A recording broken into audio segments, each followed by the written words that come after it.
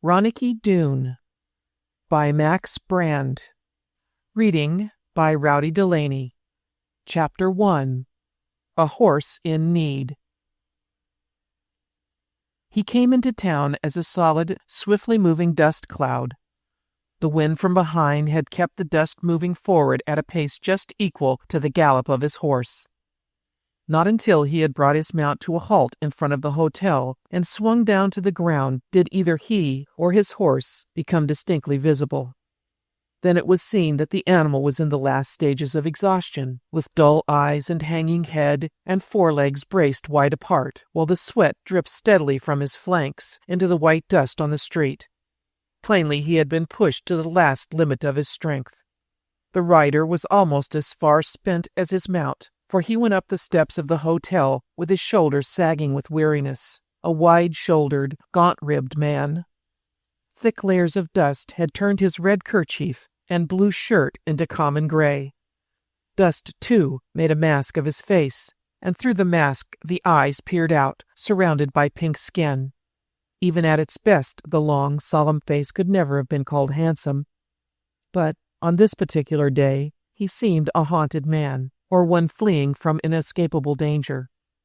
The two loungers at the front door of the hotel instinctively stepped aside and made room for him to pass, but apparently he had no desire to enter the building. Suddenly he became doubly imposing as he stood on the veranda and stared up and down at the idlers. Certainly his throat must be thick and hot with dust, but an overmastering purpose made him oblivious of thirst. "Gents," he said huskily, while the wind fanned a cloud of dust from his clothes, "is there anybody in this town can give me a hoss to get to Stillwater inside of 3 hours' riding?" He waited a moment, his hungry eyes traveling eagerly from face to face. Naturally, the oldest man spoke first, since this was a matter of life and death. "Any hoss in town can get you there in that time, if you know the short way across the mountain." "How do you take it?" "That's the way for me." But the old fellow shook his head and smiled in pity. "Not if you ain't rode it before. I used to go up that way when I was a kid, but nowadays nobody rides that way except Doone. The trail is tricky as the ways of a coyote. You'd sure get lost without a guide." The stranger turned and followed the gesture of the speaker. The mountain rose from the very verge of the town, a ragged mass of sand and rock, with miserable sagebrush clinging here and there, as dull and uninteresting as the dust itself. Then he lowered the hand from beneath which he had peered and faced about with a sigh. "I guess it ain't much good trying that way, but I still got to get to Stillwater inside of 3 hours." "They's one hoss in town can get you there," said the old man. "But you can't get that hoss today." The stranger groaned. "Then I'll make another hoss stretch out and do." "Can't be done. Doone's hoss is a marvel. Nothing else about here can touch him, and he's the only one can make the trip around the mountain inside 3 hours. You'd kill another hoss trying to do it, what with your weight." The stranger groaned again and struck his knuckles against his forehead. "But why can't I get the hoss? Is Doone out of town with it?" "The hoss ain't out of town, but Doone is." The traveler clenched his fists. The delay and the waste of precious time was maddening him. "Gents," he called desperately, "I got to get to Martindale today. It's more than life and death to me. Where's Doone's hoss?" "Right across the road," said the old man who had spoken first. "Over yonder in the corral, the bay." The traveler turned and saw beyond the road a beautiful mare, not very tall, but a mare whose every inch of her 15.3 proclaimed strength and speed. At that moment she raised her head and looked across to him, and the heart of the rider jumped into his throat. The sight of her was an omen of victory, and he made a long stride in her direction, but the two men came before him. The old man jumped from the chair and tapped his arm. "You ain't gonna take the bay without gettin' leave from Doone." "Gents, I got to," said the stranger. "Listen, my name's Gregg, Bill Gregg. Up in my country they know I'm straight. Down here you ain't heard of me. I ain't gonna keep the horse, and I'll pay $100 for the use of her for 1 day. I'll bring or send her back safe and sound tomorrow. Here's the money. One of you gents that's a friend of Doone, take it for him." Not a hand was stretched out. Every head shook in negation. "I'm too fond of the little life left to me," said the old man. "I won't rent out the hoss for him. Why, he loves that mare like she was his sister. He'd fight like a flash rather than see another man ride her." But Bill Gregg had his eyes on the bay, and the sight of her was stealing his reason. He knew, as well as he knew that he was a man, that once in the saddle on her, he would be sure to win. Nothing could stop him. And straight through the restraining circle he broke with a groan of anxiety. Only the old man who had been the spokesman called after him, "Gregg, don't be a fool. Maybe you don't recognize the name Doone, but the whole name is Ronicky Doone. Does that mean anything to you?" Into the back of Gregg's mind came several faint memories, but they were obscure and uncertain. "Blast your Ronicky Doone," he replied. "I got to have that hoss, and if none of you'll take the money for her rent, I'll take her free and pay the rent when I come back through this way tomorrow, maybe. So long." While he spoke, he had been undoing the cinches of his own horse. Now he whipped the saddle and bridle off, shouted to the hotel keeper brief instructions for care of the weary animal, and ran across the road with the saddle on his arm.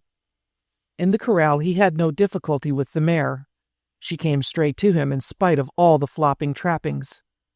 With prickly ears and eyes lighted with kindly curiosity, she looked the dusty fellow over.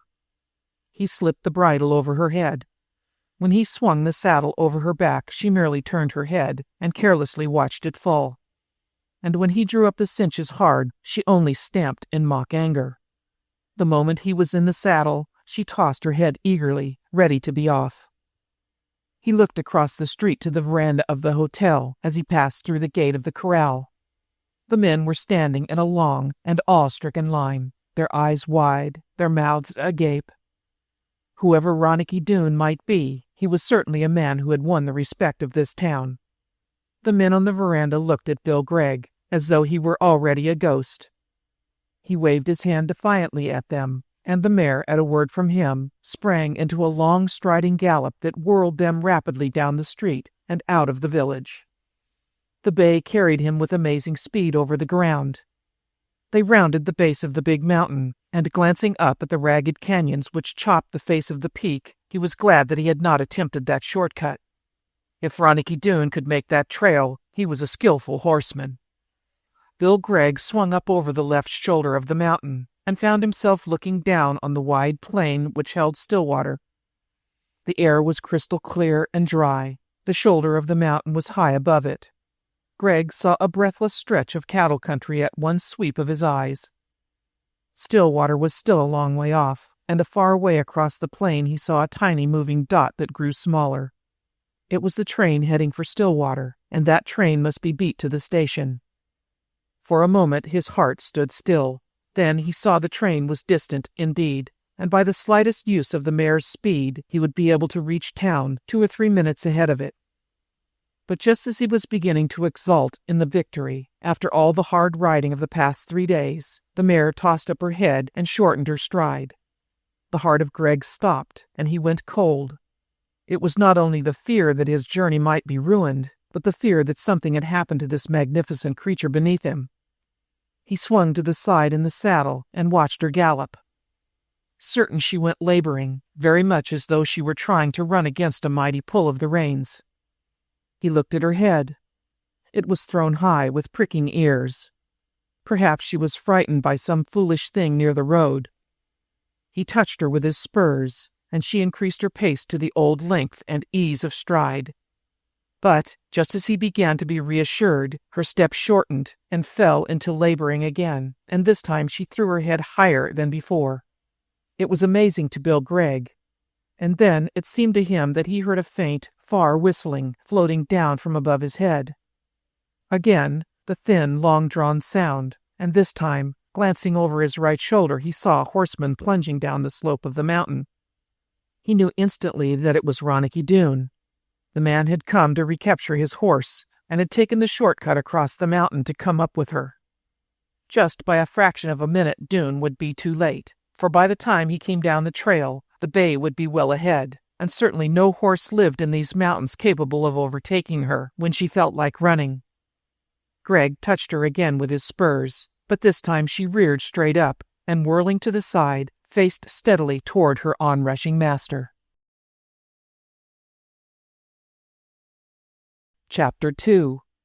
Friendly Enemies. Again and again Greg spurred the bay cruelly.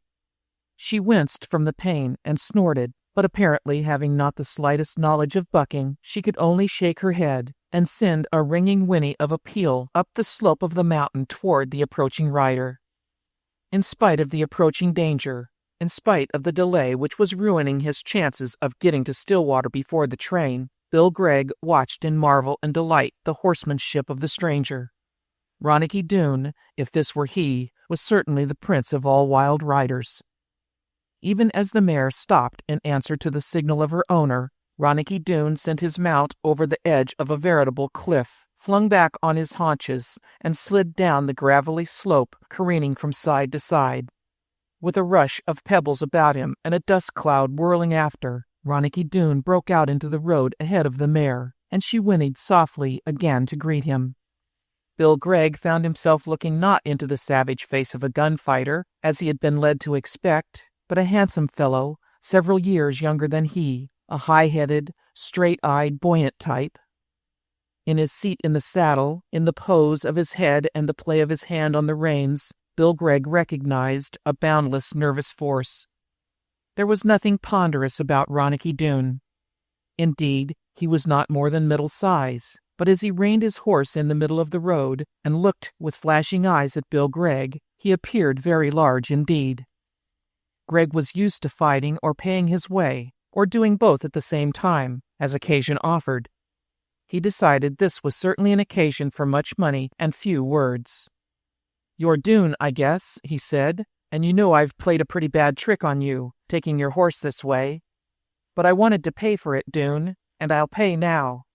I've got to get to Stillwater before that train. Look at her, I haven't hurt her any. Her wind isn't touched. She's pretty wet, but sweat never hurt nothing on 4 feet, eh?" "I don't know," returned Ronicky Doone. "I'd as soon run off with a man's wife as his hoss." "Partner," said Bill Gregg desperately, "I have to get there." "Then get there on your own feet, not the feet of another gent's hoss." Gregg controlled his rising anger. Beyond him the train was looming larger and larger in the plain, and Stillwater seemed more and more distant. He writhed in the saddle. "I tell you I'll pay. I'll pay the whole value of the hoss if you want." He was about to say more when he saw the eyes of Ronicky Doone widen and fix. "Look," said the other suddenly, "you've been cutting her up with the spurs." Gregg glanced down to the flank of the bay to discover that he had used the spurs more recklessly than he thought. A sharp rowel had pricked through the skin, and though it was probably only a slight wound indeed, it had brought a smear of red to the surface. Ronicky Doone trembled with anger. "Confound you," he said furiously. "Any fool would have known that you didn't need a spur on that hoss. What part do you come from where they teach you to kill a hoss when you ride it? Can you tell me that?" "I'll tell you after I get to Stillwater." "I'll see you hung before I see you in Stillwater." "You talk too much, Doone," Gregg said huskily. "I've just begun," said Doone. "Then take this and shut up," exclaimed Bill Gregg. Ordinarily he was the straightest and squarest man in the world in a fight. But a sudden anger had flared up in him. He had an impulse to kill, to get rid of this obstacle between him and everything he wanted most in life. Without more warning than that, he snatched out his revolver and fired point blank at Ronicky Doone. Certainly all approaches to a fight had been made, and Doone might have expected the attack. At any rate, as the gun shot out of Gregg's holster, the other swung himself sideways in his own saddle, and snapping out his revolver fired from the hip. That swerve to the side saved him, doubtless, from the shot of Gregg. His own bullet plowed clear through the thigh of the other rider.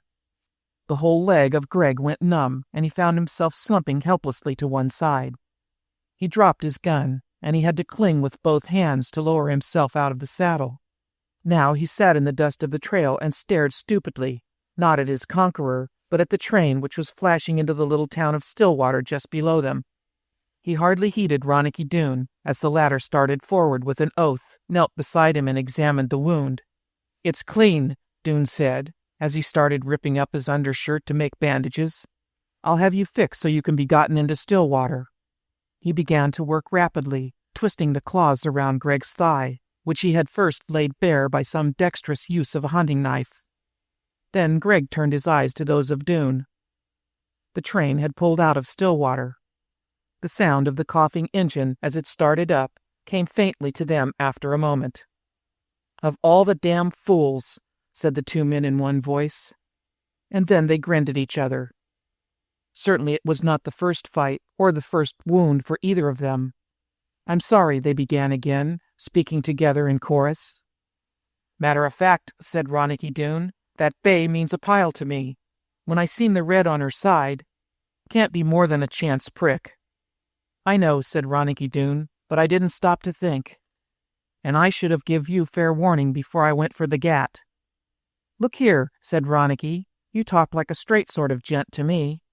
And you thought I was a cross between a hoss thief and a gunfighter?" "I don't know what I thought, except that I wanted my mare back. Stranger, I'm no end sorry this has happened.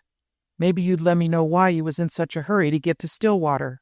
If there's any trouble coming down the road behind you, maybe I can help take care of it for you." And he smiled coldly and significantly at Bill Gregg. The latter eyed with some wonder the man who had just shot him down and was now offering to fight for his safety. "Nothing like that," said Bill. "I was going to Stillwater to meet a girl." "As much of a rush as that, all to see a girl? On that train?" Ronicky Doone whistled softly, "And I messed it up. But why didn't you tell me what you wanted?" "I didn't have a chance. Besides, I couldn't waste time in talking and explaining to everybody along the road." "Sure you couldn't, but the girl will forgive you when she finds out what happened." "No, she won't, because she'll never find out." "Eh?" "I don't know where she is." "Riding all that way just to see a girl? It's a long story, partner, and this leg is beginning to act up. Tell you the best thing would be for you to jump on your mare and jog into Stillwater for a buckboard, and then come back and get me. What do you say?" 20 minutes after Ronicky Doone had swung into the saddle and raced down the road, the buckboard arrived, and the wounded man was helped onto a pile of blankets in the body of the wagon. The shooting, of course, was explained by the inevitable gun accident. Ronicky Doone happened to be passing along that way and saw Bill Gregg looking over his revolver as he rode along. At that moment the gun exploded and the two men who had come out in the buckboard listened to the tale with expressionless faces. As a matter of fact, they had already heard in Stillwater that no less a person than Ronicky Doone was on his way toward that village, in pursuit of a man who had ridden off on the famous bay mare, Lou. But they accepted Ronicky's bland version of the accident with perfect calm and with many expressions of sympathy. They would have other things to say after they had deposited the wounded man in Stillwater. The trip was a painful one for Bill Gregg. For one thing, the exhaustion of the 3 days-long trip was now causing a wave of weariness to sweep over him. The numbness, which had come through the leg immediately after the shooting, was now replaced by a steady and continued aching. And more than all, he was unnerved by the sense of utter failure, utter loss. Never in his life had he fought so bitterly and steadily for a thing, and yet he had lost at the very verge of success. Chapter 3. At Stillwater. The true story, of course, was known almost at once, but since Ronicky Doone swore that he would tackle the first man who accused him of shooting down Bill Gregg, the talk was confined to whispers. In the meantime, Stillwater rejoiced in the possession of Ronicky Doone. Beyond one limited section of the mountain desert, he was not as yet known, but he had one of those personalities which are called electric. Whatever he did seemed greater because he, Ronicky Doone, had done it. Not that he had done a great many things as yet, but there was a peculiar feeling in the air that Ronicky Doone was capable of great and strange performances. Men older than he were willing to accept him as their leader. Men younger than he idolized him. Ronicky Doone, then, the admired of all beholders, is leaning in the doorway of Stillwater's second and best hotel. His bandana today is a terrific yellow, set off with crimson half-moon and stars strewn liberally on it. His shirt is merely white, but it is given some significance by having nearly half of a red silk handkerchief falling out of the breast pocket. His sombrero is one of those works of art which Mexican families pass from father to son, only his was new and had not yet received that limp effect of age. And, like the gaudiest Mexican headpiece, the band of this sombrero was of purest gold, beaten into the forms of various saints. Ronicky Doone knew nothing at all about saints, but he approved very much of the animation of the martyrdom scenes, and felt reasonably sure that his hatband could not be improved upon in the entire length and breadth of Stillwater, and the young men of the town agreed with him, to say nothing of the girls. They also admired his riding gloves, which, a strange affectation in a country of buckskin, were always the softest and smoothest and most comfortable kid that could be obtained. Truth to tell, he did not handle a rope. He could not tell the noose end of a lariat from the straight end, hardly.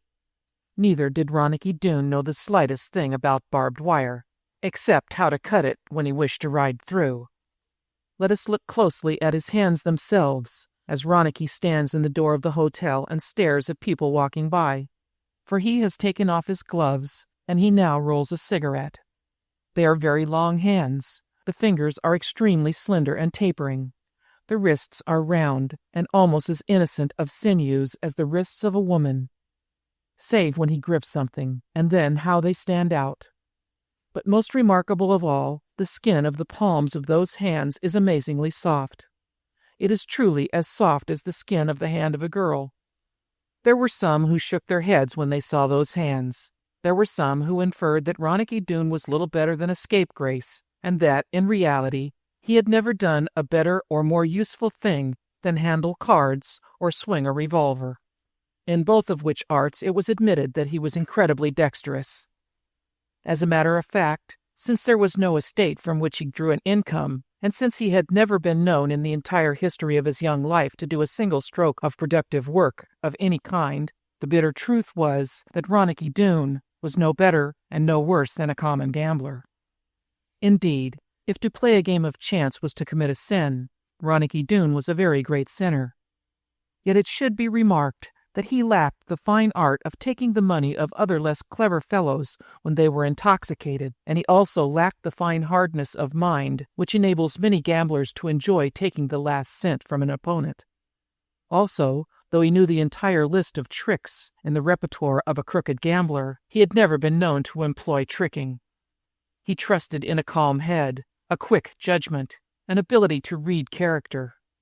And, though he occasionally met with crooked professionals who were wolves in the guise of sheep, no one had ever been known to play more than one crooked trick at cards when playing against Ronicky Doone. So on the whole, he made a very good living. What he had, he gave or threw away in wild spending or loaned to friends, of whom he had a vast number.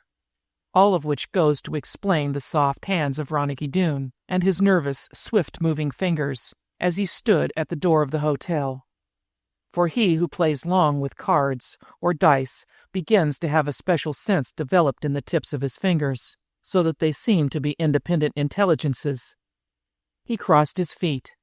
His boots were the finest leather, bench-made by the best bootmakers, and they fitted the high arched instep with the elastic smoothness of gloves.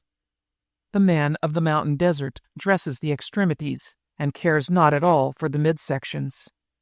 The moment Doone was off his horse, those boots had to be dressed and rubbed and polished to softness and brightness before this luxurious gambler would walk about town. From the heel of the boots extended a long pair of spurs. Surely a very great vanity, for never in her life had his beautiful mare, Lou, needed even a touch of a spur. But Ronicky Doone could not give up this touch of luxury. The spurs were plated heavily with gold, and they swept up and out in a long, exquisite curve, the hub of the rowel set with diamonds. In a word, Ronicky Doone was a dandy, but he had this peculiarity that he seemed to dress to please himself rather than the rest of the world. His glances never roved about taking account of the admiration of others. As he leaned there in the door of the hotel, he was the type of the young, happy, genuine carefree fellow whose mind is no heavier with $1,000 or 1,000 cents in his pocket. Suddenly he started from his lounging place, caught his hat more firmly over his eyes, threw away his unlighted cigarette, and hurried across the veranda of the hotel. He had seen an enemy to chastise, or an old friend to greet, or a pretty girl? No, it was only old Judd Harding, the blacksmith, whose hand had lost its strength, but who still worked iron as others mold putty simply because he had the genius for his craft. He was staggering now under a load of boards which he was shouldering to carry to his shop. In a moment that load was shifted to the shoulder of Ronicky Doone, and then they went down the street, laughing and talking until the load was dropped on the floor of Harding's shop. "And how's the sick feller coming?" asked Harding. "Coming fine," answered Ronicky. "Couple of days, and I'll have him out for a little exercise. Lucky thing it was a clean wound and didn't nick the bone. Soon as it's healed over, he'll never know he was plugged." Harding considered his young friend with twinkling eyes. "Queer thing to me," he said, "is how you and this gent Greg have hit it off so well together. Might almost say it was like you'd shot Greg, and now you was trying to make up for it. But of course, that ain't the truth." "Of course not," said Ronicky gravely, and met the eye of Harding without faltering. "Another queer thing," went on the cunning old smith. "He was foolin' with his gun while he was in the saddle, which just means that the muzzle must have been pretty close to his skin, but there wasn't any sign of a powder burn, the doc says." "But his trousers was pretty bad burned, I guess," said Ronicky. Said the blacksmith. "That's the first time I've heard about it." He went on more seriously. "I've got something to tell you, Ronicky. Ever hear the story about the gent that took pity on the snake that was stiff with cold and brought the snake in to warm him up beside the fire? The minute the snake come to life, he sunk his fangs into the gent that had saved him." "Meaning," said Ronicky, "that because I've done a good turn for Greg, I'd better look out for him?" "Meaning nothing," said Harding, "except that the reason the snake bit the gent was because he'd had a stone heaved at him by the same man one day, and he hadn't forgotten." But Ronicky Doone merely laughed and turned back toward the hotel. Chapter 4. His Victim's Trouble. Yet he could not help pondering the words of old Harding. Bill Gregg had been a strange patient. He had never repeated his first offer to tell his story. He remained sullen and silent, with his brooding eyes fixed on the blank wall before him, and nothing could permanently cheer him. Some inward gloom seemed to possess the man.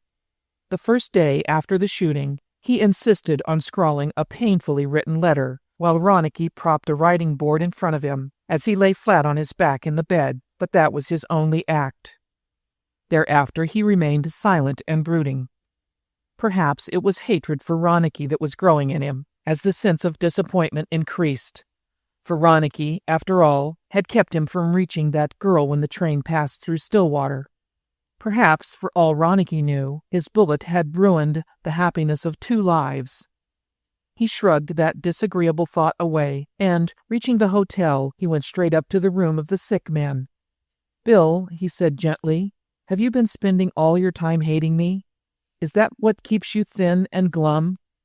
Is it because you sit here all day blaming me for the things that have happened to you?" The dark face flushed, and the uneasy flicker of Greg's glance gave sufficient answer. Ronicky Doone sighed and shook his head, but not in anger. "You don't have to talk," he said. "I see that I'm right. And I don't blame you, Bill, because maybe I've spoiled things pretty generally for you." At first, the silence of Bill Gregg admitted that he felt the same way about the matter. Yet he finally said aloud, "I don't blame you. Maybe you thought I was a hoss thief. But the thing is done, Ronicky, and it can never be undone." "Gregg," said Ronicky, "do you know what you're going to do now?" "I dunno." "You're going to sit there and roll a cigarette and tell me the whole yarn. You ain't through with this little chase. Not if I have to drag you along with me. But first, just figure that I'm your older brother or something like that, and get rid of the whole yarn. Got to have the ore specimens before you can assay 'em. Besides, it'll help a pile to get the poison out of your system. If you feel like cussing me hearty when the time comes, go ahead and cuss, but I got to hear that story." "Maybe it would help," said Gregg, "but it's a fool story to tell." "Leave that to me to say whether it's a fool story or not. You start talking." Greg shifted himself to a more comfortable position, as is the immemorial custom of storytellers, and his glance misted a little with the flood of recollections. "Started along back about a year ago," he said. "I was up to the Sullivan Mountains working a claim. There wasn't much to it, just enough to keep me going sort of comfortable. I pegged away at it pretty steady, leading a lonely life and hoping every day I'd cut my way down to a good lead. Well, the fine ore never showed up. Meanwhile, I got pretty weary of the same mountains staring me in the face all the time. I didn't even have a dog with me for conversation, so I got to thinking. Thinking is a bad thing mostly, don't you agree, Ronicky?" "It sure is," replied Ronicky instantly. "Not a bit of doubt about it." "It starts you doubting things," went on Greg bitterly, "and pretty soon you're even doubting yourself." Here he cast an envious glance at the smooth brow of his companion. "But I guess that never happened to you, Ronicky." "You'd be surprised if I told you," said Ronicky. "Well," went on Bill Gregg, "I got so darn tired of my own thoughts and of myself that I decided something ought to be done, something to give me new things to think about. So I sat down and went over the whole deal. I had to get new ideas. Then I thought of what a gent told me once. He'd got pretty interested in mining and figured he wanted to know all about how the fancy things was done. So he sent off to some correspondence schools. Well, they're a great bunch. They say, write us a lot of letters and ask us your questions. Before you're through, you'll know something you want to know. See?" "I see. I didn't have anything special I wanted to learn, except how to use myself for company when I got tired of solitaire. So I sat down and wrote this here correspondence school and says, I want to do something interesting. How do you figure that I had better begin?" And what do you think they answered back? "I don't know," said Ronicky, his interest steadily increasing. "Well, sir, the first thing they wrote back was, we have your letter, and we think in the first place you had better learn how to write." That was a queer answer, wasn't it? "It sure was," Ronicky swallowed a smile. "Every time I looked at that letter it sure made me plumb mad. And I looked at it 100 times a day, and come near to tearing it up every time. But I didn't," continued Bill. "Why not?" "Because it was a woman that wrote it.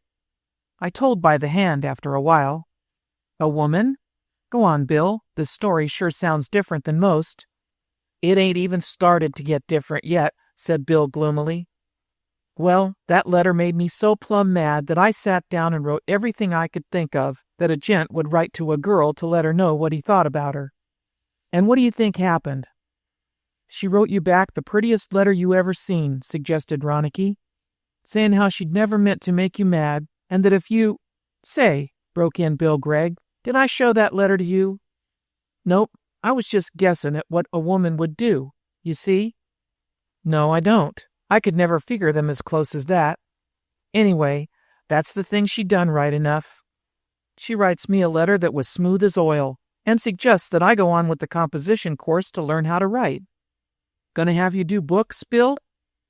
"I ain't a plumb fool, Ronicky, but I thought it wouldn't do no harm to unlimber my pen and fire out a few words a day. So I done it. I started writing what they told me to write about, the things that was around me, with a lot of lessons about how you can't use the same word twice on one page, and how terrible bad it is to use passive verbs." "What's a passive verb, Bill?" "I didn't figure that out exactly. However, it seems like there's something that slows you up the way a muddy road slows up a hoss." And then she began talking about the mountains, and then began asking, "About you," suggested Ronicky with a grin. "Confound you," said Bill Gregg. "How come you guessed that?" "I don't know. I just sort of scented what was coming." "Well, anyways, that's what she done. And pretty soon she sent me a snapshot of herself." "Well, let me see it," said Ronicky Doone calmly. "I don't know just where it is, maybe," replied Bill Gregg. "I'll tell you. It's around your neck, in that nugget locket you wear there." For a moment, Bill Gregg hated the other with his eyes, and then he submitted with a sheepish grin, took off the locket, which was made of one big nugget rudely beaten into shape, and opened it for the benefit of Ronicky Doone. It showed the latter not a beautiful face, but a pretty one, with a touch of honesty and pride that made her charming. "Well, as soon as I got that picture," said Bill Gregg, as he took the locket back, "I got excited. Looked to me like the girl was made for me. A lot finer than I could ever be, you see, but simple, no frills, no raven beauty maybe, but darn easy to look at. First thing I done, I went in and got a copy of my face made, and rushed it back to her, and then—" He stopped dolefully. "What do you think, Ronicky?" "I don't know," said Ronicky. "What happened then?" "Nothing. Not a thing. Not a word came back from her to answer that letter I'd sent along." "Maybe you didn't look rich enough to suit her, Bill." "I thought that, and I thought it was my ugly face that might have made her change her mind. I thought of pretty near everything else that was bad about me and that she might read into my face. Sure made me sick for a long time. Somebody else was correcting my lessons, and that made me sicker than ever. So I sat down and wrote a letter to the head of the school and told him I'd like the address of that first girl. You see, I didn't even know her name. But I didn't get no answer." Ronicky groaned. "It don't look like the best detective in the world could help you find a girl when you don't know her name," he added gently, "but maybe she don't want you to find her. I thought that for a long time.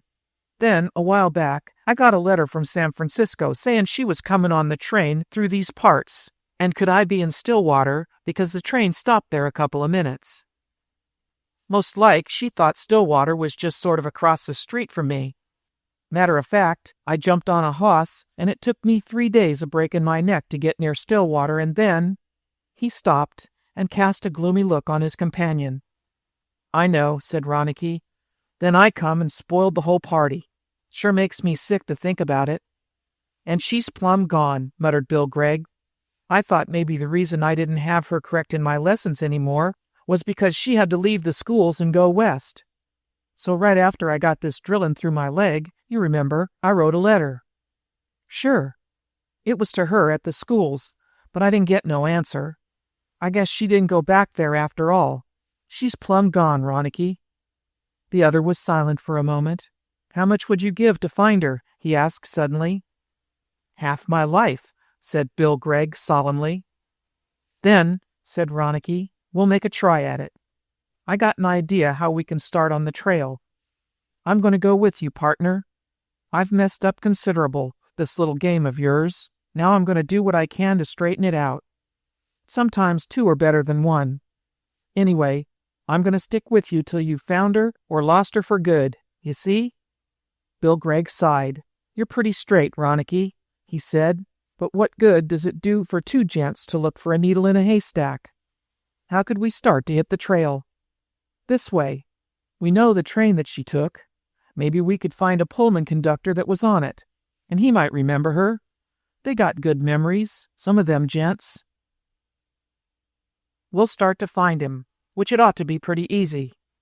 Ronicky, I'd have never thought of that in a million years. It ain't thinking we want now, it's actin'. When can you start with me?" "I'll be fit tomorrow." "Then tomorrow we start." Chapter 5. Macklin's Library. Robert Macklin, Pullman conductor, had risen to the eminent position so early in life that the glamour of it had not yet passed away. He was large enough to have passed for a champion wrestler or a burly pugilist, and he was small enough to glory in the smallest details of his work. Having at the age of 30, through a great deal of luck and a touch of accident, secured his place, he possessed, at least, sufficient dignity to fill it. He was one of those rare men that carry their dignity with them past the door of their homes. Robert Macklin's home, during the short intervals when he was off the trains, was a tiny apartment. It was really one not overly large room, with a little alcove adjoining. But Robert Macklin had seized the opportunity to hang a curtain across the alcove, and since it was large enough to contain a chair and a bookshelf, he referred to it always as his library. He was this morning seated in his library, with his feet protruding through the curtains and resting on the foot of his bed, when the doorbell rang. He surveyed himself in his mirror before he answered it. Having decided that in his dressing gown he was imposing enough, He advanced to the door and slowly opened it. He saw before him 2 sun-darkened men, whose soft gray hats proclaimed that they were newly come out of the west. This one was a fellow whose face had been made stern by hard work and few pleasures in life. The other was one who, apparently, had never worked at all. There was something about him that impressed Robert Macklin. He might be a young Western millionaire, for instance. Aside from his hat, he was dressed with elaborate care. He wore gray spats, and his clothes were obviously well tailored, and his necktie was done in a bow. On the whole, he was a very cool, comfortable-looking chap. The handkerchief, which protruded from his breast pocket and showed an edging of red, was a trifle noisy, and the soft gray hat was hardly in keeping, but on the whole, he was a dashing-looking chap. The baggy trousers and the blunt shoes of his companion were to Robert Macklin a distinct shock. He centered all his attention instantly on the younger of the 2 visitors. "You're Robert Macklin, I guess," said the handsome man. "I am," said Macklin, and stepping back from the door he invited them in with a sweeping gesture. There were only 2 chairs, but the younger of the strangers immediately made himself comfortable on the bed. "My name's Doone," he said, "and this is Mr. William Gregg. We think that you have some information which we can use. Mind if we fire a few questions?" "Certainly not," said Robert Macklin. At the same time, he began to arm himself with caution. One could never tell. "Matter of fact," went on Ronicky smoothly, lighting a tailor-made cigarette, while his companion rolled one of his own making, "we are looking for a lady who was on one of your trains. We think you may possibly remember her. Here's a picture." And as he passed a snapshot to the Pullman conductor, he went on with the details of the date and the number of the train. Robert Macklin in the meantime studied the picture carefully. He had a keen eye for faces, but when it came to pretty faces, his memory was a veritable lion. He had talked a few moments to this very girl, and she had smiled at him. The memory made Robert Macklin's lips twitch just a trifle, and Ronicky Doone saw it.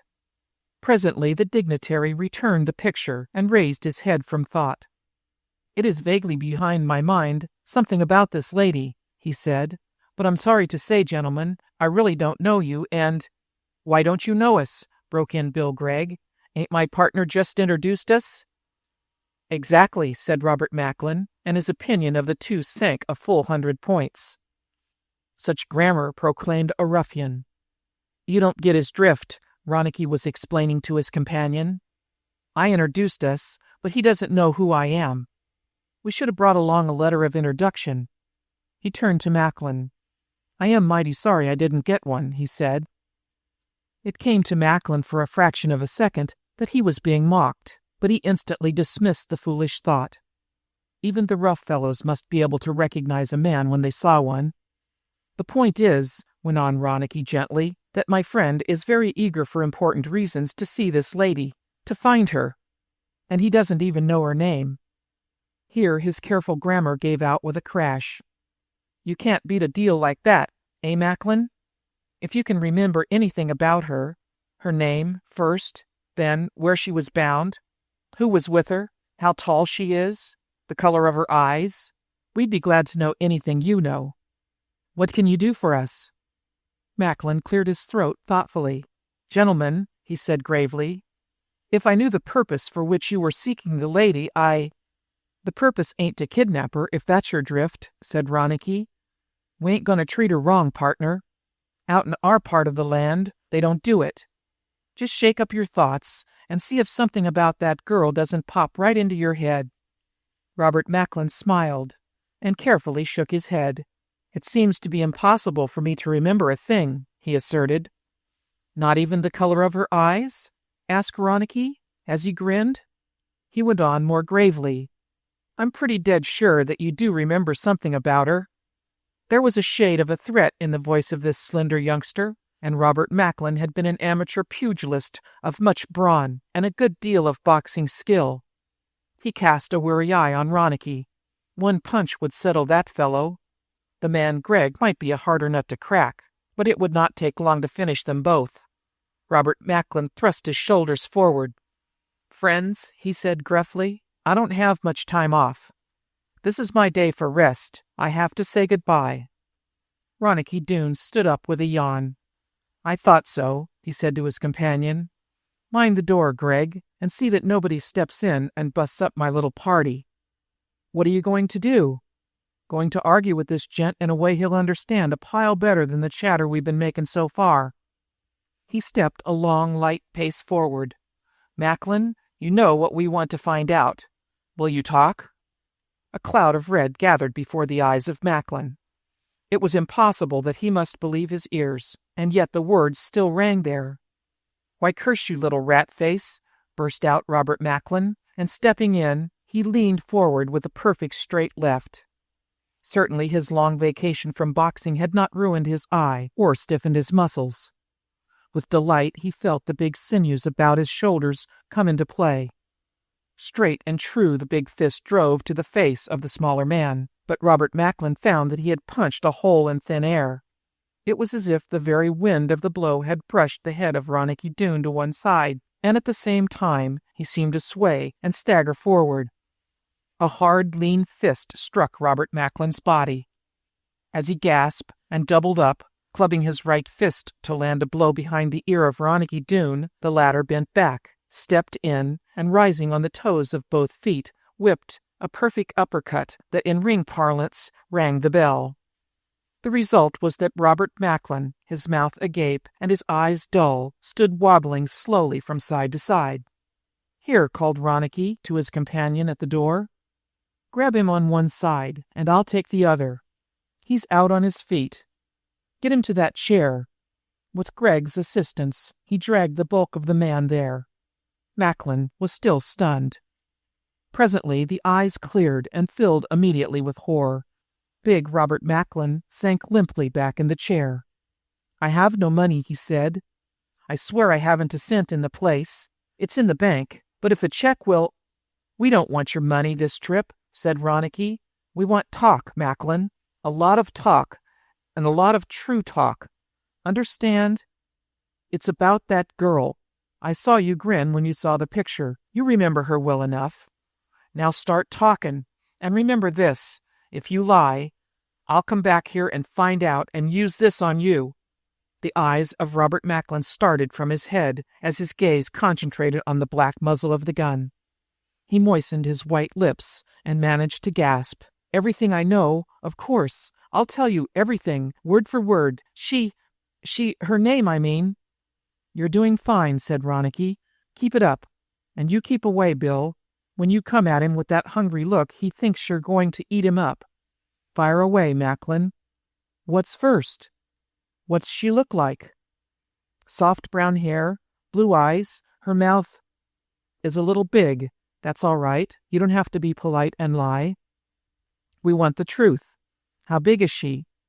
"About 5 feet and 5 inches. Must weigh around 130 pounds. "You sure are an expert on the ladies, Macklin, and I'll bet you didn't miss her name." "Her name? Don't tell me you missed out on that. No, it was... Just a minute. Take your time. Carolyn." "Take your time now, Macklin. You're doing fine. Don't get confused. Get the last name right. It's the most important to us." "I have it, I'm sure. The whole name is Carolyn Smith." There was a groan from Ronicky Doone and another from Bill Gregg. "That's a fine name to use for trailing a person. Did she say anything more? Anything about where she expected to be living in New York?" "I don't remember any more," said Macklin sullenly, for the spot where Ronicky's fist landed on his jaw was beginning to ache. "I didn't sit down and have any chats with her. She just spoke to me once in a while when I did something for her. I suppose you fellows have some crooked work on hand for her." "We're bringing her good news," said Ronicky calmly. "Now see if you can't remember where she said she lived in New York." And he gave an added point to the question by pressing the muzzle of his revolver a little closer to the throat of the Pullman conductor. The latter blinked and swallowed hard. "The only thing I remember was her saying that she could see the East River from her window, I think." "And that's all you know?" "Yes, not a thing more about her to save my life." "Maybe what you know has saved it," said Ronicky darkly. The victim eyed him with sullen malevolence. Maybe there'll be a new trick or two in this game before it's finished. I'll never forget you, Doone. And you, Greg." "You haven't a thing in the world on us," replied Ronicky. "I have the fact that you carry a concealed weapon. Only this time. Always. Fellows like you are as lonesome without a gun as they are without a skin." Ronicky turned to the door and laughed back at the gloomy face, and then they were gone, down the steps and into the street. Chapter 6. The New York Trail. On the train to New York that night, they carefully summed up their prospects and what they had gained. "We started at pretty near nothing," said Ronicky. He was a professional optimist. "We had a picture of a girl, and we knew she was on a certain train bound east 3 or 4 weeks ago. That's all we knew. Now we know her name is Carolyn Smith, and that she lives where she can see the East River out of her back window. I guess that narrows it down pretty close, doesn't it, Bill?" "Close?" asked Bill. "Close, did you say?" "Well, we know the trail," said Ronicky cheerily. "All we've got to do is locate the shack that stands beside the trail. For old mountain men like us, that ought to be nothing. What sort of stream is this East River, though?" Bill Gregg looked at his companion in disgust. He had become so used to regarding Doone as entirely infallible that it amazed and disheartened him to find that there was one topic so large about which Ronicky knew nothing. Perhaps the whole base for the good cheer of Ronicky was his ignorance of everything except the mountain desert. "A river's a river," went on Ronicky blandly, "and it's got a town beside it, and in the town there's a house that looks over the water. Why, Bill, she's as good as found." "New York runs about a dozen miles along the shore of that river," groaned Bill Gregg. "A dozen miles?" gasped Ronicky. He turned in his seat and stared at his companion. "Bill, you sure are making a man-sized joke. There ain't that much city in the world. A dozen miles of houses, one right next to the other?" "Yep, and one on top of the other. And that ain't all. Start about the center of that town and swing a 20-mile line around it, and the end of the line will pass through houses most of the way." Ronicky Doone glared at him in positive alarm. "Well," he said, "that's different." "It sure is.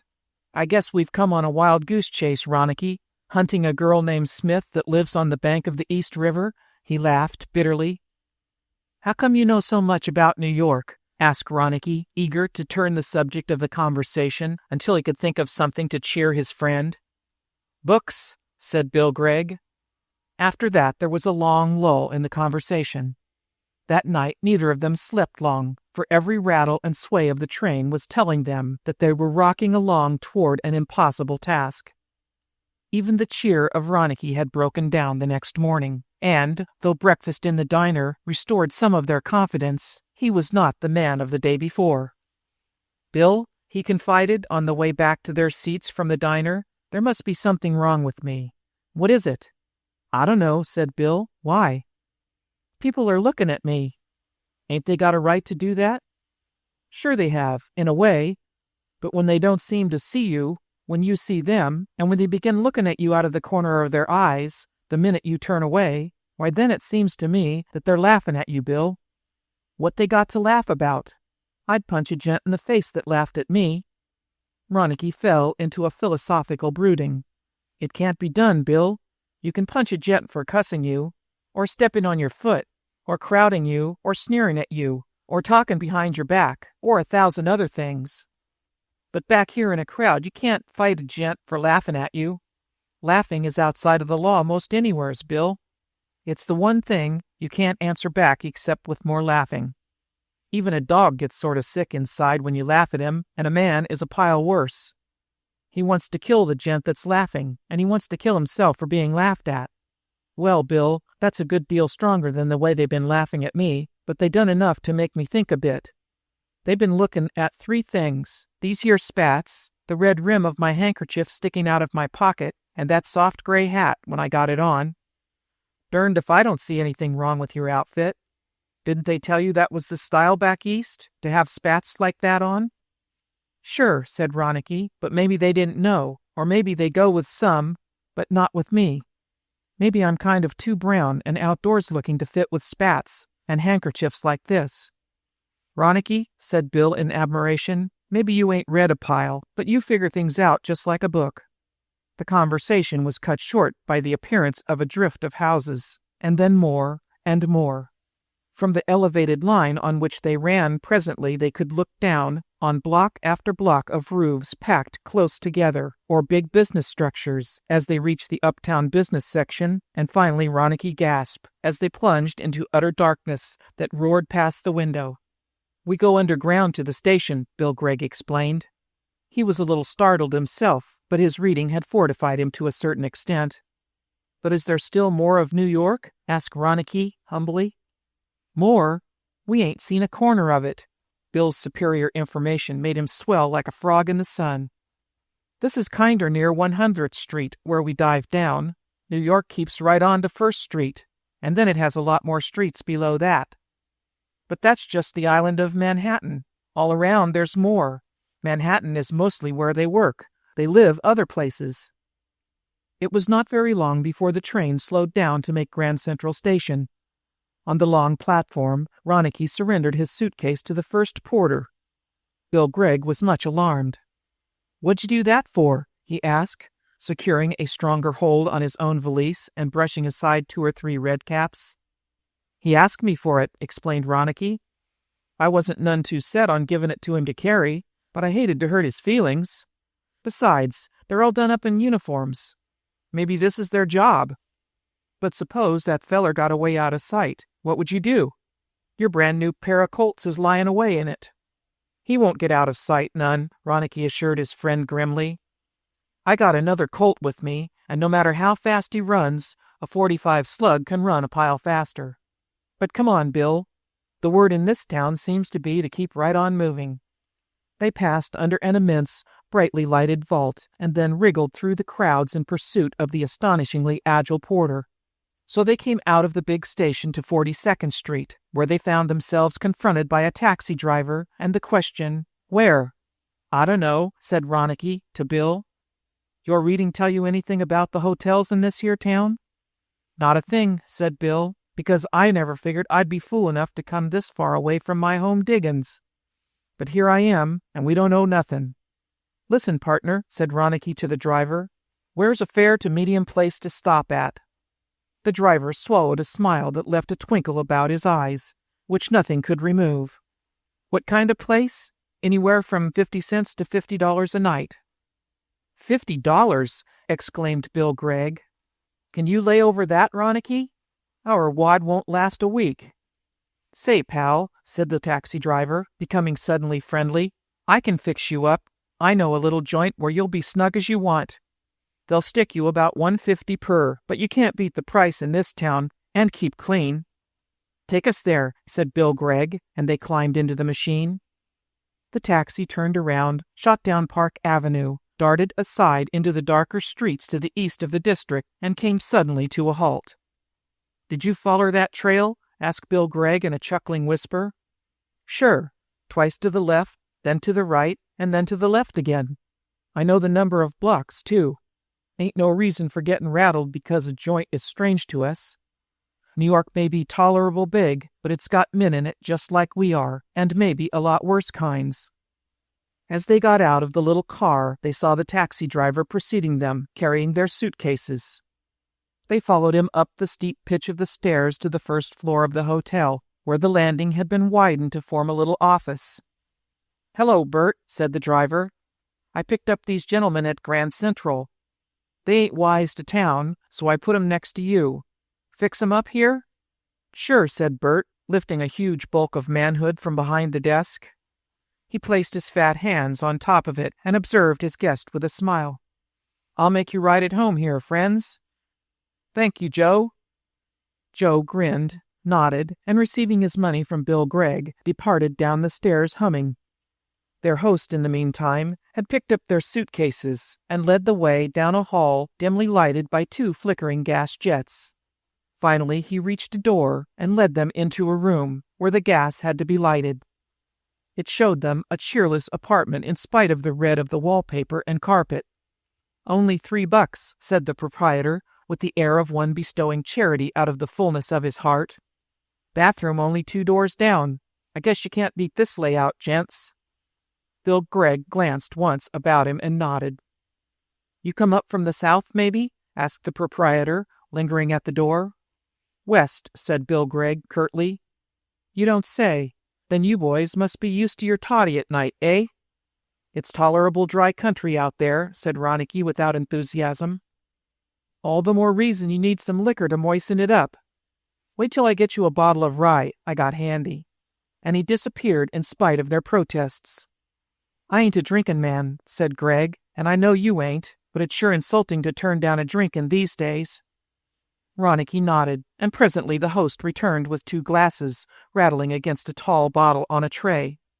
"Say when," he said, filling the glasses and keeping on, in spite of their protests, until each glass was full. "I guess it looks pretty good to you to see the stuff again," he said, stepping back and rubbing his hands like one warmed by the consciousness of a good deed. "It ain't very plentiful round here." "Well," Gregg said, swinging up his glass, "here's in your eye, Ronicky, and here's to you, sir." "Wait," replied Ronicky. "Hold on a minute, Bill." "Looks to me like you ain't drinkin'," he said to the proprietor. The fat man waved the suggestion aside. "Never touch it," he assured them. "Used to indulge a little in light wines and beers when the country was wet, but when it went dry the stuff didn't mean enough to me to make it worthwhile dodging the law. I managed to keep a little of it around for friends and men out of a dry country. But we got a funny habit out in our country.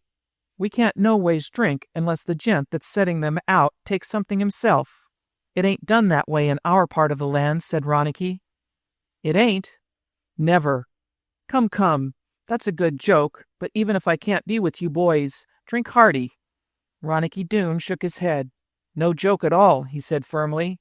"Matter of politeness, that a lot of gents are terrible hard set on out where we come from."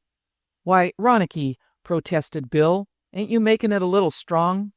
For my part, I've drunk 20 times without having the gent that set 'em up touch a thing. I reckon I can do it again. Here's how." "Wait," declared Ronicky Doone.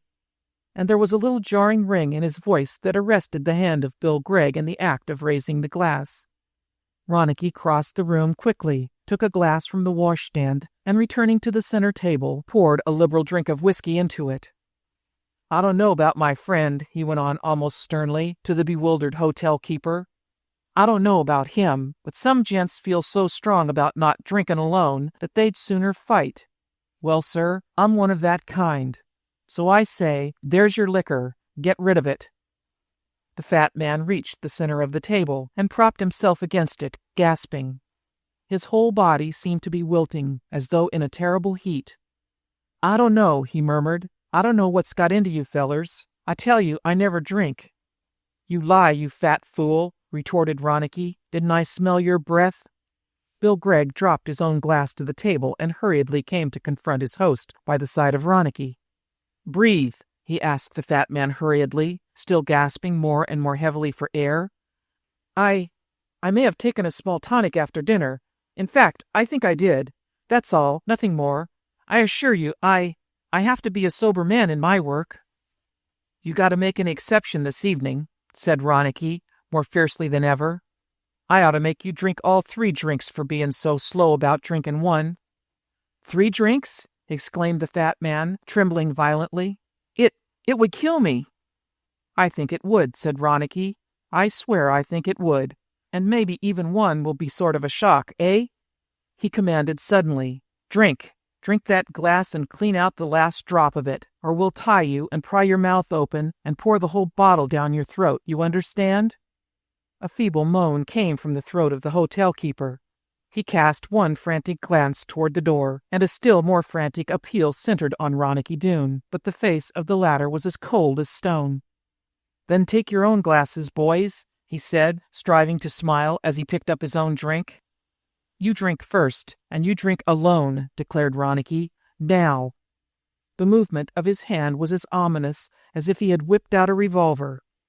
The fat man tossed off the glass of whiskey and then stood with a pudgy hand pressed against his breast and the upward glance of one who awaits a calamity.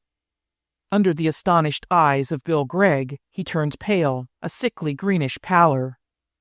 His eyes rolled, and his hand on the table shook, and the arm that supported him sagged. "Open the window," he said.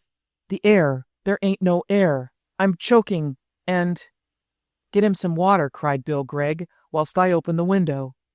"Stay where you are, Bill. He looks like he's dying.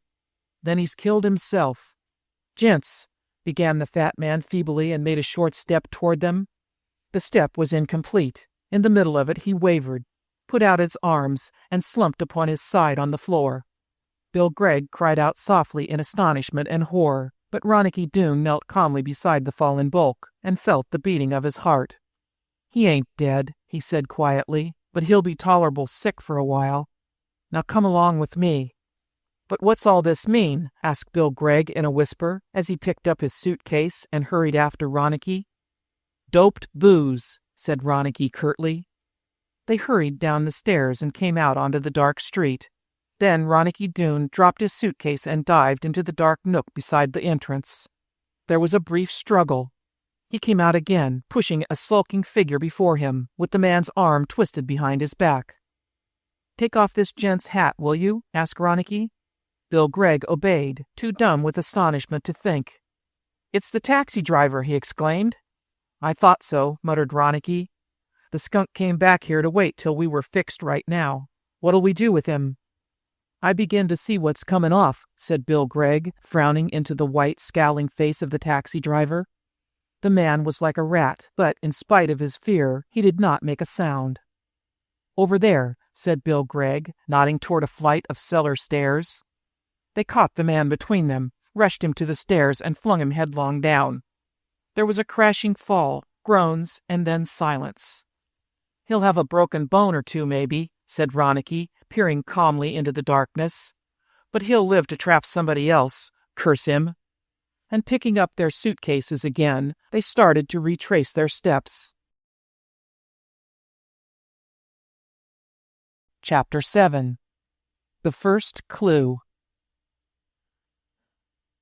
They did not refer to the incidents of that odd reception in New York until they had located a small hotel for themselves, not 3 blocks away. It was no cheaper, but they found a pleasant room, clean, with electric lights. It was not until they had bathed and were propped up in their beds for a good night's smoke, which cowpunchers love, that Bill Gregg asked, "And what gave you the tip, Ronicky?" "I don't know. In my business, you learn to watch faces, Bill. Suppose you sit down at a 5-handed game of poker. One gent says everything with his face while he's picking up his cards. Another gent don't say a thing, but he shows what he's got by the way he moves his chair or the way he opens and shuts his hands. When you said something about our wad, I seen the taxi driver blink. Right after that, he got terrible friendly and said he could steer us to a friend of his that could put us up for the night pretty comfortable. Well, it wasn't hard to put 2 and 2 together. Not that I figured anything out. Just was walking on my toes, ready to jump in any direction."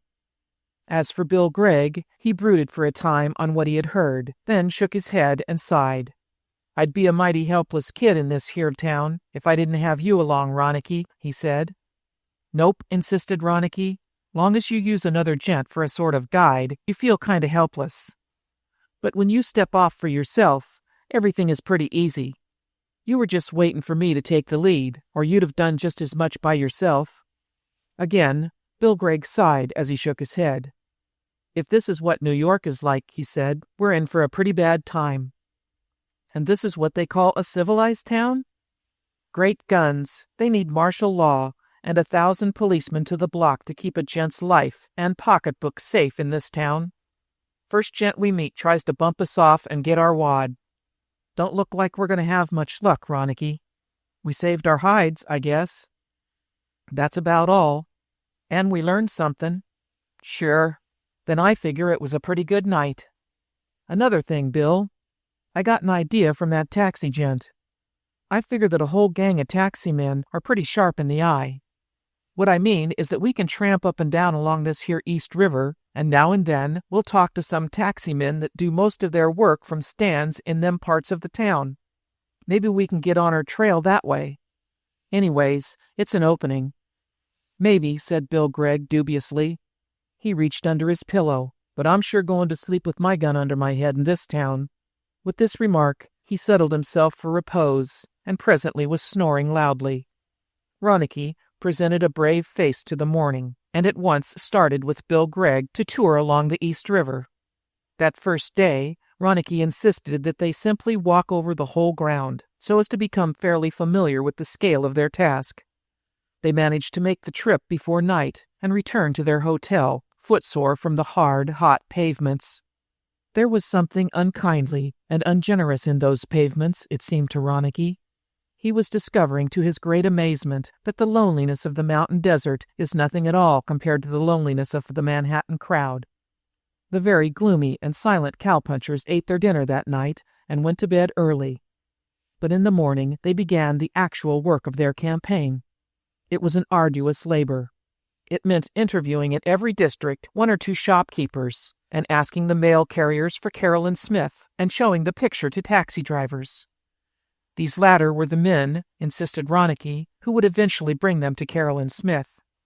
Because if they've ever drove a girl as pretty as that, they'll remember for quite a while. "But half these gents ain't going to talk to us, even if they know," Bill Gregg protested, after he had been gruffly refused an answer a dozen times in the first morning. "Some of 'em won't talk," admitted Ronicky, "but that's probably because they don't know. Take 'em by and large, most gents like to tell everything they know, and then some." As a matter of fact, they met with rather more help than they wanted. In spite of all their efforts to remain casual, there was something too romantic in this search for a girl to remain entirely unnoticed. People whom they asked became excited and offered them 1,000 suggestions.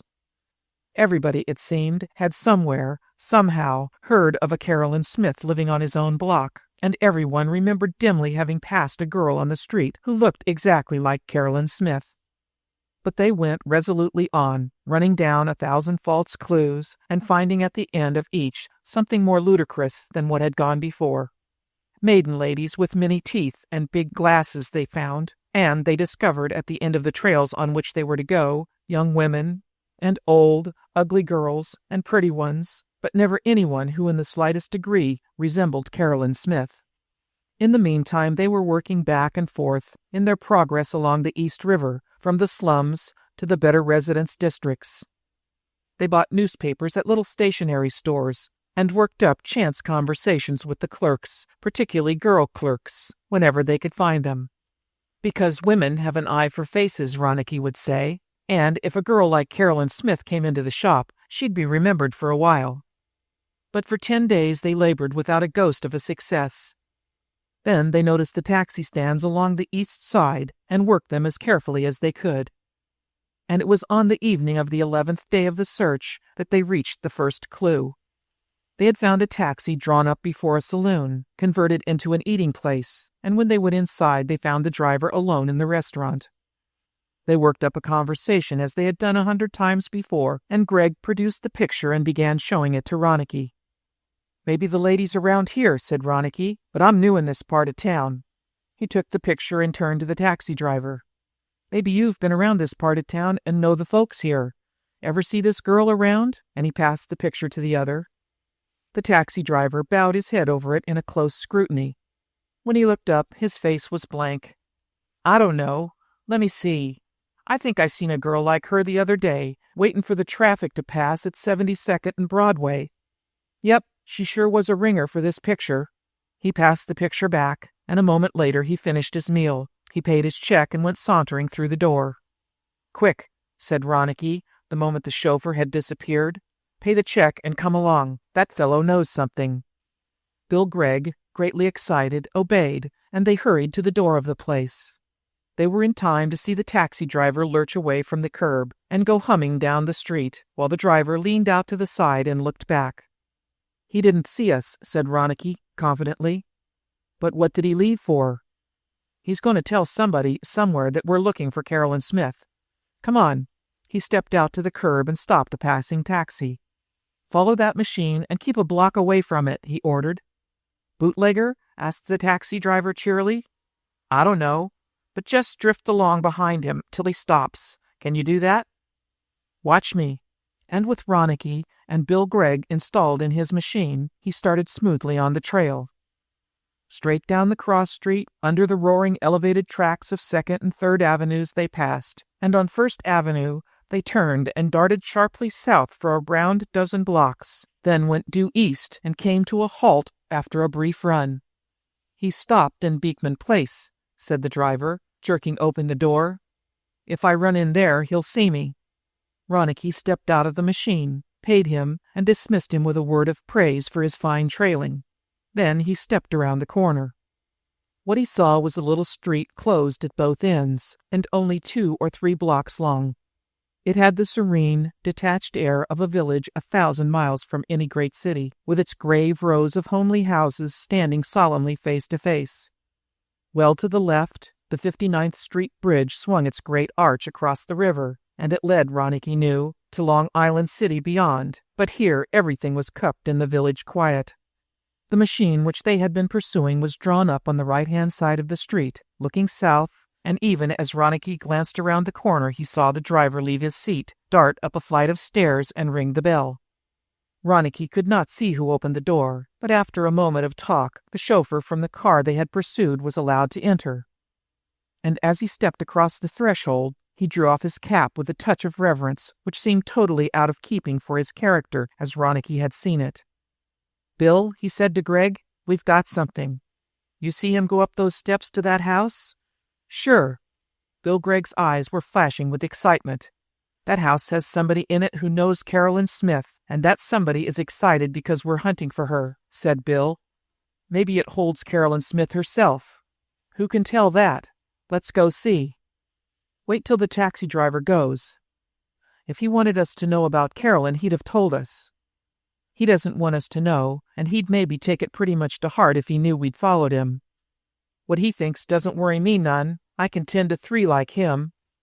"Maybe, but you couldn't handle 30, and coyotes like him hunt in packs, always. The best fighting pair of coyotes that ever stepped wouldn't have no chance against a loafer wolf, but no loafer wolf could stand off a dozen or so of the little devils. So keep clear of these little rat-faced gents, Bill. They hunt in crowds." Presently they saw the chauffeur coming down the steps. Even at that distance it could be seen that he was smiling broadly, and that he was intensely pleased with himself and the rest of the world.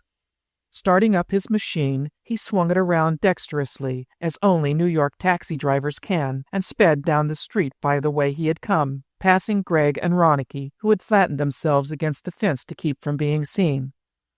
They observed that while he controlled the car with one hand, with the other he was examining the contents of his wallet. "Money for him," exclaimed Ronicky as soon as the car was out of sight around the corner. "This begins to look pretty thick, Bill. Because he goes and tell them that he's taken us off the trail, they not only thank him, but they pay him for it.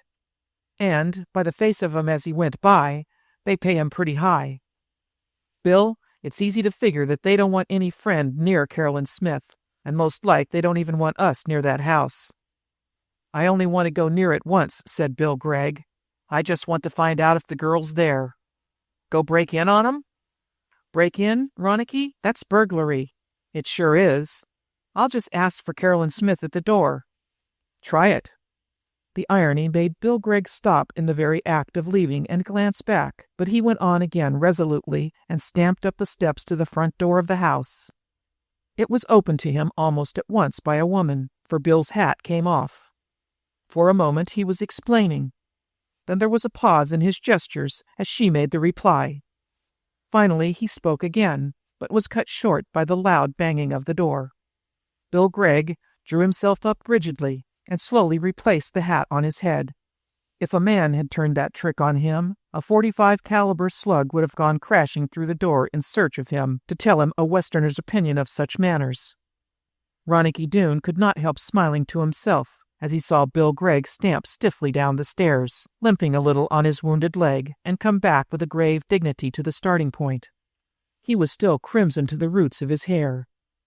"Let's start," he said.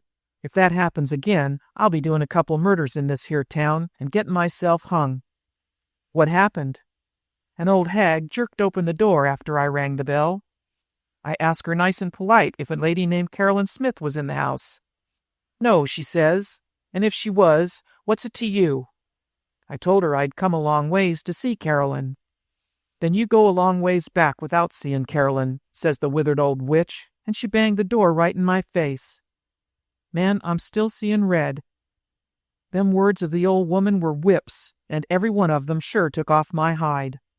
I used to think that old Lady Moore in Martindale was a pretty nasty talker, but this one laid her over a mile. But we're beat, Ronicky. You couldn't get by that old woman with 1,000 men. Maybe not, said Ronicky, but we're going to try. Did you look at the house across the street and see a sign a while ago? Which side? Side right opposite Carolyn's house. Sure, room to rent.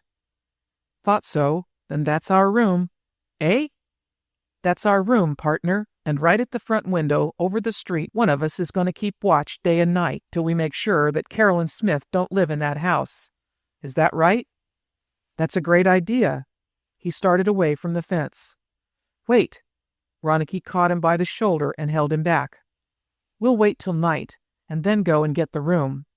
If Carolyn is in the house yonder, and they know we're looking for her, it's easy that she won't be allowed to come out of the front of the house so long as we're perched up at that window, waiting to see her. We'll come back tonight and start waiting.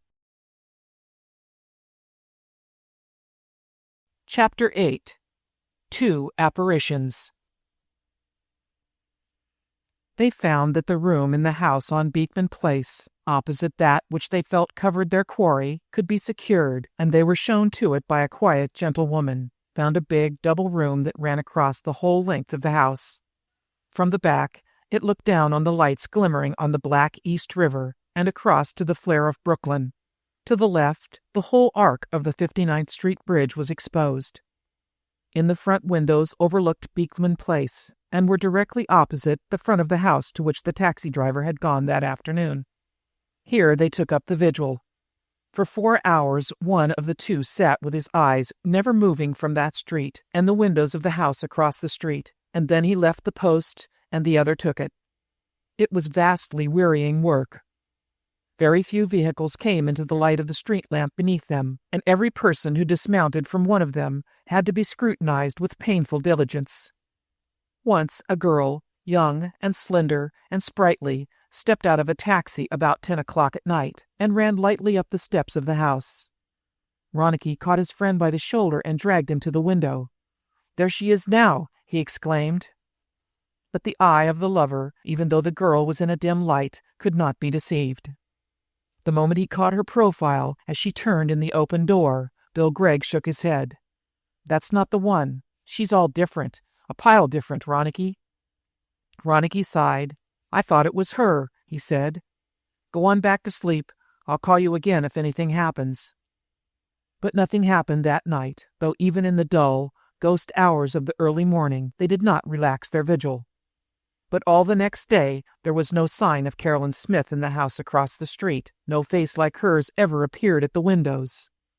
Apparently the place was a harmless rooming house of fairly good quality. Not a sign of Carolyn Smith appeared, even during the second day. By this time the nerves of the two watchers were shattered by the constant strain, and the monotonous view from the front window was beginning to madden them. "It's proof that she ain't yonder," said Bill Gregg. "Here's 2 days gone and not a sign of her. It sure means that she ain't in the house, unless she's sick in bed," and he grew pale at the thought. "Partner," said Ronicky Doone, "if they are trying to keep her away from us, they sure have the sense to keep her under cover for as long as 2 days. Ain't that right? It looks pretty bad for us, but I'm staying here for a solid week, anyway. It's just about our last chance, Bill. We've done our hunting pretty near as well as we could. If we don't land her this trip, I'm about ready to give up." Bill Gregg sadly agreed that this was their last chance, and that they must play it to the limit. 1 week was decided on as a fair test. If, at the end of that time, Carolyn Smith did not come out of the house across the street, they could conclude that she did not stay there. And then there would be nothing for them but to take the first train back west.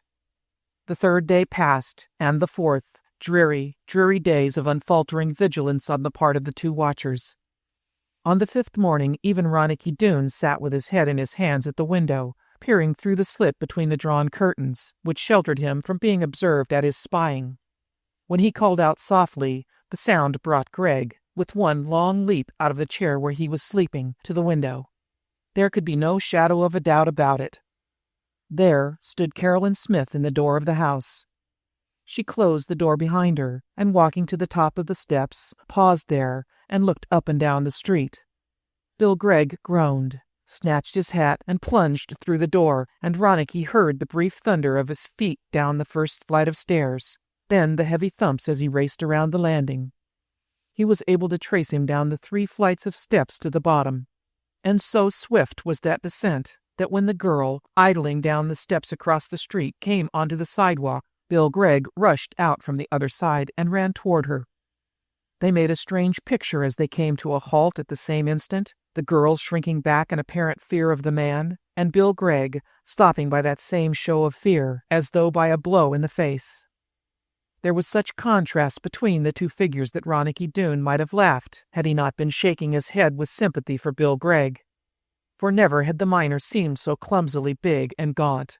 Never had his clothes seemed so unpressed and shapeless, while his soft gray hat, to which he still clung religiously, appeared hopelessly out of place in contrast to the slim prettiness of the girl. She wore a black straw hat, turned back from her face, with a single big red flower at the side of it. Her dress was tailored gray tweed. The same distinction between their clothes was in their faces, the finely modeled prettiness of her features and the big, careless chiseling of the features of Bill Gregg. Ronicky Doone did not wonder that after her first fear, her gesture was one of disdain and surprise. Bill Gregg had dragged the hat from his head, and the wind lifted his black hair and made it wild. He went a long, slow step closer to her, with both his hands outstretched. A strange scene for a street, and Ronicky Doone saw the girl flash a glance over her shoulder and back to the house from which she had come. Ronicky Doone followed that glance, and he saw, all hidden save a profile of the face, a man standing at the opposite window and smiling scornfully down at the picture in the street. What a face it was! Never in his life had Ronicky Doone seen a man who, in one instant, filled him with such fear and hatred, such loathing and such dread, such scorn and such terror. The nose was hooked like the nose of a bird of prey. The eyes were long and slanting like those of an Oriental. The face was thin, almost fleshless, so that the bony jaw stood out like the jaw of a death's head. As for the girl, the sight of the onlooker seemed to fill her with a new terror. She shrank back from Bill Gregg until her shoulders were pressed against the wall of the house, and Ronicky saw her head shake as she denied Bill the right of advancing further. Still he pleaded, and still she ordered him away. Finally, Bill Gregg drew himself up, bowed to her, and turned on his heel. The girl hesitated a moment. It seemed to Ronicky, in spite of the fact that she had just driven Bill away, as if she were on the verge of following him to bring him back. For she made a slight outward gesture with one hand. If this were in her mind, however, it vanished instantly. She turned with a shudder and hurried away down the street. As for Bill Gregg, he bore himself straight as a soldier and came back across the pavement, but it was the erectness of a soldier who had met with a crushing defeat and only preserves an outward resolution, while all the spirit within is crushed. Ronicky Doone turned gloomily away from the window and listened to the progress of Bill up the stairs. What a contrast between the ascent and the descent. He had literally flown down. Now his heels clumped out a slow and regular death march as he came back to the room. When Gregg opened the door, Ronicky Doone blinked and drew in a deep breath at the sight of the poor fellow's face. Gregg had known before that he truly loved this girl whom he had never seen, but he never dreamed what the strength of that love was. Now, in the very moment of seeing his dream of the girl turned into flesh and blood, he had lost her, and there was something like death in the face of the big miner as he dropped his hat on the floor and sank into a chair. After that, he did not move so much as a finger from the position into which he had fallen limply. His legs were twisted awkwardly, sprawling across the floor in front of him, one long arm dragged down toward the floor, as if there was no strength in it to support the weight of the labor-hardened hands. His chin was fallen against his breast. When Ronicky Doone crossed to him and laid a kind hand on his shoulder, he did not look up. "It's ended," said Bill Gregg faintly. "Now we hit the back trail and forget all about this," he added with a faint attempt at cynicism. I've just wasted a pile of good money-making time from the mine, that's all." Said Ronicky Doone. "Bill, look me in the eye and tell me man to man that you're a liar." He added, "Can you ever be happy without her, man?" The cruelty of that speech made Greg flush, and he looked up sharply. That was exactly what Ronicky Doone wanted. "I guess they ain't any use in talking about that part of it," said Greg huskily. "Ain't there? That's where you and me don't agree. Why, Bill, look at the way things have gone. You start out with the photograph of a girl. Now we followed her, found her name, tracked her across the continent, and know her street address, and you've given her a chance to see your own face. Ain't that something done? After you've done all that, are you going to give up now? Not you, Bill. You're going to buck up and go ahead full steam, eh?"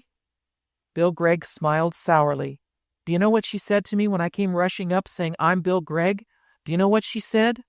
'Well, Bill Gregg,' she says, 'I don't remember any such name.' That took the wind out of me. I only had enough left to say, 'The gent that was writing those papers to the correspondence school to you from the West, the one you sent your picture to and—'" "Sent my picture to?" she says, and looks as if the ground had opened under her feet. "You're mad," she says. And then she looks back over her shoulder as much as to wish she was safe back in her house. Do you know why she looked back over her shoulder? Just for the reason I told you. No, Bill, there was a gent standing up there at the window watching her and how she acted. He's the gent that kept her from writing you and signing her name. He's the one who's kept her in that house. He's the one that knew we were watching all the time, that sent out the girl with the exact orders how she should act if you was to come out and speak to her when you seen her. Bill, what that girl told you didn't come out of her own head. It come out of the head of the gent across the way. When you turned your back on her, she looked like she'd run after you and try to explain. But the fear of that fellow up in the window was too much for her, and she didn't dare. Bill, to get that girl, you got to get that gent I seen grinning from the window." "Grinning?" asked Bill Gregg, grinding his teeth and starting from his chair. "Was the skunk laughing at me?" "Sure, every minute." Bill Gregg groaned. "I'll smash every bone in his ugly head." "Shake," said Ronicky Doone. "That's the sort of talk I wanted to hear, and I'll help you, Bill. Unless I'm away wrong, it'll take the best you and me can do, working together, to put that gent down."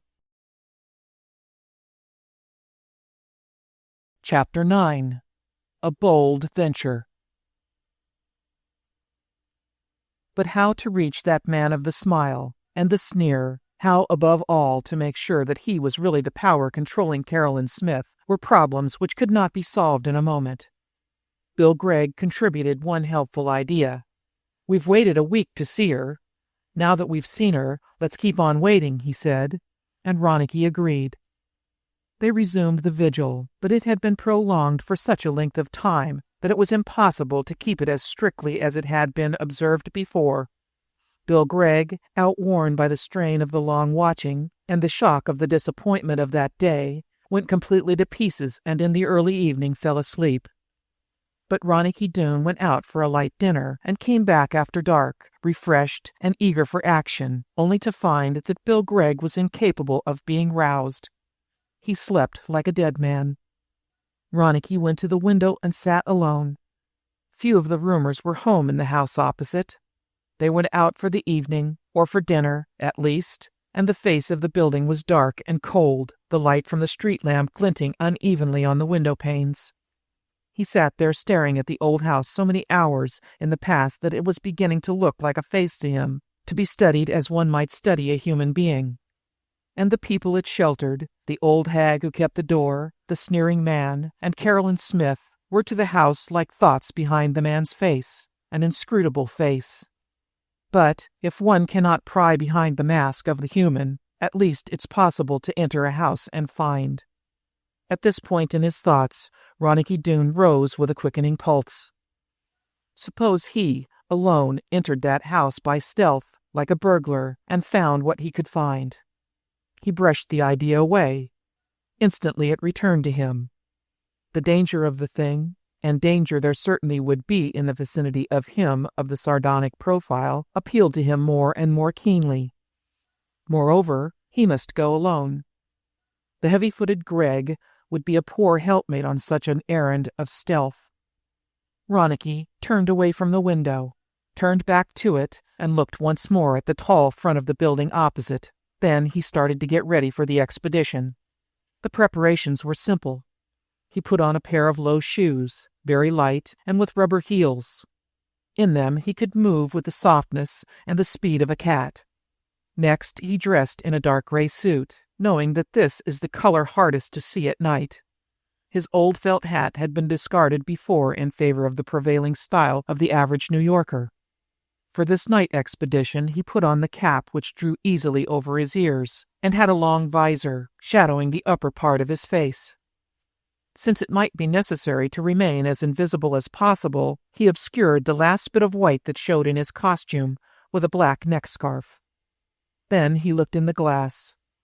A lean face came back to him, the eyes obscured under the cap, a stern, resolute face, with a distinct threat about it. He hardly recognized himself in the face of the glass. He went to his suitcase and brought out his favorite revolver. It was a long and ponderous weapon to be hidden beneath his clothes, but to Ronicky Doone that gun was a friend, well tried in many an adventure. His fingers went deftly over it.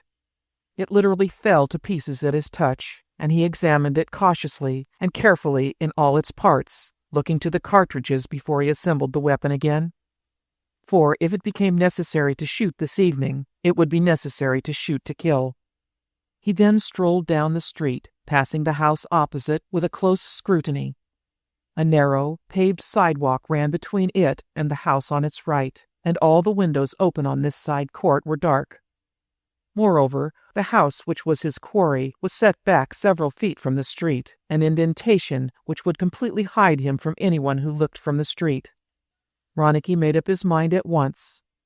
He went to the end of the block, crossed over, and turning back on the far side of the street, slipped into the opening between the houses.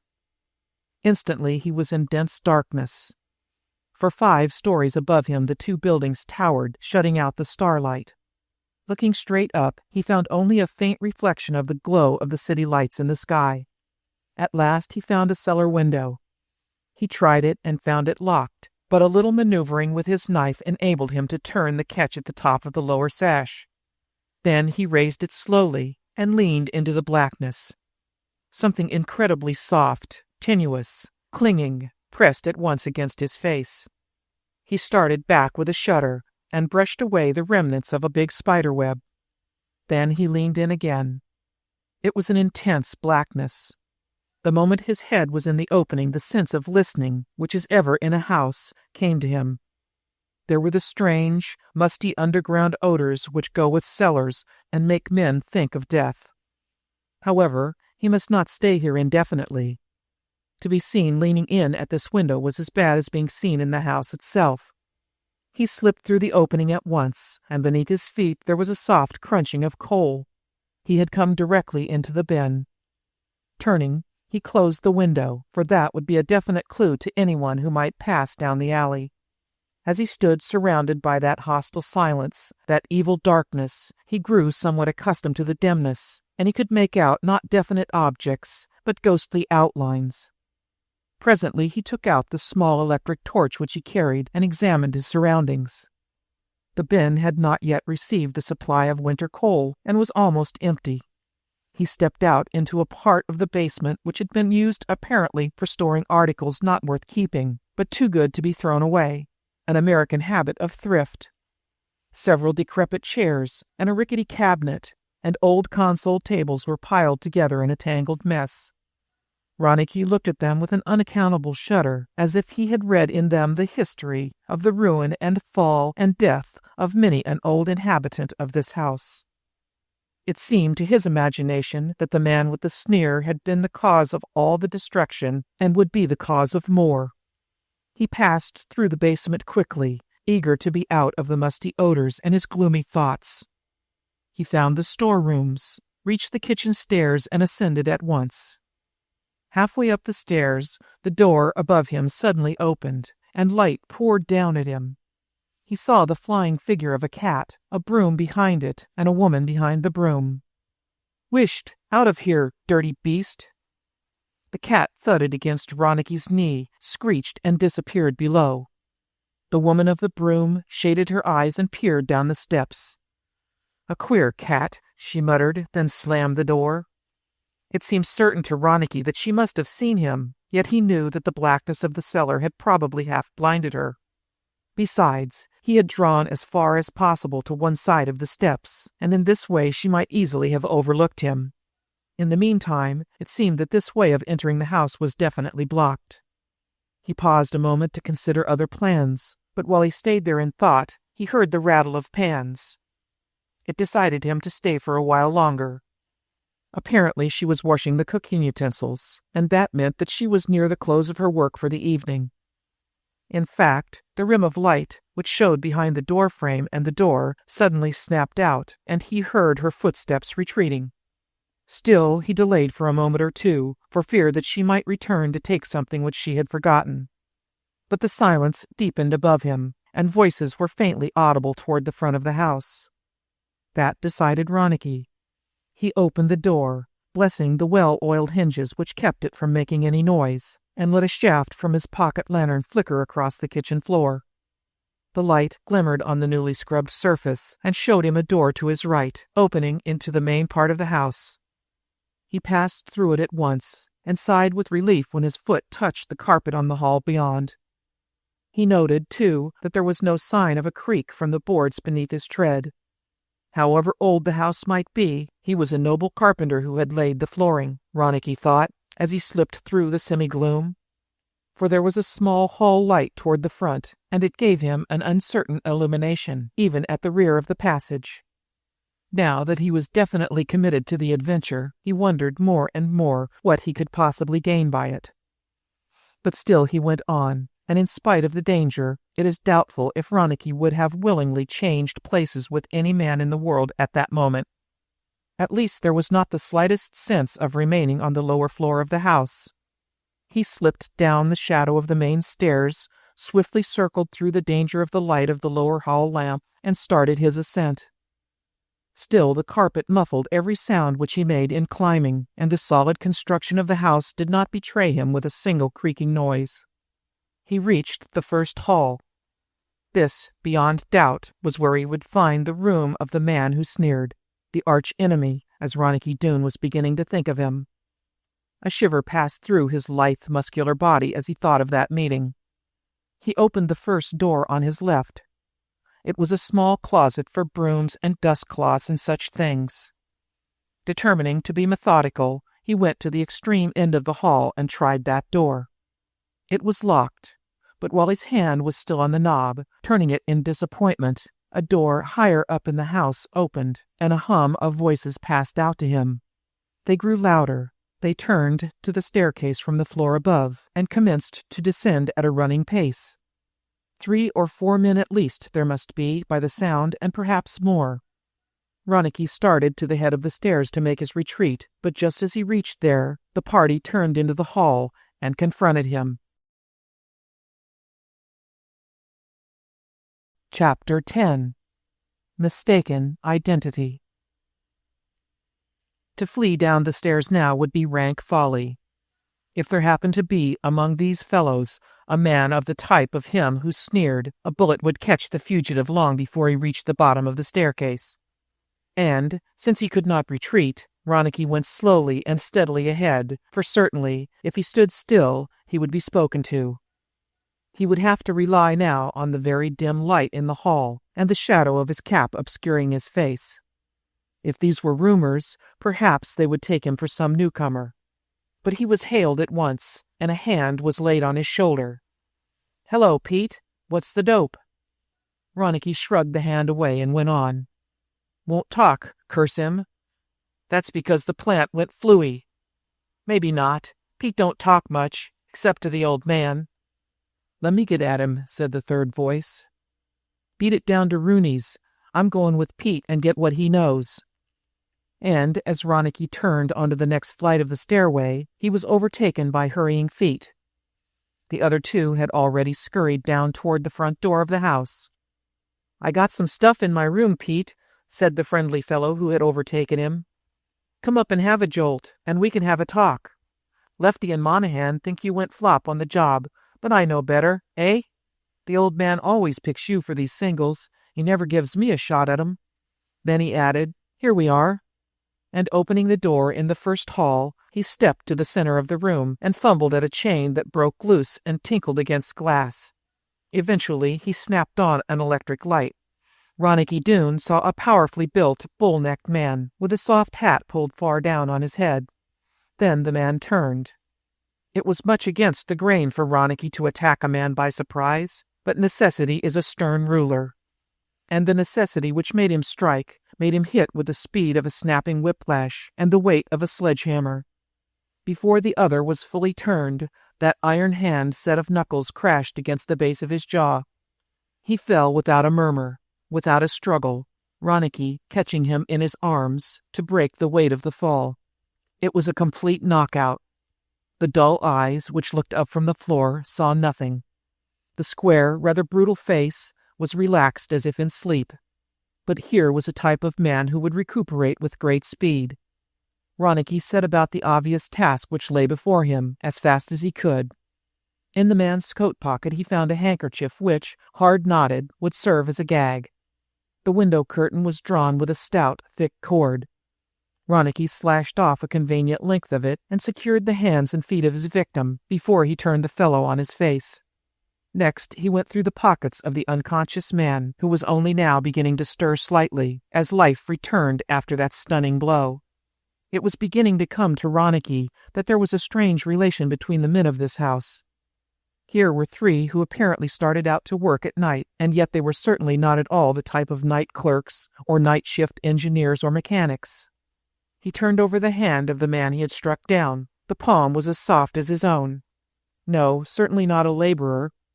But they were all employed by the old man. Who was he? And was there a relation between all of these and the man who sneered?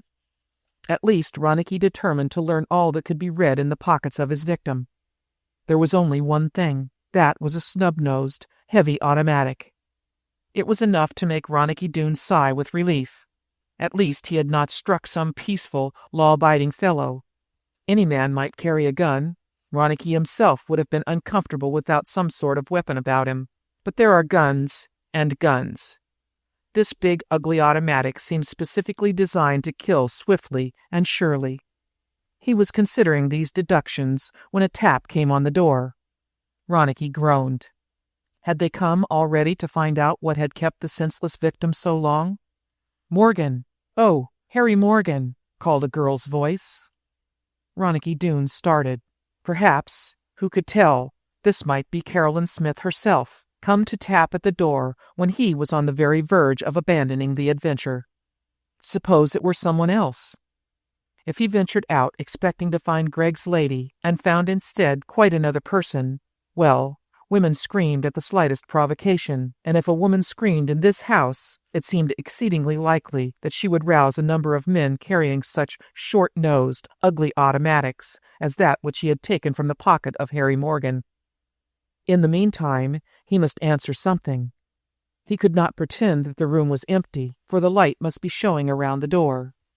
"Harry!" called the voice of the girl again. "Do you hear me? Come out. The chief wants you," and she rattled the door.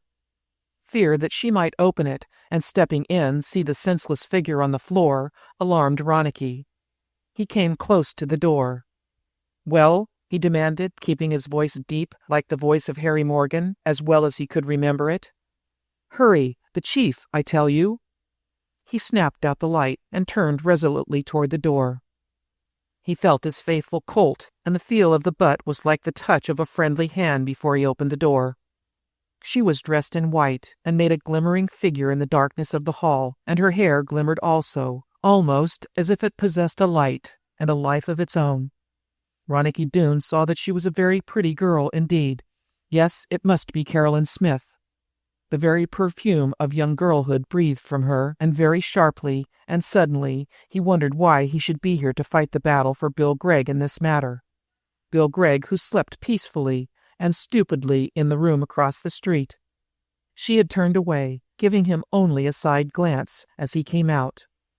"I don't know what's going on," Something big. The chief is going to give you your chance. With me." Ronicky Doone grunted. "Don't do that," the girl said impatiently. "I know you think Pete is the top of the world, but that doesn't mean you can make a good imitation of him. Don't do it, Harry. You'll pass by yourself. You don't need a makeup, and not Pete's on a bet." They reached the head of the stairs, and Ronicky Doone paused. To go down was to face the mysterious chief, whom he had no doubt was the old man to whom Harry Morgan had already referred. In the meantime, the conviction grew that this was indeed Caroline Smith. Her free and easy way of talk was exactly that of the girl who might become interested in a man who she had never seen, merely by letters. "I want to talk to you," said Ronicky, muffling his voice. "I want to talk to you alone." "To me?" asked the girl, turning toward him. The light from the hall lamp below gave Ronicky the faintest hint of her profile. "Yes, but the chief. He can wait." She hesitated, apparently drawn by curiosity in one direction, but stopped by another thought. "I suppose he can wait, but if he gets stirred up about it, oh well, I'll talk to you. But nothing foolish, Harry, promise me that." "Yes." "Slip into my room for a minute." She led the way a few steps down the hall, and he followed through the door, working his mind frantically in an effort to find words with which to open the speech before she should see that he was not Harry Morgan, and cry out to alarm the house. What should he say? Something about Bill Gregg at once, of course. That was the thing. The electric lights snapped on at the far side of the room. He saw the dressing table, an empire bed covered with green-figured silk, a pleasant rug on the floor, and just as he gathered an impression of delightful femininity from these furnishings, the girl turned from the lamp on the dressing table, and he saw, not Caroline Smith, but a bronze-haired beauty, as different from Bill Gregg's lady as day is from night. Chapter 11. A Cross-Examination. He was conscious then only of the green-blue eyes, very wide, very bright, and lips that parted on a word and froze there in silence. The heart of Ronicky Doone leapt with joy. He had passed the crisis in safety. She had not cried out. "You're not," he had said in the first moment. "I am not who?" asked the girl with amazing steadiness. He saw her hand go back to the dressing table and open, with incredible deftness and speed, the little top drawer behind her. "Don't do that," said Ronicky softly but sharply. "Keep your hand off that table, lady, if you don't mind." She hesitated a fraction of a second. In that moment, she seemed to see that he was in earnest, and that it would be foolish to tamper with him. "Stand away from the table. Sit down yonder." Again she obeyed without a word. Her eyes, to be sure, flickered here and there about the room, as though they sought some means of sending a warning to her friends, or finding some escape for herself. Then her glance returned to Ronicky Doone. "Well?" she said as she settled in the chair. "Well?" A world of meaning in those two small words, a world of dread controlled. He merely stared at her thoughtfully. "I hit the wrong trail, lady," he said quietly. "I was looking for somebody else." She started. "You were after?" She stopped. "That's right, I guess," he admitted. "How many of you are there?" she asked curiously, so curiously that she seemed to be forgetting the danger. Poor Carrie Smith with a mob. She stopped suddenly. "What did you do to Harry Morgan?" "I left him safe and quiet," said Ronicky Doone. The girl's face hardened strangely. "What you are, and what your game is, I don't know," she said. "But I'll tell you this. I'm letting you play as if you had all the cards in the deck. But you haven't. I've got one ace that'll take all your trumps. Suppose I call, once. What'll happen to you, pal?" "You don't dare call," he said. "Don't dare me," she said angrily. "I hate a dare worse than anything in the world, almost." For a moment, her green-blue eyes were pools of light flashing angrily at him. Into the hand of Ronicky Doone, with that magic speed and grace for which his fame was growing so great in the mountain desert, came the long, glimmering body of the revolver, and holding it at his hip, he threatened her. She shrank back at that, gasping, for there was an utter surety about this man's handling of the weapon. The heavy gun balanced and steadied in his slim fingers, as if it were no more than a feather's weight. "I'm talking straight, lady," said Ronicky Doone. "Sit down. Pronto." In the very act of obedience, she straightened again. "It's bluff," she said. "I'm going through that door." Straight for the door she went, and Ronicky Doone set his teeth. "Go back," he commanded. He glided to the door and blocked her way, but the gun hung futile in his hand. "It's easy to pull a gun, eh?" said the girl with something of a sneer, "but it takes nerve to use it." "Let me through this door." "Not in 1,000 years," said Ronicky. She laid her hand on the door and drew it back. It struck his shoulder, and Ronicky gave way with a groan and stood with his head bowed. Inwardly he cursed himself. Doubtless she was used to men who bullied her as if she were another man of an inferior sort. Doubtless she despised him for his weakness. But though he gritted his teeth, he could not make himself firm. Those old lessons which sink into a man's soul in the West came back to him and held him. In the helpless rage which possessed him, he wanted battle above all things in the world. If 6 men poured through the doorway, he would have rejoiced.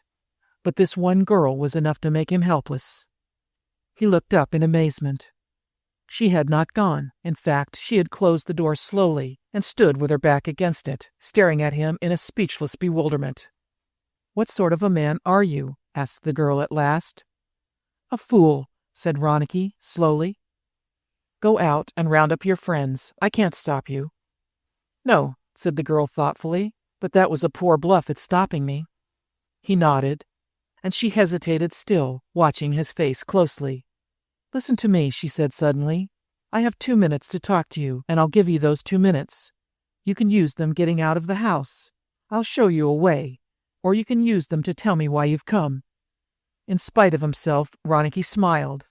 "Lady," he said, "if a rat was in a trap, do you think he'd stop very long between a chance of getting clear and a chance to tell how he come to get into the place?" "I have a perfectly good reason for asking," she answered. "Even if you now get out of the house safely, you'll try to come back later on." "Lady," said Ronicky, "do I look as plumb foolish as that?" "You're from the West," she said in answer to his slang. "Yes." She considered the straight-looking honesty of his eyes. "Out West," she said, "I know you men are different. Not one of the men I know here would take another chance as risky as this, once they were out of it. But out there in the mountains, you follow long trails that haven't anything but hope to lead you along them. Isn't that so?" "Maybe," admitted Ronicky. "It's the fever out of the gold days, lady. You start chipping rocks to find the right color. Maybe you never find the right color. Maybe you never find a streak of pay stuff, but you keep on trying. You're always just sort of around the corner from making a big strike." She nodded, smiling again, and the smiles changed her pleasantly, it seemed to Ronicky Doone. At first, she had impressed him almost as a man, with her cold, steady eyes, but now she was all woman indeed. "That's why I say that you'll come back. You won't give up with one failure. Am I right?" He shrugged his shoulders. "I don't know. If the trail fever hits me again, maybe I would come back." "You started to tell me. Is it because of Carolyn Smith?" "Yes." "You don't have to talk to me," said the girl. "As a matter of fact, I shouldn't be here listening to you. But, I don't know why, I want to help you. You are in love with Carolyn?" "No," said Ronicky. Her expression grew grave and cold again. "Then why are you hunting for her? What do you want with her?" "Lady," said Ronicky, "I'm going to show you the whole layout of my cards. Maybe you'll take what I say to headquarters, the man that smiles, and block my game." "You know him?" she asked sharply. Apparently that phrase, "the man who smiles," was enough to identify him. "I seen him. I don't know what he is. I don't know what you are, lady, but I figure that you and Carolyn Smith and everybody in this house is under the thumb of the gent that smiles." Her eyes darkened with a shadow of alarm. "Go on," she said curtly. "I'm not going to guess about what you all are. All I know is what I'm here trying to do. I'm not working for myself. I'm working for a partner." She started. "That's the second man, the one who stopped her on the street today?" "You're pretty well posted," replied Ronicky. "Yes, that's the one." He started after Carolyn Smith, not even knowing her name, with just a picture of her. We found out that she lived inside of the East River, and pretty soon we located her here. And what are you hoping to do? To find her and talk to her straight from the shoulder and tell her what a pile Bill has done to get to her, and a lot of other things. Can't he find her and tell her those things himself? He can't talk, said Ronicky. Not that I'm a pile better, but I could talk better for a friend than I can talk for myself, I figure. If things don't go right, then I'll know the trouble is with the gent with the smile. And then? Asked the girl, very excited and grave. I'll find him, said Ronicky Doone. And? Lady, he replied obliquely, because I couldn't use a gun on a girl ain't no sign I can't use it on a gent. I've one thing to tell you, she said, breaking in swiftly on him. Do what you want. Take all the chances you care to, but if you value your life and the life of your friend, keep away from the man who smiles. I'll have a fighting chance, I guess, said Ronicky quietly. You'll have no chance at all. The moment he knows your hand is against him, I don't care how brave or how clever you are, you're doomed. She spoke with such passion of conviction that she flushed, and a moment later she was shivering. It might have been the draught from the window which made her gather the hazy green mantle closer about her and glance over her shoulder, but a grim feeling came to Ronicky Doone that the reason why the girl trembled and her eyes grew wide was that the mention of the man who smiles had brought the thought of him into the room like a breath of cold wind. Don't you see, she went on gently, that I like you? It's the first and the last time that I'm going to see you, so I can talk. I know you're honest, and I know you're brave. Why, I can see your whole character in the way you've stayed by your friend, and if there's a possible way of helping you, I'll do it. But you must promise me first that you'll never cross the man with the sneer, as you call him. There's a sort of fate in it, said Ronicky slowly. I don't think I could promise. There's a chill in my bones that tells me I'm going to meet up with him one of these days. She gasped at that, and stepping back from him, she appeared to be searching her mind to discover something which would finally and completely convince him. At length she found it. Do I look to you like a coward? She said. Do I seem to be weak-kneed? He shook his head. And what will a woman fight hardest for? For the youngsters she's got, said Ronicky, after a moment's thought. And outside that, I suppose a girl will fight hardest to marry the gent she loves. And to keep from marrying a man she doesn't love, as she'd try to keep from death. Sure, said Ronicky, but these days a girl don't have to marry that way.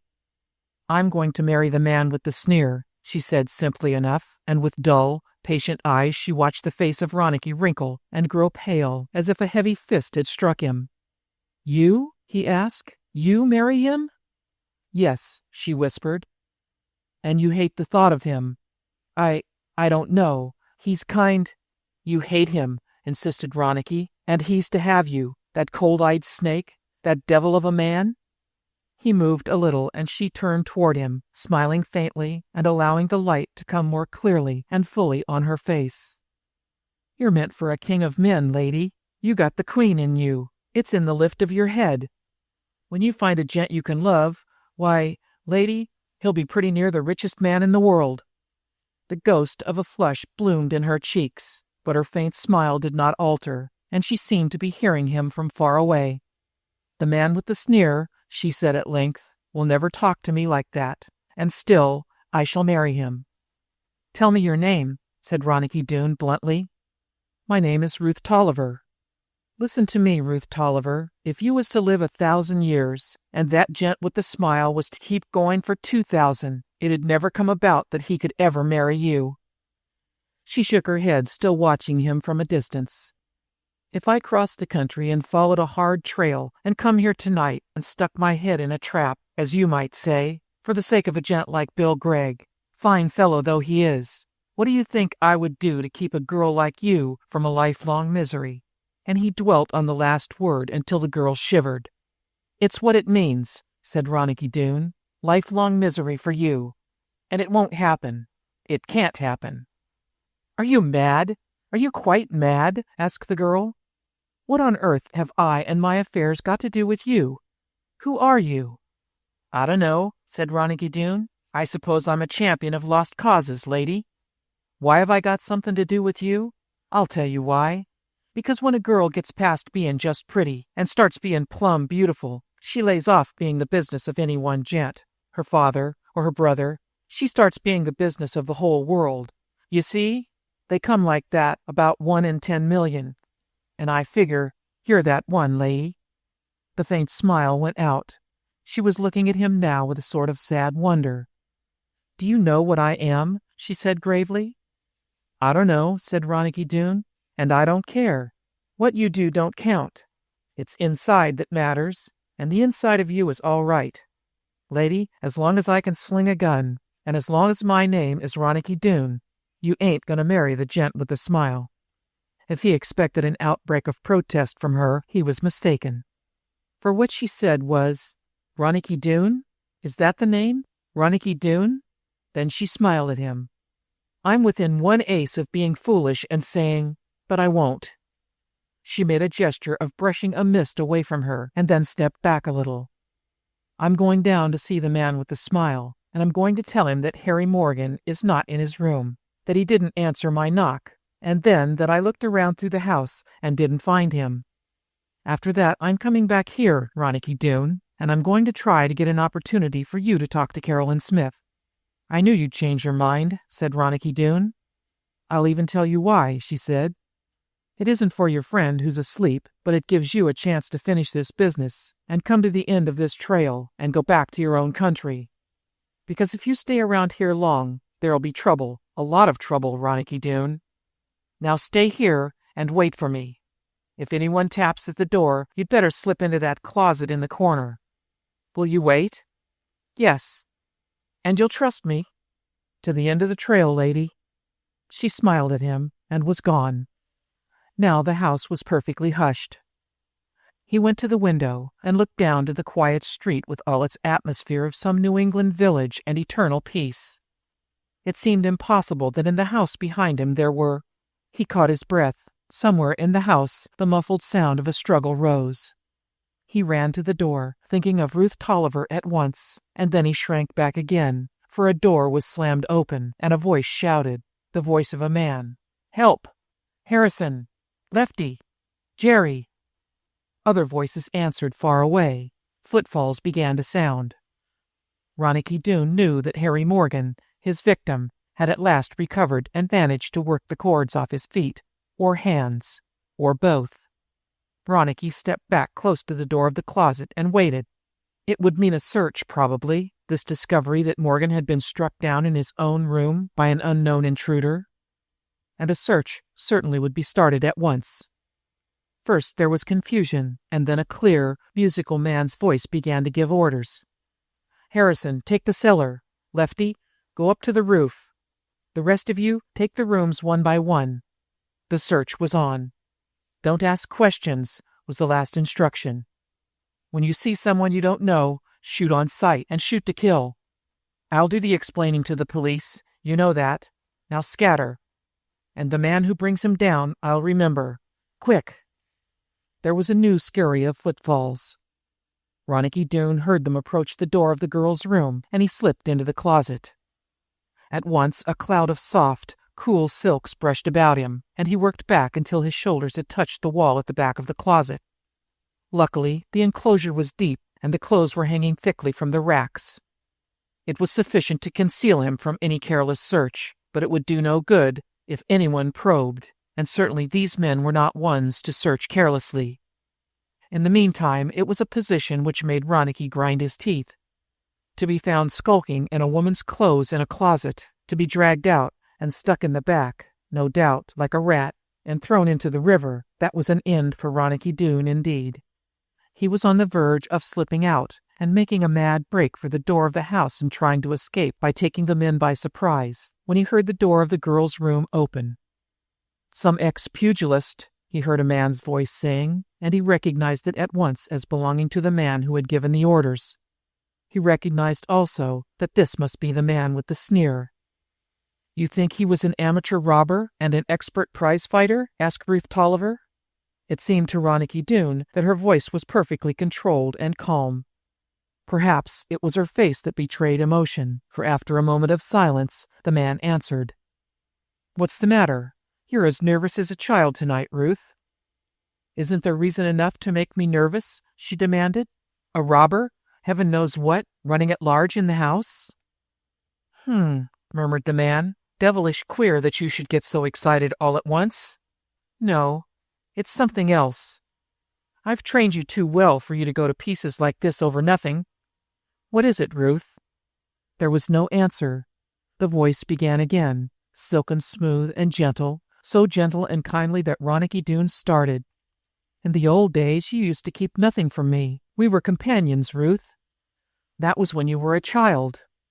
Now that you're a woman, when you feel more, think more, see more, when our companionship should be like a running stream, continually bringing new things into my life, I find barriers between us. What is it, my dear?" Still, there was no answer. The pulse of Ronicky Doone began to quicken, as though the question had been asked him, as though he himself were fumbling for the answer. "Let us talk more freely," went on the man.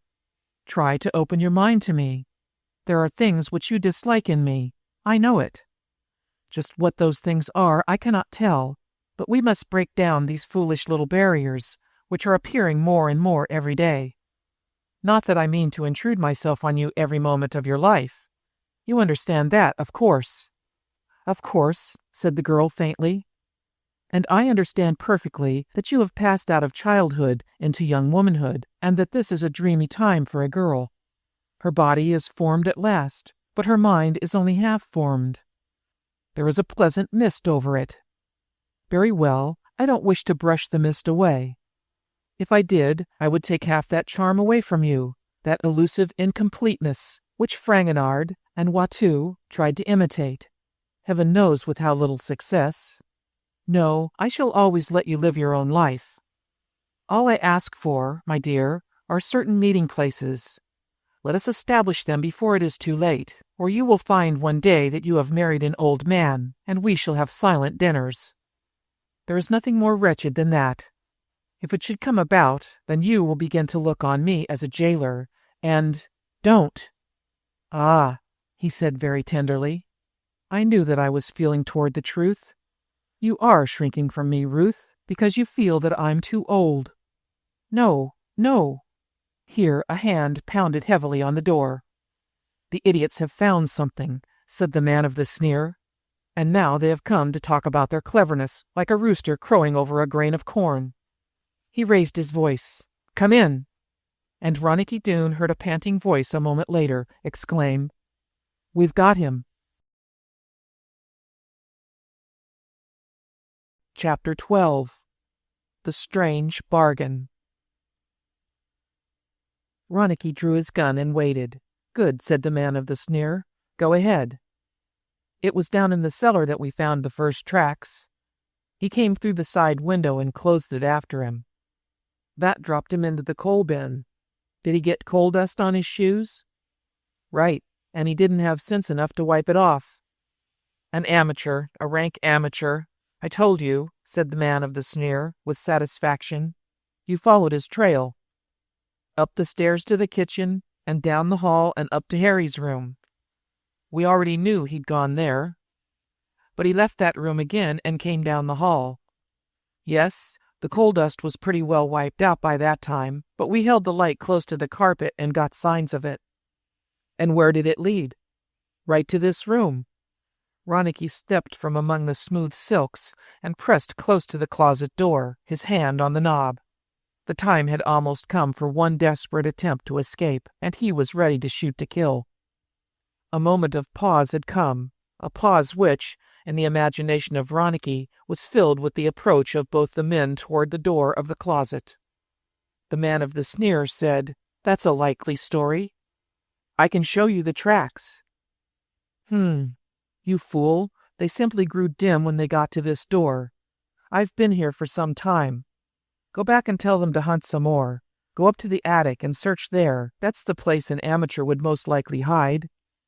The man growled some retort and left, closing the door heavily behind him, while Ronicky Doone breathed freely again for the first time. "Now," said the man of the sneer, "tell me the whole of it, Ruth. Ronicky set his teeth. Had the clever devil guessed at the truth so easily? Had he sent his follower away merely to avoid having it known that a man had taken shelter in the room of the girl he loved? "Go on," the leader was repeating. "Let me hear the whole truth." I, stammered the girl, and she could say no more. The man of the sneer laughed unpleasantly. "Let me help you. It was somebody you met somewhere, on the train perhaps, and you couldn't help smiling at him, eh? You smiled so much, in fact, that he followed you and found that you had come here. The only way he could get in was by stealth. Is that right?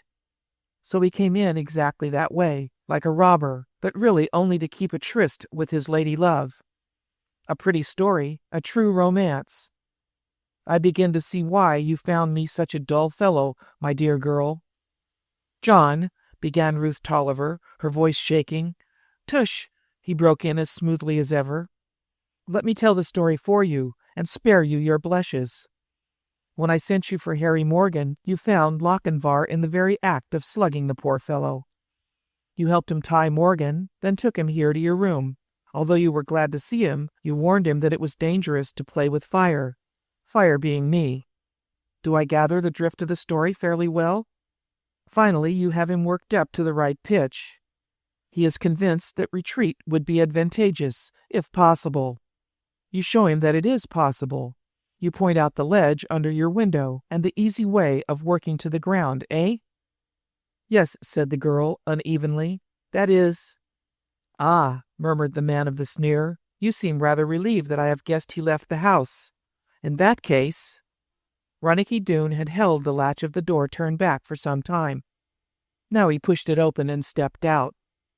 He was only barely in time, for the man of the sneer was turning quickly in his direction, since there was only one hiding place in the room. He was brought up with a shock by the sight of Ronicky's big Colt, held at the hip and covering him with absolute certainty.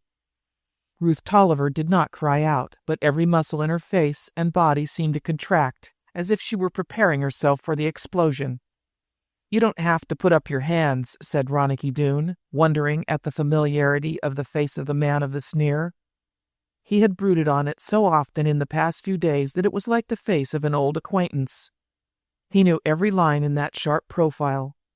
"Thank you," responded the leader, and turning to the girl said coldly, "I congratulate you on your good taste. A regular Apollo, my dear Ruth." He turned back to Ronicky Doone. "And I suppose you have overheard our entire conversation." "The whole lot of it," said Ronicky, "though I wasn't playing my hand at eavesdropping. I couldn't help hearing you, partner." The man of the sneer looked him over leisurely. "Western," he said at last, "decidedly Western. Are you staying long in the East, my friend?" "I dunno," said Ronicky Doone, smiling faintly at the coolness of the other. "What do you think about it?" "Meaning that I'm liable to put an end to your stay?" "Maybe." "Tush, tush. I suppose Ruth has filled your head with a lot of rot about what a terrible fellow I am. But I don't use poison, and I don't kill with mysterious X-rays. I am, as you see, a very quiet and ordinary sort." Ronicky Doone smiled again. "You just oblige me, partner," he replied in his own soft voice. "Just stay away from the walls of the room. Don't even sit down. Stand right where you are." "You'd murder me if I took another step?" asked the man of the sneer, and a contemptuous and sardonic expression flitted across his face for the first time.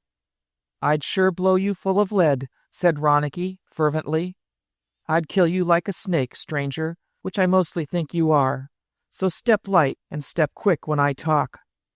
"Certainly," said the other, bowing. "I am entirely at your service." He turned a little to Ruth. "I see that you have a most determined cavalier. I suppose he'll instantly abduct you and sweep you away from beneath my eyes." She made a vague gesture of denial. "Go ahead," said the leader. "By the way, my name is John Mark." "I'm Doone. Some call me Ronicky Doone." "I'm glad to know you, Ronicky Doone. I imagine that name fits you. Now tell me the story of why you came to this house. Of course it wasn't to see a girl." "You're wrong. It was."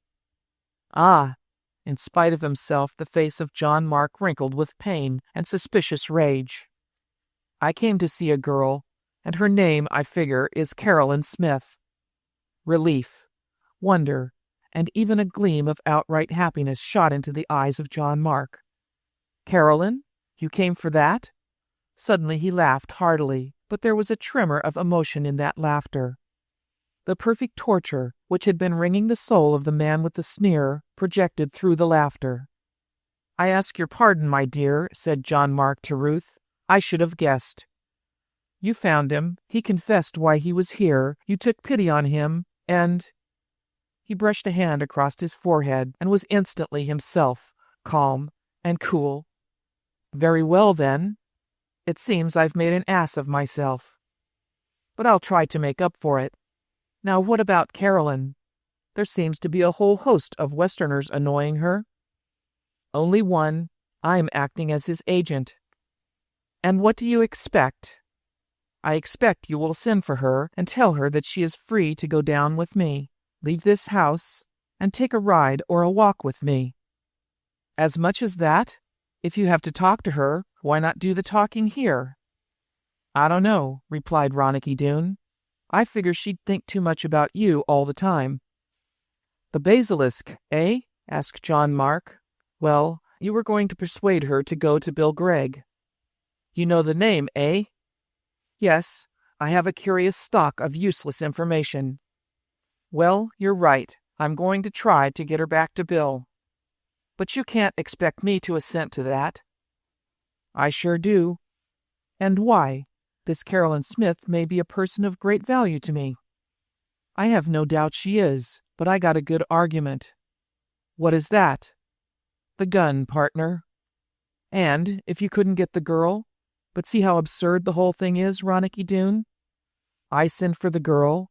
I request her to go down with you to the street and take a walk, because you wish to talk to her. Heavens, man, I can't persuade her to go with a stranger at night. Surely you see that." "I'll do the persuading," said Ronicky Doone calmly.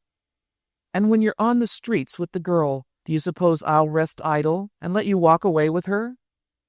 "Once we're outside of the house, Mark," said Ronicky Doone, "I don't ask no favors. Let your men come on. All I got to say is I come from a country where every man wears a gun and has to learn how to use it.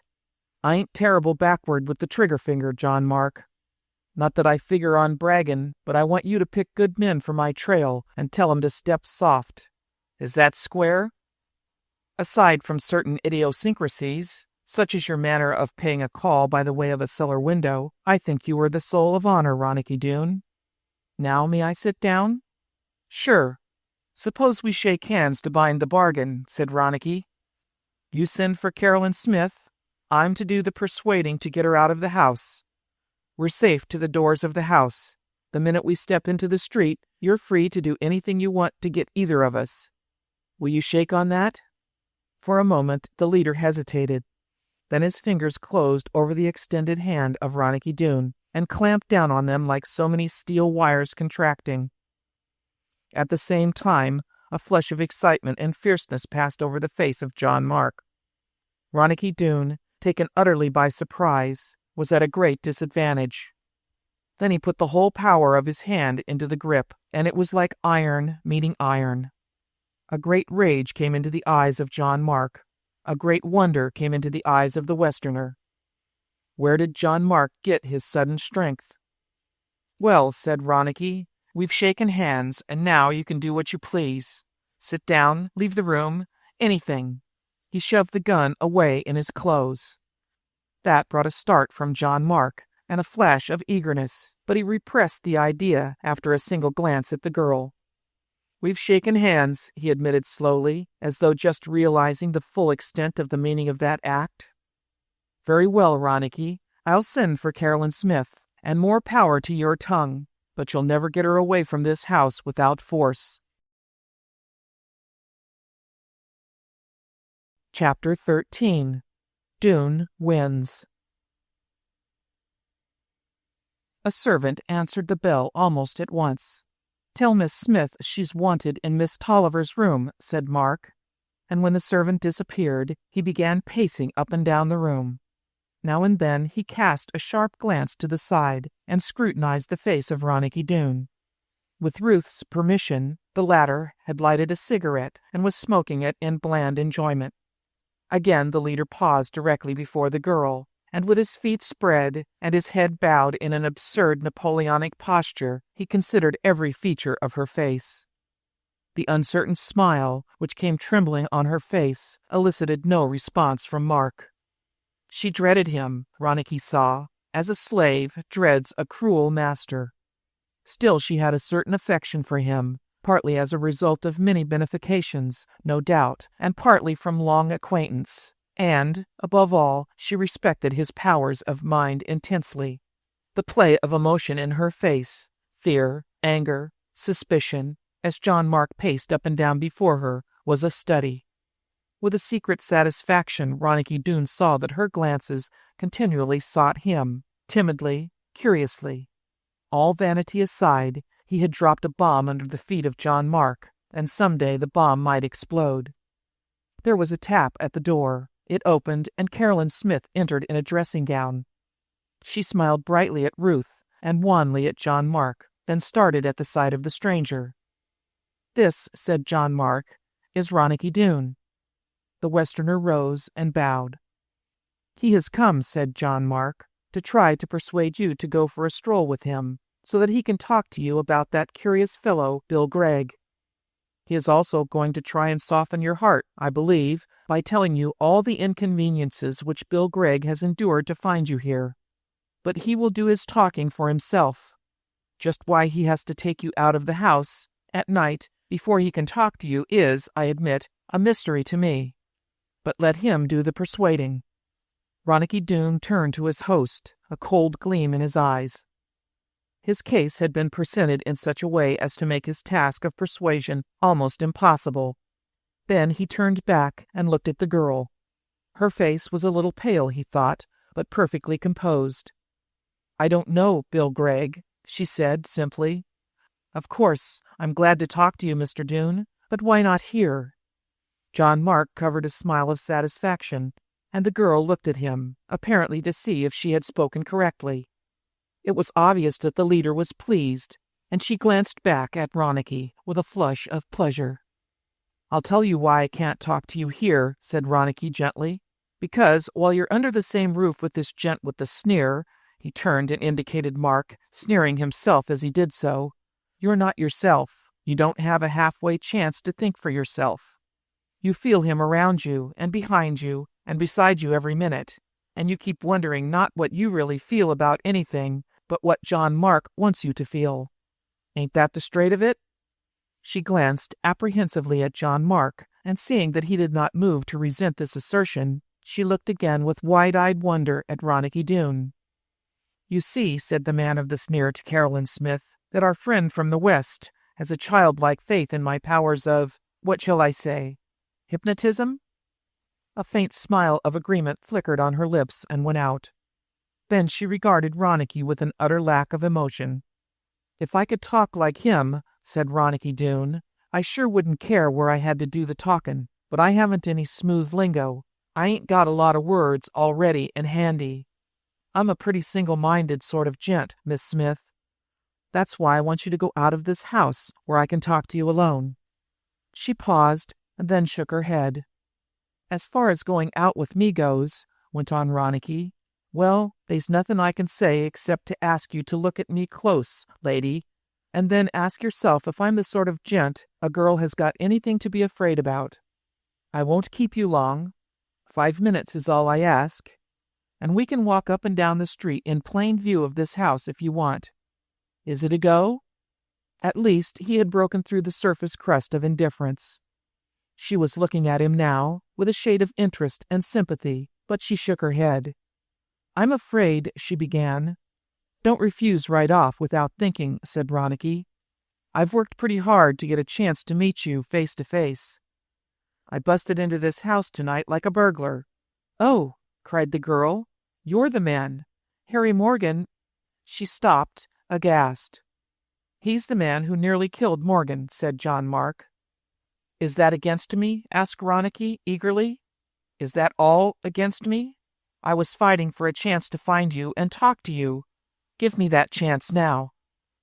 Obviously, she could not make up her mind. It had been curious that this handsome, boyish fellow should come as an emissary for Bill Gregg. It was more curious still that he should have the daring and the strength to beat Harry Morgan. "What shall I do, Ruth?" she asked suddenly. Ruth Tolliver glanced apprehensively at John Mark and then flushed, but she raised her head bravely. "If I were you, Carolyn," she said steadily, "I'd simply ask myself if I could trust Ronicky Doone. Can you?" The girl faced Ronicky again, her hands clasped in indecision and excitement. Certainly, if clean honesty was ever written in the face of a man, it stood written in the clear-cut features of Ronicky Doone. "Yes," she said at last, "I'll go. For 5 minutes. Only in the street, in full view of the house." There was a hard, deep-throated exclamation from John Mark. He rose and glided across the room, as if to go and vent his anger elsewhere. But he checked and controlled himself at the door, then turned. "You seem to have won, Doone. I congratulate you. When he's talking to you, Carolyn, I want you constantly to remember that." "Wait," cut in Ronicky sharply. "She'll do her own thinkin' without your help." John Mark bowed with a sardonic smile, but his face was colorless. Plainly, he had been hard hit. "Later on," he continued, "we'll see more of each other, I expect. A great deal more, Doone." "It's something I'm sure I'll wait for," said Ronicky savagely. "I got more than one thing to talk over with you, Mark. Maybe about some of them we'll have to do more than talkin'. Goodbye. Lady, I'll be waiting for you down by the front door of the house." Carolyn Smith nodded, flung one frightened and appealing glance at Ruth Tolliver for direction, then hurried out to her room to dress. Ronicky Doone turned back to Ruth. "In my part of the country," he said simply, "they's some gents we know sort of casual, and some gents we have for friends. Once in a while you bump into somebody that's so straight and square shooting that you'd like to have him for a partner. If you were out west, lady, and if you were a man, well, I'd pick you for a partner, because you've sure played straight and square with me tonight." He turned, hesitated, and facing her again caught up her hand, touched it to his lips, then hurried past John Mark and through the doorway. They could hear his rapid footfalls descending the stairs, and John Mark was thoughtful indeed. He was watching Ruth Tolliver as she stared down at her hand. When she raised her head and met the glance of the leader, she flushed slowly to the roots of her hair. "Yes," muttered John Marks, still thoughtfully and half to himself, "there's true steel in him. He's done more against me in 1/2 hour than any other dozen men in 10 years. Chapter 14. Her Little Joke. A brief 10 minutes of waiting beside the front door of the house, and Ronicky Doone heard a swift pattering of feet on the stairs. Presently the girl was moving very slowly toward him down the hall. Plainly, she was bitterly afraid when she came beside him, under the dim hall light. She wore that same black hat, turned back from her white face, and the red flower beside it was a dull, uncertain blur. Decidedly, she was pretty enough to explain Bill Gregg's sorrow. Ronicky gave her no chance to think twice. She was in the very act of murmuring something about a change of mind when he opened the door and, stepping out into the starlight, invited her with a smile and a gesture to follow. In a moment they were in the freshness of the night air. He took her arm and they passed slowly down the steps. At the bottom she turned and looked anxiously at the house. "Lady," murmured Ronicky, "there's nothing to be afraid of. We're going to walk right up and down this street and never get out of sight of the friends you've got in this here house." At the word friends, she shivered slightly, and he added, "unless you want to go farther of your own free will." "No, no," she exclaimed, as if frightened by the very prospect. "Then we won't. It's all up to you. You're the boss. I'm the cowpuncher, lady." "But tell me quickly," she urged. I have to go back. I mustn't stay out too long." "Starting in right at the first," Ronicky said, "I got to tell you that Bill told me pretty much everything that went on between you two. All about the correspondence school work, And about the letters and the pictures. I don't understand, murmured the girl faintly. But Ronicky diplomatically raised his voice and went on, as if he had not heard her. You know what he's done with that picture of yours? No, she said faintly. He got the biggest nugget that he's ever taken out of the dirt. He got it beaten out into the right shape, and then he made a locket of it and put your picture in it, and now he wears it around his neck, even when he's working at the mine. Her breath caught. That silly, cheap snapshot? She stopped. She had admitted everything already, and she had intended to be a very sphinx with this strange Westerner. It was only a joke, she said. I didn't really mean to. Do you know what that joke did? Asked Ronicky. It made two men fight, then cross the continent together and get on the trail of a girl whose name they didn't even know.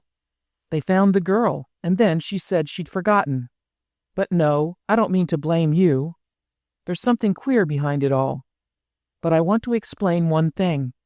The reason that Bill didn't get to that train wasn't because he didn't try. He did try. He tried so hard that he got into a fight with a gent that tried to hold him up for a few words, and Bill got shot off his hoss. Shot? Asked the girl. Shot? Suddenly she was clutching his arm, terrified at the thought. She recovered herself at once and drew away, eluding the hand of Ronicky. He made no further attempt to detain her. But he had lifted the mask and seen the real state of her mind, and she, too, knew that the secret was discovered. It angered her and threw her instantly on the aggressive. I tell you what I guessed from the window, said Ronicky. You went down to the street, all prepared to meet up with poor old Bill. Prepared to meet him? She started up at Ronicky. How in the world could I ever guess? She was looking up at him, trying to drag his eyes down to hers, but Ronicky diplomatically kept his attention straight ahead. You couldn't guess, he suggested, but there was someone who could guess for you. Someone who pretty well knew we were in town, who wanted to keep you away from Bill because he was afraid. Of what? She demanded sharply. Afraid of losing you. This seemed to frighten her. What do you know? She asked. I know this, he answered, that I think a girl like you, all in all, is too good for any man. But if any man ought to have her, it's the gent that is fondest of her. And Bill is terrible fond of you, lady. He don't think of nothing else. He's grown thin as a ghost, longing for you. So he sends another man to risk his life to find me and tell me about it? She demanded, between anger and sadness. He didn't send me. I just came. But the reason I came was because I knew Bill would give up without a fight. I hate a man who won't fight, she said. It's because he figures he's so much beneath you, said Ronicky. And besides, he can't talk about himself. He's no good at that at all. But if it comes to fightin', lady, why, he rode a couple of hosses to death and stole another and had a gunfight, all for the sake of seeing you when a train passed through town. She was speechless. So I thought I'd come, said Ronicky Doone, and tell you the insides of things, the way I knew Bill wouldn't and couldn't, but I figure it don't mean nothin' much to you. She did not answer directly. She only said, Are men like this in the West? Do they do so much for their friends? For a gent like Bill, that's simple and straight from the shoulder, there ain't nothing too good to be done for him. What I'd do for him, he'd do mighty pronto for me, and what he'd do for me, well, don't you figure that he'd do 10 times as much for the girl he loves? Be honest with me, said Ronicky Doone. Tell me if Bill means any more to you than any stranger. No, yes. Which means simply yes. But how much more, lady? I hardly know him. How can I say? It's sure an easy thing to say. You've wrote to him. You've had letters from him. You've sent him your picture, and he sent you his, and you've seen him on the street. Lady, you sure know Bill Gregg. What do you think of him? I think. Is he a square sort of gent? Yes. The kind you'd trust? Yes, but is he the kind of man that would stick to a girl he loved and take care of her through thick and thin? You mustn't talk like this, said Carolyn Smith, but her voice trembled, and her eyes told him to go on. I'm going back and tell Bill Gregg that down in your heart You love him just about the same as he loves you." "Oh," she asked, "would you say a thing like that? It isn't a bit true." "I'm afraid that's the way I see it. When I tell him that, you can lay to it that old Bill will let loose all holds and start for you, and if there's 10 brick walls and 20 gunmen in between, it won't make no difference. He'll find you, or die tryin'." Before he finished, she was clinging to his arm. "If you tell him, you'll be doing a murder, Ronicky Doone. What he'll face will be worse than 20 gunmen."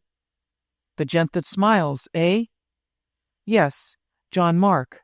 No, I didn't mean—" "But you did, and I knew it too. It's John Mark that's between you and Bill. I seen you in the street when you were talking to poor Bill look back over your shoulder at that devil standing in the window of this house." "Don't call him that.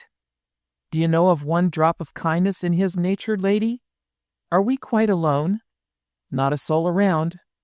"Then he is a devil, and being a devil, no ordinary man has a chance against him. Not a chance, Ronicky Doone. I don't know what you did in the house, but I think you must have outfaced him in some way. Well, for that you'll pay, be sure. You'll pay with your life, Ronicky. Every minute, now, you're in danger of your life. You'll keep on being in danger until he feels he's squared his account with you. Don't you see that if I let Bill Gregg come near me, then Bill Gregg will be in danger of this same wolf of a man, eh? And in spite of the fact that you like Bill, ah, yes I do, that you love him, in fact." "Why shouldn't I tell you?" demanded the girl, breaking down suddenly. "I do love him, and I can never see him to tell him, because I dread John Mark." "Rest easy," said Ronicky. "You'll see Bill, or else he'll die trying to get to you. If you're his friend, I'd rather see him dead than living the rest of his life plumb unhappy."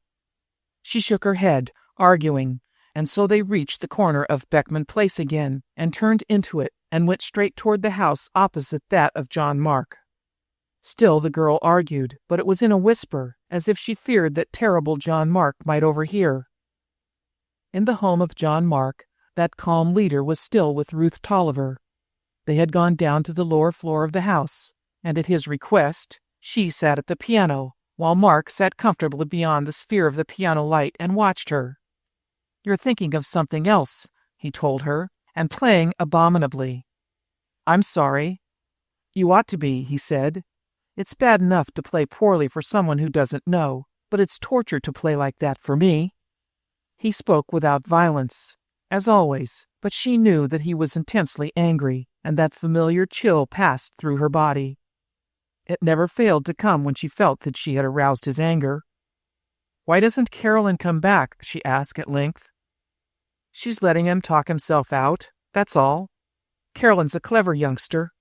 She knows how to let a man talk till his throat is dry, and then she'll smile and tell him it's impossible to agree with him. Yes, there are many possibilities in Carolyn." "You think Ronicky Doone is a gambler?" she asked, harking back to what he had said earlier. "I think so," answered John Mark, and again there was a tightening in the muscles around his mouth. "A gambler has a certain way of masking his own face and looking at yours, as if he were dragging your thoughts out through your eyes. Also, he's very cool. He belongs at a table with cards on it, and the stakes high." The door opened. "Here's young Rose. He'll tell us the truth of the matter. Has she come back, Rose?" The young fellow kept far back in the shadow, and when he spoke, his voice was uncertain, almost to the point of trembling. "No," he managed to say. "She ain't come back, Chief." Mark stared at him for a moment, and then slowly opened a cigarette case and lighted a smoke. "Well," he said, and his words were far more violent than the smooth voice. "Well, idiot, what did she do?" "She done a fadeaway, Chief, in the house across the street. Went in with that other gent." "He took her by force?" asked John Mark. "Nope. She slipped in quick enough, all by herself. He went in last." "Damnation," murmured Mark. "That's all, Rose." His follower vanished through the doorway and closed the door softly after him. John Mark stood up and paced quietly up and down the room. At length he turned abruptly on the girl. "Good night. I have business that takes me out." "What is it?" she asked eagerly. He paused, as if in doubt as to how he should answer her, if he answered at all. "In the old days," he said at last, "when a man caught a poacher on his grounds, do you know what he did?" "No." "Shot him, my dear, without a thought, and threw his body to the wolves." "John Mark, do you mean—" "Your friend Ronicky, of course." "Only because Carolyn was foolish, are you going to—" "Carolyn? Tut tut. Carolyn is only a small part of it. He has done more than that. Far more, this poacher out of the West." He turned and went swiftly through the door. The moment it was closed, the girl buried her face in her hands. Chapter 15. The Girl Thief. Before the death sentence had been passed on him, Ronicky Doone stood before the door of his room, with the trembling girl beside him. "Wait here," he whispered to her. "Wait here while I go in and wake him up. It's going to be the greatest moment in his life. Bill Gregg is going to turn into the richest man in New York, all in one moment. But I don't dare go in. It will mean everything, but it's too late to turn back now. Besides, in your heart of hearts, you don't want to turn back, you know." Quickly he passed into the room and hurried to the bed of Bill Gregg. Under the biting grip of Doone's hand, Bill Gregg writhed to a sitting posture with a groan. Still he was in the throes of his dream, and only half awake. "I've lost her," he whispered. "You're wrong, idiot," said Ronicky softly. "You're wrong. You've won her. She's at the door now, waiting to come in." "Ronicky," said Bill Gregg, suddenly awake, "you've been the finest friend a man ever had. But if you make a joke out of her, I'll wring your neck." "Sure you would, but before you do that, jump into your clothes and open the door." Sleep was still thick enough in the brain of Bill Gregg to make him obey automatically. He stumbled into his clothes and then shambled dizzily to the door and opened it. As the light from the room struck down the hall, Ronicky saw his friend stiffen to his full height and strike a hand across his face. "Stars and stripes!" exclaimed Bill Gregg. "The days of miracles ain't over." Ronicky Doone turned his back and went to the window. Across the street rose the forbidden face of the house of John Mark, and it threatened Ronicky Doone like a clenched hand, brandished against him. The shadow under the upper gable was like the shadow under a frowning brow. In that house worked the mind of John Mark. Certainly Ronicky Doone had won the first stage of the battle between them, but there was more to come, much more of that battle, and who would win in the end was an open question. He made up his mind grimly that, whatever happened, he would first ship Bill Gregg and the girl out of town, then act as the rear guard to cover their retreat. When he returned, they had closed the door and were standing back from one another, with such shining eyes that the heart of Ronicky Doone leaped. If, for a moment, doubt of his work came to him, it was banished as they glanced toward him. "I don't know how he did it," Bill Gregg was stammering, "but here it is, done. Bless you, Ronicky." "A minute ago," Ronicky said, "it looked to me like the lady didn't know her own mind, but that seems to be over." "I found my mind in the moment I saw him," said the girl. Ronicky studied her in wonder. There was no embarrassment, no shame to have confessed herself. She had the clear brow of a child. Suddenly it seemed to Ronicky that he had become an old man, and these were two children under his protection. He struck into the heart of the problem at once. "The main point," he said, "is to get the two of you out of town as quick as we can. Out west in Bill's country, he can take care of you, but back here this John Mark is a devil and has the strength to stop us. How quick can you go, Carolyn?" "I can never go," she said, "as long as John Mark is alive." "Then he's as good as dead," said Bill Gregg. "We both have guns, and no matter how husky John Mark may be, we'll get him." The girl shook her head. All the joy had gone out of her face and left her wistful and misty-eyed. "You don't understand, and I can't tell you. You can never harm John Mark." "Why not?" asked Bill Gregg. "Has he got 1,000 men around him all the time? Even if he has, there's ways of getting at him." "Not 1,000 men," said the girl. "But, you see, he doesn't need help. He's never failed. That's what they say of him. John Mark, the man who is never lost. Listen to me, said Ronicky angrily. Seems to me that everyone stands around and gapes at this man with the sneer a terrible lot, without a pile of good reason behind him. Never failed? Why, lady, here's one night when he's failed, and failed bad. He's lost you. No, said Carolyn. Not lost you? Asked Bill Gregg. Say, you ain't figuring on going back to him. I have to go back. Why? Demanded Gregg. It's because of you, interrupted Ronicky Doone. She knows that if she leaves you, Mark will start on your trail. Mark is the name of the gent with the sneer, Bill. He's got to die then, Ronicky. I've been figuring on the same thing for a long time, but he'll die hard, Bill. Don't you see? Asked the girl. Both of you are strong men and brave, but against John Mark, I know that you're helpless. It isn't the first time people have hated him. Hated? Who does anything but hate him? But that doesn't make any difference. He wins. He always wins, and that's why I've come to you. She turned to Bill Gregg, but such a sad resignation held her eyes that Ronicky Doone bowed his head. I've come to tell you that I love you, that I have always loved you, since I first began writing to you. All of yourself showed through your letters, plain and strong and simple and true. I've come tonight to tell you that I love you, but that we can never marry. Not that I fear him for myself, but for you. Listen here, said Bill Gregg. Ain't there police in this town? What could they do? In all of the things which he has done, no one has been able to accuse him of a single illegal act. At least no one has ever been able to prove a thing. And yet he lives by crime. Does that give you any idea of the sort of man he is? A low hound, said Bill Gregg bitterly. That's what he shows to be. Tell me straight, said Ronicky. What sort of hold has he got over you? Can you tell us? I have to tell you, said the girl gravely, if you insist, but won't you take my word for it and ask no more?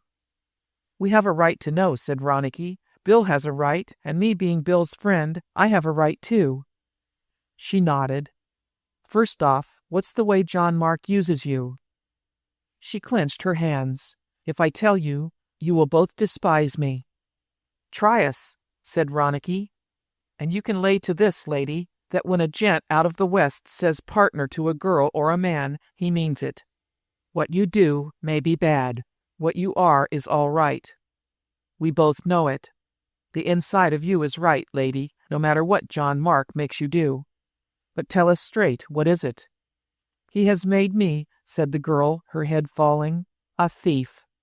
Ronicky saw Bill Gregg wince, as if someone had struck him in the face. And he himself waited, curious to see what the big fellow would do. He had not long to wait. Gregg went straight to the girl and took her hands. Do you think that makes any difference? He asked. Not to me, and not to my friend Ronicky. There's nothing behind it. Tell us that. There is something behind it, said the girl, and I can't say how grateful I am to both of you for trusting me. I have a brother. He came to New York to work, found it easy to spend money, and spent it. Finally, he began sending home for money. We are not rich, but we gave him what we could. It went on like that for some time. Then one day, a stranger called at our house, and it was John Mark. He wanted to see me, and when we talked together, he told me that my brother had done a terrible thing. What it was, I can't even tell you. I wouldn't believe at first, though he showed me what looked like proofs. At last I believed enough to agree to go to New York and see for myself. I came here and saw my brother and made him confess. What it was, I can't tell you. I can only say that his life is in the hand of John Mark. John Mark has only to say 10 words, and my brother is dead. He told me that. He showed me the hold that Mark had over him and begged me to do what I could for him. I didn't see how I could be of use to him, but John Mark showed me. He taught me to steal, and I have stolen. He taught me to lie, and I have lied. And he has me still in the hollow of his hand. Do you see? And that's why I say it's hopeless. Even if I could fight against John Mark, which no one can, you couldn't help me. The moment you strike him, he strikes my brother. Curse him, exclaimed Ronicky. "Curse the hound." Then he added, "There's just one thing to do, first of all. You got to go back to John Mark. Tell him that you came over here. Tell him that you seen Bill Gregg, but you only came to say goodbye to him, and ask him to leave town and go west. Then, tomorrow, we'll move out, and he may think that we've gone. Meantime, the thing you do is give me the name of your brother and tell me where I can find him. I'll hunt him up. Maybe something can be done for him. I don't know, but that's where we've got to try." "But," she began. "Do what he says," whispered Bill Gregg. "I've doubted Ronicky before, but look at all he's done." "Do what he says, Carolyn." "It means putting him in your power," she said at last, "just as he was put in the power of John Mark. But I trust you. Give me a slip of paper, and I'll write on it what you want." Chapter 16. Disarming Suspicion. From the house across the street, Carolyn Smith slipped out upon the pavement and glanced wearily about her. The street was empty, quieter and more village-like than ever, yet she knew perfectly well that John Mark had not allowed her to be gone so long without keeping watch over her. Somewhere from those blank faces of the houses across the street, his spies kept guard over her movements. Here she glanced sharply over her shoulder, and it seemed to her that a shadow flitted into the door of the basement, further up the street. At that, she fled and did not stop running until she was at the door of the house of Mark. Since all was quiet, up and down the street, she paused again, her hand upon the knob. To enter meant to step back into the life which she hated. There had been a time when she had almost loved the life to which John Marks had introduced her. There had been a time when she rejoiced in the nimbleness of her fingers, which had enabled her to become an adept thief. And by doing so, she had kept the life of her brother from danger, she verily believed. She was still saving him, and so long as she worked for John Mark, she knew that her brother was safe, yet she hesitated long at the door.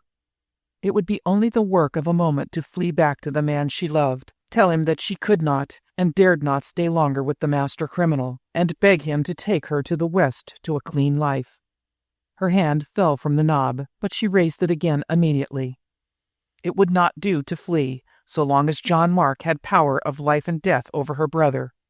If Ronicky Doone, as he promised, was able to inspire her brother with the courage to flee from New York, give up his sporting life and seek refuge in some far-off place, then indeed she would go with Bill Gregg to the ends of the earth and mock the cunning fiend who had controlled her life so long. The important thing now was to disarm him of all suspicion, make him feel that she had only visited Bill Gregg in order to say farewell to him. With this in her mind, she opened the front door and stepped into the hall, always lighted with ominous dimness.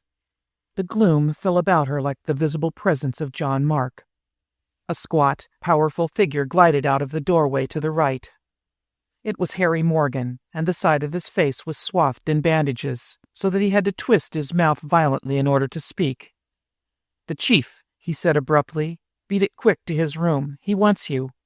"Why?" asked Carolyn, hoping to extract some grain or two of information from the henchman. "Listen, kid," said the sullen criminal. "Do you think I'm a nut to blow what I know? You beat it, and he'll tell you what he wants." The violence of his voice, however, had given her clues enough to the workings of the chief's mind. She had always been a favored member of the gang, and the men had whistled attendance on her hardly less than upon Ruth Tolliver herself. This sudden harshness in the language of Harry Morgan told her that too much was known, or guessed. A sudden weakness came over her. "I'm going out," she said, turning to Harry Morgan, who had sauntered over to the front door. "Are you?" he asked. "I'm going to take one turn up the block. I'm not sleepy yet," she repeated, and put her hand on the knob of the door. "Not so you could notice it, you ain't," retorted Morgan. "We've taken lip enough from you, kid. Your day's over. Go up and see what the chief has to say, but you ain't going through this door unless you walk over me." "Those are orders?" she asked, stepping back, with her heart turning cold. "Think I'm doing this on my own hook?" She turned slowly to the stairs. With her hand on the balustrade, she decided to try the effect of one personal appeal. Nerving herself, she whirled and ran to Harry Morgan. "Harry," she whispered, "let me go out until I've worked up the courage. You know he's terrible to face when he's angry, and I'm afraid, Harry. I'm terribly afraid." "Are you?" asked Morgan. "Well, you ain't the first. So go and take your medicine like the rest of us been doing time and time running." There was no help for it. She went wearily up the stairs to the room of the master thief. There she gave the accustomed rap with the proper intervals. Instantly, the cold, soft voice, which she knew and hated so, called her to enter. She found him in the act of putting aside his book. He was seated in a deep easy-chair. A dressing gown of silk and a pair of horn-rimmed spectacles gave him the look of owlish wisdom, with a touch of the owl's futility of expression likewise. He rose, as usual, with all his courtesy. She thought at first, as he showed her to a chair, that he was going to take his usual damnable tack of pretending ignorance in order to see how much she would confess. However, tonight this was not his plan of battle. The moment she was seated, he removed his spectacles, drew a chair close to hers, and sat down, leaning far forward. "Now, my dear foolish girl," said the master thief, smiling benevolently upon her, "what have you been doing tonight to make us all miserable?" She knew at once that he was aware of every move she had made, from the first to the last. It gave her firmness to tell the lie with suavity. "It's a queer yarn, John," she said. "I'm used to queer yarns," he answered. "But where have you been all this time? It was only to take 5 minutes, I thought." She made herself smile. "That's because you don't know Ronicky Doone, John." "I'm getting to know him, however," said the master, "and before I'm done, I hope to know him very well indeed." "Well, he has a persuasive tongue. I think I noticed that for myself. And when he told me how poor Bill Gregg had come clear across the continent—" "No wonder you were touched, my dear. New Yorkers won't travel so far, will they? Not for a girl, I mean." "Hardly, but Ronicky Doone made it such a sad affair that I promised I'd go across and see Bill Gregg." "Not in his room? I knew you wouldn't let him come to see me here. Never presuppose what I'll do, but go on. I'm interested, very, just as much as if Ronicky Doone himself were telling me."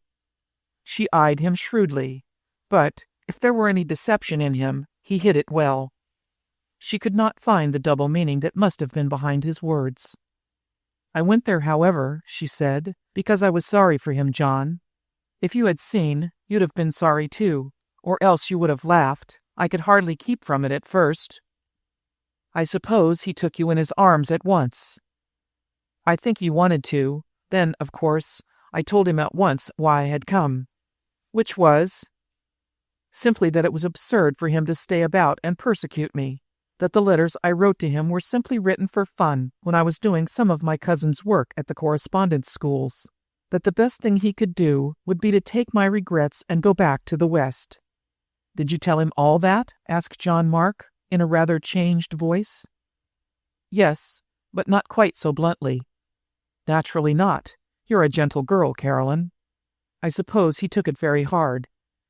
"Very, but in a silly way. He's full of pride, you see. He drew himself up and gave me a lecture about deceiving men." "Well, since you have lost interest in him, it makes no difference."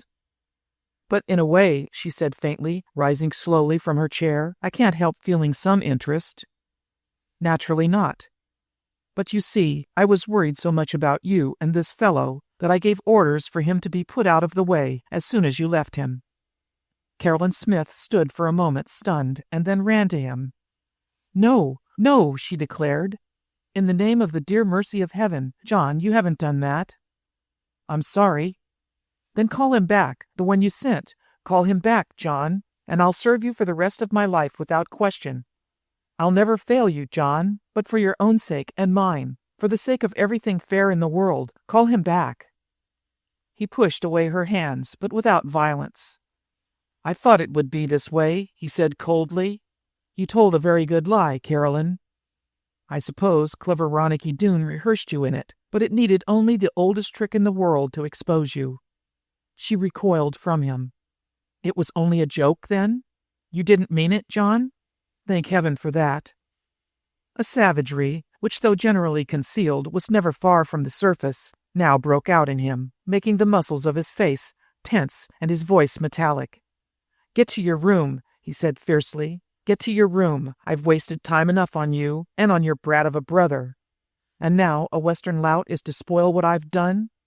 I've a mind to wash my hands of all of you and sink you.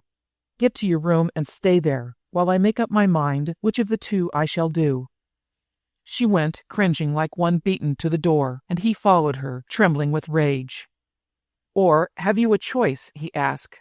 "Brother or lover? Which shall it be?" She turned and stretched out her hands to him, unable to speak, but the man of the sneer struck down her arms and laughed in her face. In mute terror, she fled to her room. Chapter 17. Old Scars. In his room, Bill Gregg was striding up and down, throwing his hands toward the ceiling. Now and then, he paused to slap Ronicky Doone on the back. "It's fate, Ronicky," he said over and over again. "Thinking of waking up and finding the girl you loved and lost waiting for you? It's the dead come to life. I'm the happiest man in the world. Ronicky, old boy, one of these days I'll be able—" He paused, stopped by the solemnity of Doone's face. "What's wrong, Ronicky?" "I don't know," said the other gloomily. He rubbed his hands slowly, as if to bring back the circulation to numbed limbs. "You act like you're sick, Ronicky." "I'm getting bad luck signs, Bill. That's the short of it." "How come?" "The old scars are prickling." "Scars? What scars?" "Ain't you noticed 'em?" It was bedtime, so Ronicky Doone took off his coat and shirt. The rounded body, alive with playing muscles, was striped here and there with white streaks, scars left by healed wounds. "At your age? A kid like you with scars?" Bill Gregg had been asking, and then he saw the exposed scars and gasped. "How come, Ronicky," he asked huskily in his astonishment, "that you got all those and you ain't dead yet?" "I don't know," said the other. "I wonder a pile about that myself. Fact is, I'm a lucky gent, Bill Gregg. They say back yonder in your country that you ain't never been beaten, Ronicky. They sure say a lot of foolish things, just to hear themselves talk, partner. Gent gets pretty good with a gun, then they say he's the best that ever breathed, that he's never been beat. But they forget things that happened just a year back. No, sir, I sure took my lickings when I started. But doggone it, Ronicky, you ain't yet 24 now." "Between 16 and 22, I spent a pile of time in bed, Bill, and you can lay to that." "And you kept practicing?" "Sure, when I found out that I had to. I never liked shooting much. Hated to think of having a gent's life right inside the crook of my trigger finger. But when I seen that I had to get good, why, I just let go all holds and practiced day and night. And I still got to practice." "I seen that," said Bill Gregg. "Every day for an hour or two you work out with your guns." "It's like being a musician," said Ronicky without enthusiasm. "I heard about it once. Suppose a gent works up to be a fine musician, maybe at the piano. You'd think when he got to the top and knew everything, he could lay off and take things easy the rest of his life. But not him. Nope, he's got to work like a slave every day." "But how come you felt them scars pricking you as a bad luck sign, Ronicky?" he asked after a time. "Is there anything that's gone wrong, far as you can see?" "I don't know," said Ronicky gravely. "Maybe not, and maybe so. I ain't a prophet. But I don't like having everything so smooth, not when they's a gent like the man with the sneer on the other end of the wire. It means he's holding back some cards on us, and I'd sure like to see the color of what he's got. What I'm going to work for is this, Bill, to get Carolyn's brother, Jerry Smith, and wrestle him out of town. But how can you do that when John Mark has a hold on him? That's a pile of bunk, Bill. I figure Mark is just bluffing. He ain't going to turn anybody over to the police. Less he has to do with the police, the happier he'll be. You can lay to that. Matter of fact, he's been loaning money to Carolyn's brother. You heard her say that. Also, He thinks that Mark is the finest and most generous gent that ever stepped. Probably a selfish skunk of a spoiled kid, this brother of hers. Most like he puts Mark up as some sort of an ideal. Well, the thing to do is get hold of him and wake him up and pay off his debts to Mark, which most like run to several thousand. Several thousand, Ronicky? But where'll we get the money? You forget that I can always get money. It grows on bushes for me, he grinned at Bill Gregg. Once we get Jerry Smith, then the whole gang of us will head straight west, as fast as we can step. Now let's hit the hay. Never had the mind of Ronicky Doone worked more quickly and surely to the point. The case of Jerry Smith was exactly as he had surmised. As for the crime of which John Mark knew, and which he held like a club over Jerry Smith, it had been purely and simply an act of self-defense. But, to Carolyn and her brother, Mark had made it seem clear that the shadow of the electric chair was before the young fellow. Mark had worked seriously to win Carolyn. She was remarkably dexterous. She was the soul of courage. And, if he could once make her love her work, she would make him rich. In the meantime, she did very well indeed, and he strengthened his hold on her through her brother. It was not hard to do. If Jerry Smith was the soul of recklessness, he was the soul of honor also, in many ways. John Mark had only to lead the boy toward a life of heavy expenditures and gaming, lending him from time to time the wherewithal to keep it up. In this way he anchored Jerry as a safeguard to windward in case of trouble. But now that Ronicky Doone had entered the tangle, everything was changed. That clear-eyed fellow might see through the very bottom of Mark's Tidewater plans. He might step in and cut the Gordian knot, simply paying off Jerry's debts. Telling the boy to laugh at the danger of exposure, Doone could snatch him away to the west. So Mark came to forestall Ronicky by sending Jerry out of town and out of reach for the time being. He would not risk the effect of Ronicky's tongue. Had not Carolyn been persuaded under the very eyes of this strange Westerner? The very next morning John Mark went straight to the apartment of his protégé. It was his own man, Northrop, who answered the bell and opened the door to him. He had supplied Northrop to Jerry Smith immediately after Carolyn accomplished the lifting of the Larigan emeralds. That clever piece of work proved the worth of the girl and made it necessary to spare no expense on Jerry. So he had given him the tired and proven Northrop. The moment he looked into the grinning face of Northrop, he knew that the master was not at home, and both the chief and the servant relaxed. They were friends of too long a term to stand on ceremony. "There was no one here?" asked Mark, as a matter of form. "Not a soul. The kid skipped. Not a soul in the house." "Suppose he were to come up behind the door and hear you talk about him like this, Northrop. He'd trim you down nicely, eh?" "Him?"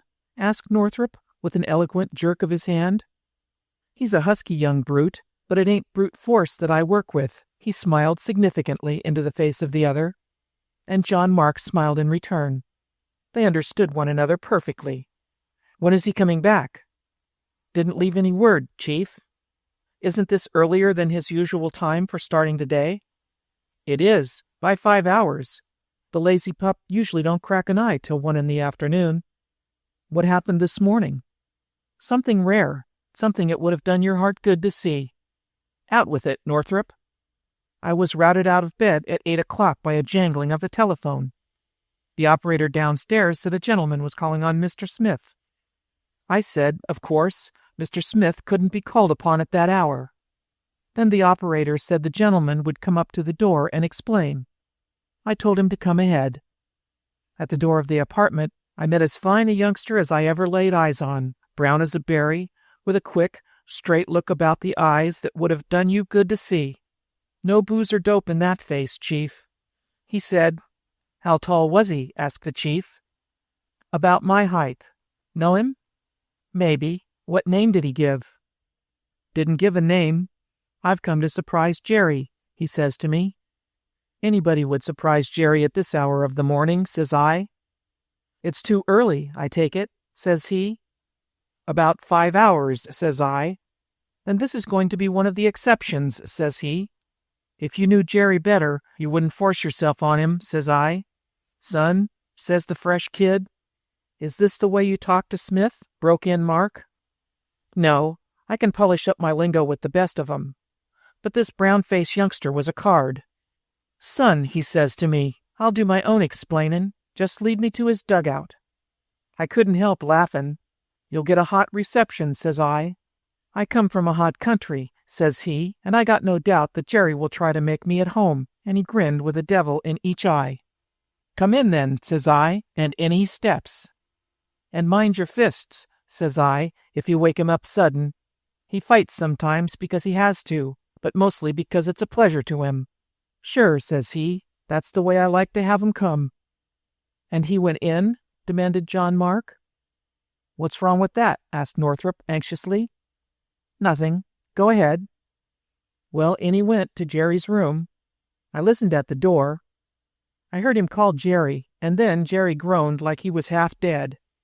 I don't know you, says Jerry. You will before I'm through with you, says the other. Who the devil are you? Asked Jerry. Doone is my name, says he. Then go to the devil till 1 o'clock, says Jerry. And come back then if you want to. Here's my time for a beauty sleep. If it's that time, says Doone, you'll have to go ugly today. I'm here to talk. I heard Jerry sit up in bed. Now what the devil's the meaning of this? He asked. Are you awake? Says Doone. Yes, but be hung to you, says Jerry. Don't be hanging me, says Doone. You just mark this day down in red. It's a lucky one for you, son. And how do you mean that? Says Jerry, and I could hear by his voice he was choking. He was that crazy mad. Because it's the day you met me, says Doone. That's why it's a lucky one for you. Listen to me, says Jerry. Of all the nervy, cold-blooded fakers that ever stepped, you're the nerviest. Thanks, says Doone. I think I am doing pretty well. If I wanted to waste time, says Jerry, I'd get up and throw you out. It's a wise man, says Doone, that does his talkin' from the other side of a rock. Well, says Jerry, do you think I can't throw you out? Anyway, says Doone, I'm still here. I heard the spring squeal as Jerry went bouncing out of bed. For a minute they wrestled, and I opened the door. What I see was Jerry lying flat and Doone sitting on his chest, as calm and smiling as you please. I closed the door quick. Jerry's too game a boy to mind being licked fair and square, but, of course, he'd rather fight till he died than have me or anybody else see him give up. I don't know how you got there, says Jerry, but if I don't kill you for it later on, I'd like to shake hands with you. It was a good trick. The gent that taught me near busted me in two with the trick of it, said Doone. Suppose I let you up. Is there to be handshaking or fightin'? My wind is gone for half an hour, says Jerry, and my head is pretty near jarred loose from my spinal column. I guess it'll have to be handshaking today. But I warn you, Doone, he says, someday I'll have it all out with you over again. Any time you mention, says Doone, but if you landed that left when you rushed in, I would have been on the carpet instead of you. And Jerry chuckles, feeling a pile better to think how near he had come to winning the fight. Wait till I jump under the shower, says Jerry, and I'll be with you again. Have you had breakfast? And what has brought you to me? And who the devil are you, Doone? Are you out of the West? He piles all the questions pretty thick and fast at Doone, and then I seen right off that him and Doone had made up to be pretty thick with each other. So I went away from the door and didn't listen any more. In about a half an hour, out they walk, arm in arm, like old pals. It was perfectly clear to John Mark that Ronicky had come there purposely to break the link between him and young Jerry Smith. It was perfectly plain why he wanted to do it. How much does Jerry owe me? He asked suddenly. The other drew out a pad and calculated for a moment. $7,842, he announced with a grin as he put back the pad. That's what he's sold himself for, up to this time. Too much in a way, and not enough in another way, replied John Mark. Listen, if he comes back, which I doubt, keep him here. Get him away from Ronicky. Dope him, dope them both. In any case, if he comes back here, don't let him get away. You understand? Nope. But I don't need to understand. I'll do it. John Mark nodded and turned toward the door. Chapter 18. The Spider's Web. Only the select attended the meetings at Fernand's. It was doubly hard to choose them. They had to have enough money to afford high play, and they also had to lose without a murmur. It made it extremely difficult to build up a clientele, but Fernand was equal to the task. He seemed to smell out the character of a man or woman, to know at once how much iron was in their souls. And following the course of an evening's play, Fernand knew the exact moment at which a man had had enough. It was never twice the same for the same man. A rich fellow who lost 20,000 one day and laughed at it might groan and curse if he lost 2,000 a week later. It was Fernand's desire to keep the groans and curses from being heard in his gaming house. He extracted wallets painlessly, so to speak. He was never crooked, and yet he would not have a dealer in his employ unless the fellow knew every good trick of running up a deck. The reason was that while Fernand never cheated in order to take money away from his customers, he very, very frequently had his men cheat in order to give money away. This sounds like a mad procedure for the proprietor of a gambling house, but there were profound reasons beneath it. For one of the maxims of Fernand, and like every gambler he had many of them, was that the best way to make a man lose money is first of all to make him win it. Such was Monsieur Frederick Fernand. And if many compared him to Falstaff, and many pitied the merry fat old man for having fallen into so hard a profession, yet there were a few who called him a bloated spider, holding his victims with invisible cords and bleeding them slowly to death.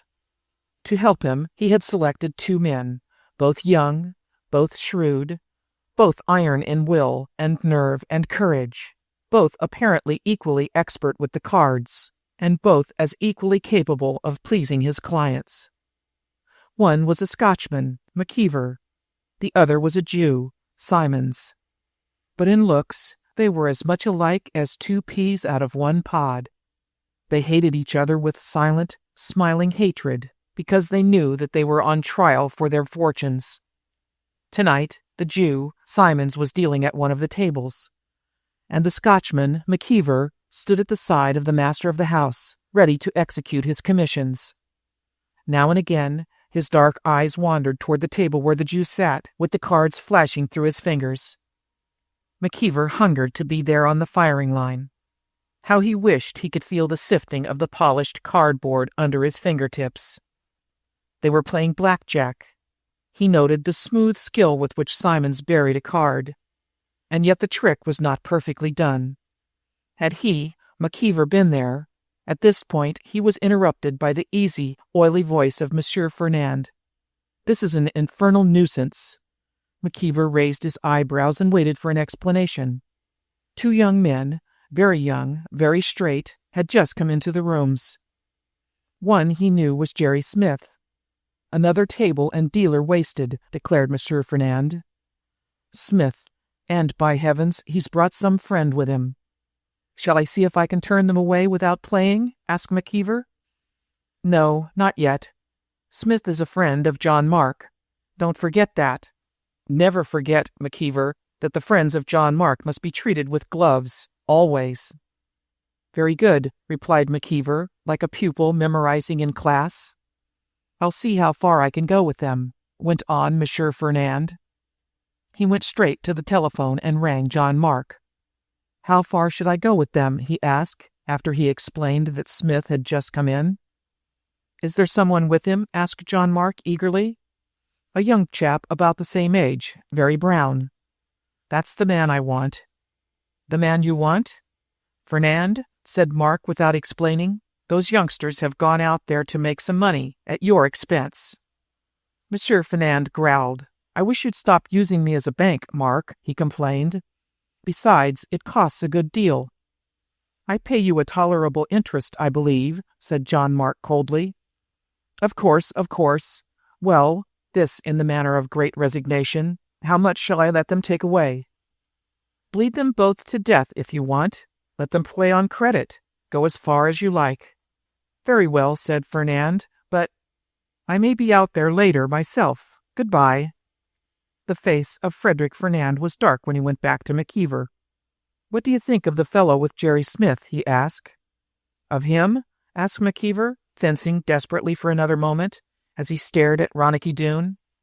The latter was idling at a table close to the wall, running his hands through a litter of magazines.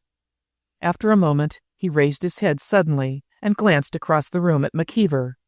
The shock of meeting glances is almost a physical thing. And the bold, calm eyes of Ronicky Doone lingered on McKeever and seemed to judge him and file that judgment away. McKeever threw himself upon the wings of his imagination. There was something about this fellow, or his opinion would not have been asked. What was it? "Well," asked Frederick Fernand peevishly, "what do you think of him?" "I think," said the other casually, "that he's probably a Western gunman, with a record as long as my arm." "You think that?" asked the fat man. "Well, I have an idea that you think right. There's something about him that suggests action. The way he looks about so slowly, that is the way a fearless man is apt to look, you know. Do you think you can sit at a table with Ronicky Doone, as they call him, and Jerry Smith, and win from them this evening? With any sort of luck. Leave luck out of it. John Mark has made a special request. Tonight, McKeever, it's going to be your work to make luck come to you. Do you think you can?" A faint smile began to dawn on the face of McKeever. Never in his life had he heard news so sweet to his ear. It meant, in brief, that he was to be trusted for the first time at real manipulation of the cards. His trust in himself was complete. This would be a crushing blow for Simons. "Mind you," the master of the house went on, "if you're caught at working—" "Nonsense," said McKeever happily. "They can't follow my hands." "This fellow Doone, I don't know. I'll take the chance. If you're caught, I turn you out. You hear? Are you willing to take the risk?" "Yes," said McKeever, very pale but determined. At the right moment, McKeever approached Jerry and Ronicky, dark, handsome, smoothly amiable. He was clever enough to make no indirect effort to introduce the topic. "I see that you gentlemen are looking about," he said. "Yonder is a clear table for us. Do you agree, Mr. Smith?" Jerry Smith nodded, and having introduced Ronicky Doone, the three started for the table which had been indicated. It was in an alcove, apart from the sweep of big rooms which were given over to the players. It lay, too, conveniently in range of the beat of Frederick Fernand, as he moved slowly back and forth over a limited territory and stopped here and there for a word, here and there for a smile. He was smoothing the way for dollars to slide out of wallets. Now he deliberately stopped the party in their progress to the alcove. "I have to meet you," he said to Ronicky. "You remind me of a friend of my father, a young Westerner, those many years ago. Same brown skin, same clear eye. He was a card expert, the man I'm thinking about. I hope you're not in the same class, my friend." Then he went on, laughing thunderously at his own poor jest. Particularly from the back as he retreated, he seemed a harmless fat man, very simple, very naive. But Ronicky Doone regarded him with an interest both cold and keen. And with much the same regard, after Fernand had passed out of view, the Westerner regarded the table at which they were to sit. In the alcove there were 3 wall lights, giving an ample illumination, too ample to suit Ronicky Doone. For McKeever had taken the chair with the back to the light. He made no comment, but taking the chair which was facing the lights, the chair which had been pointed out to him by McKeever, he drew it around on the far side, and sat down next to the professional gambler. Chapter 19. Stacked Cards. The game opened slowly. The first, second, and third hands were won by Jerry Smith. He tucked away his chips with a smile of satisfaction, as if the 3 hands were significant of the whole progress of the game. But Ronicky Doone pocketed his losses without either smile or sneer. He had played too often in games in the West which ran to high prices. Miners had come in with their belts loaded with dust, eager to bet the entire sum of their winnings at once. Ranchers, fat with the profits of a good sale of cattle, had wagered the whole amount in a single evening. As far as large losses and large gains were concerned, Ronicky Doone was ready to handle the bets of anyone other than millionaires, without a smile or a wince. The trouble with McKeever was that he was playing the game too closely. Long before, it had been a maxim of the chief that a good gambler should only lose by a small margin. That maxim McKeever, playing for the first time for what he felt were important stakes in the eyes of Fernand, followed too closely. Stacking the cards with the adeptness which years of practice had given him, he never raised the amount of his opponent's hand beyond his own order. A pair was beaten by a pair. Three of a kind was simply beaten by three of a kind of a higher order. And when a full house was permitted by his expert dealing to appear to excite the other gamblers, he himself indulged in no more than a superior grade of three of a kind. Half a dozen times these coincidences happened without calling for any distrust on the part of Ronicky Doone, but eventually he began to think. Steady training enabled his eyes to do what the eyes of an ordinary man could not achieve, and while to Jerry Smith all that happened in the deals of McKeever was the height of correctness, Ronicky Doone, at the seventh deal, awakened to the fact that something was wrong. He hardly dared to allow himself to think of anything for a time, but waited and watched, hoping against hope that Jerry Smith himself would discover the fraud which was being perpetrated on them. But Jerry Smith maintained a bland interest in the game. He had won between 200 and 300, and these winnings had been allowed by McKeever to accumulate in little runs, here and there. For nothing encourages a gambler towards reckless betting so much as a few series of high hands. He then begins to believe that he can tell, by some mysterious feeling inside, that one good hand presages another. Jerry Smith had not been brought to the point where he was willing to plunge, but he was very close to it. McKeever was gathering the youngster in the hollow of his hand, and Ronicky Doone, fully aware of all that was happening, felt a gathering rage accumulate in him. There was something doubly horrible in this cheating in this place. Ronicky set his teeth and watched. Plainly he was the chosen victim. The winnings of Jerry Smith were carefully balanced against the losses of Ronicky Doone. Hatred for this smooth-faced McKeever was waxing in him, and hatred in Ronicky Doone meant battle. An interruption came to him from the side. It came in the form of a brief rustling of silk, like the stir of wind, and then Ruth Tolliver's coppery hair and green eyes were before him. Ruth Tolliver in an evening gown and wonderful to look at. Ronicky Doone indulged himself with staring eyes as he rose to greet her. This, then, was her chosen work under the regime of John Mark. It was as a gambler that she was great. The uneasy fire in her eyes, the same fire that he had seen in Western gold camps, in Western gaming houses, and the delicate, nervous fingers took on a new meaning to him. That she had won heavily this evening he saw at once. The dangerous and impalpable flush of the gamester was on her face, and behind it burned a glow and radiance. She looked as if, having defeated men by the coolness of her wits and the favor of luck, she had begun to think that she could now outguess the world. Two men trailed behind her, stirring uneasily about when she paused at Ronicky's alcove table. "You found the place so soon?" she asked. "How's your luck?" "Not nearly as good tonight as yours." "Oh, I can't help winning. Every card I touch turns to gold this evening. I think I have the formula for it." "Tell me, then," said Ronicky quickly enough, for there was just a shadow of a backward nod of her head. "Just step aside. I'll spoil Mr. McKeever's game for him, I'm afraid." Ronicky excused himself with a nod to the other two and followed the girl into the next room. "I have bad news," she whispered instantly, "but keep smiling. Laugh if you can.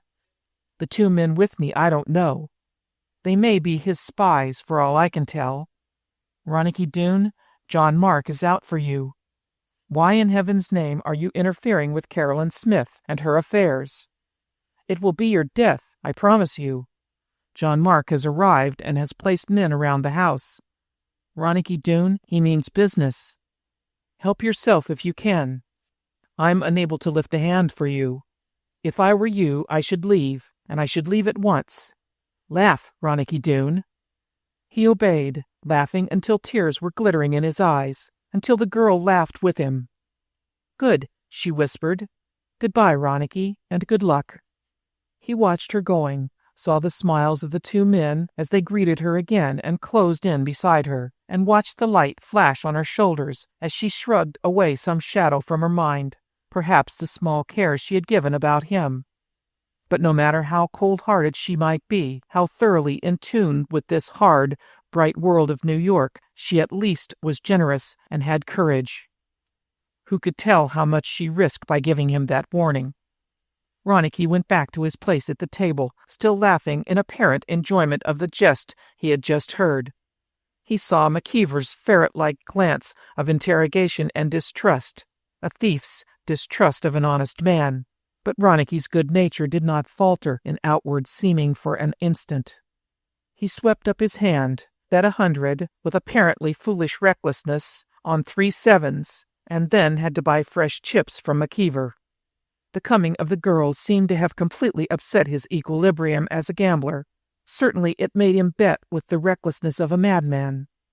And Frederick Fernand, glancing in from time to time, watched the demolition of Ronicky's pile of chips with growing complacence. Ronicky Doone had allowed himself to take heed of the room about him, and Frederick Fernand liked him for it. His beautiful rooms were pearls cast before swine, so far as most of his visitors were concerned. A moment later Ronicky had risen, went toward the wall, and drew a dagger from its sheath. It was a full 12 inches in length, that blade, and it came to a point drawn out thinner than the eye could follow. The end was merely a long glint of light. As for Ronicky Doone, he cried out in surprise, and then sat down, balancing the weapon in his hand and looking down at it, with the silent happiness of a child with a satisfying toy. Frederick Fernand was observing him. There was something remarkably likable in young Doone, he decided. No matter what John Mark said, no matter if John Mark was a genius in reading the characters of men, every genius could make a mistake. This, no doubt, was one of John Mark's mistakes. There was the free and careless thoughtlessness of a boy about this young fellow, and though he glanced down the glimmering blade of the weapon with a sort of sinister joy, Frederick Fernand did not greatly care. There was more to admire in the workmanship of the hilt than in 1,000 such blades, but a Westerner would have his eye on the useful part of the thing. "How much do you think that's worth?" asked McKeever. "Dunno," said Ronicky. "That's good steel." He tried the point, then snapped it under his thumbnail, and a little shiver of a ringing sound reached as far as Frederick Fernand. Then he saw Ronicky suddenly lean a little across the table, pointing toward the hand in which McKeever held the pack, ready for the deal. McKeever shook his head and gripped the pack more closely. "Do you suspect me of crooked work?" asked McKeever. He pushed back his chair. Fernand, studying his lieutenant in this crisis, approved of him thoroughly. He himself was in a quandary. Westerners fight, and a fight would be most embarrassing. "Do you think," began McKeever, "I think you'll keep that hand and that same pack of cards on the table till I've looked it over," said Ronicky Doone. "I've dropped a cold 1,000 to you, and you're winning it with stacked decks, McKeever." There was a stifled oath from McKeever as he jerked his hand back. Frederick Fernand was beginning to draw one breath of joy at the thought that McKeever would escape without having that pack, of all packs, examined, when the long dagger flashed in the hand of Ronicky Doone. It struck as a cat strikes when it hooks the fish out of the stream. He struck as the snapper on the end of a whiplash doubles back. And well and truly did the steel uphold its fame. The dull, chopping sound of the blow stood by itself for an instant. Then McKeever, looking down in horror at his hand, screamed and fell back in his chair. That was the instant when Frederick Fernand judged his lieutenant and found him wanting. A man who fainted in such a crisis as this was beyond the pale. Other people crowded past him. Frightened, desperate, he pushed on. At length his weight enabled him to squeeze through the rapidly gathering crowd of gamblers. The only nonchalant man of the lot was he who had actually used the weapon. For Ronicky Doone stood with his shoulders propped against the wall, his hands clasped lightly behind him. For all that, it was plain that he was not unarmed. A certain calm insolence about his expression told Frederick Fernand that the teeth of the dragon were not drawn. "Gents," he was saying in a mild voice, while his eyes ran restlessly from face to face, "I sure do hate to bust up a nice little party like this one has been, but I figure them cards are stacked. I got a pile of reasons for knowing, and I want somebody to look over them cards. Somebody that knows stacked cards when he sees 'em. Mostly it ain't hard to get onto the order of them being run up. I'll leave it, gents, to the man who runs the dump." And leaning across the table, he pushed the pack straight to Frederick Fernand. The latter set his teeth. It was very cunningly done to trap him. If he said the cards were straight, they might be examined afterward, and, if he were discovered in a lie, it would mean more than the loss of McKeever. It would mean the ruin of everything. Did he dare take the chance? Must he give up McKeever? The work of years of careful education had been squandered on McKeever. Fernand looked up, and his eyes rested on the calm face of Ronicky Doone. Why had he never met a man like that before? There was an assistant. There was a fellow with steel-cold nerve, worth 1,000 trained McKeevers. Then he glanced at the wounded man, cowering and hunched in his chair. At that moment the gambler made up his mind to play the game in the big way and pocket his losses. "Ladies and gentlemen," he said sadly, placing the cards back on the edge of the table, "I'm sorry to say that Mr. Doone is right. The pack has been run up. There it is for any of you to examine it. I don't pretend to understand. Most of you know that McKeever has been with me for years. Needless to say, he will be with me no more." And, turning on his heel, the old fellow walked slowly away, his hands clasped behind him, his head bowed. And the crowd poured after him to shake his hand and tell him of their unshakable confidence in his honesty. McKeever was ruined, but the house of Frederick Fernand was more firmly established than ever after the trial of the night. Chapter 20. Trapped. "Get the money," said Ronicky to Jerry Smith. "There it is." He pointed to the drawer where McKeever, as banker, had kept the money. The wounded man in the meantime had disappeared. "How much is ours?" asked Jerry Smith. "All you find there," answered Ronicky calmly. "But there's a big bunch, large bills, too. McKeever was loaded for bear. He loses, the house loses it. Out in my country, Jerry, that wouldn't be half of what the house would lose for a little trick like what's been played on us tonight. Not the half of what the house would lose, I tell you. He had us trimmed, Jerry, and out west we'd wreck this joint from head to heels." The diffident Jerry fingered the money in the drawer of the table uncertainly. Ronicky Doone swept it up and thrust it into his pocket. "We'll split straws later," said Ronicky. "Main thing we need right about now is action. This coin will start us." In the hall, as they took their hats, they found big Frederick Fernand in the act of dissuading several of his clients from leaving. The incident of the evening was regrettable, most regrettable, but such things would happen when wild men appeared. Besides, the fault had been that of McKeever.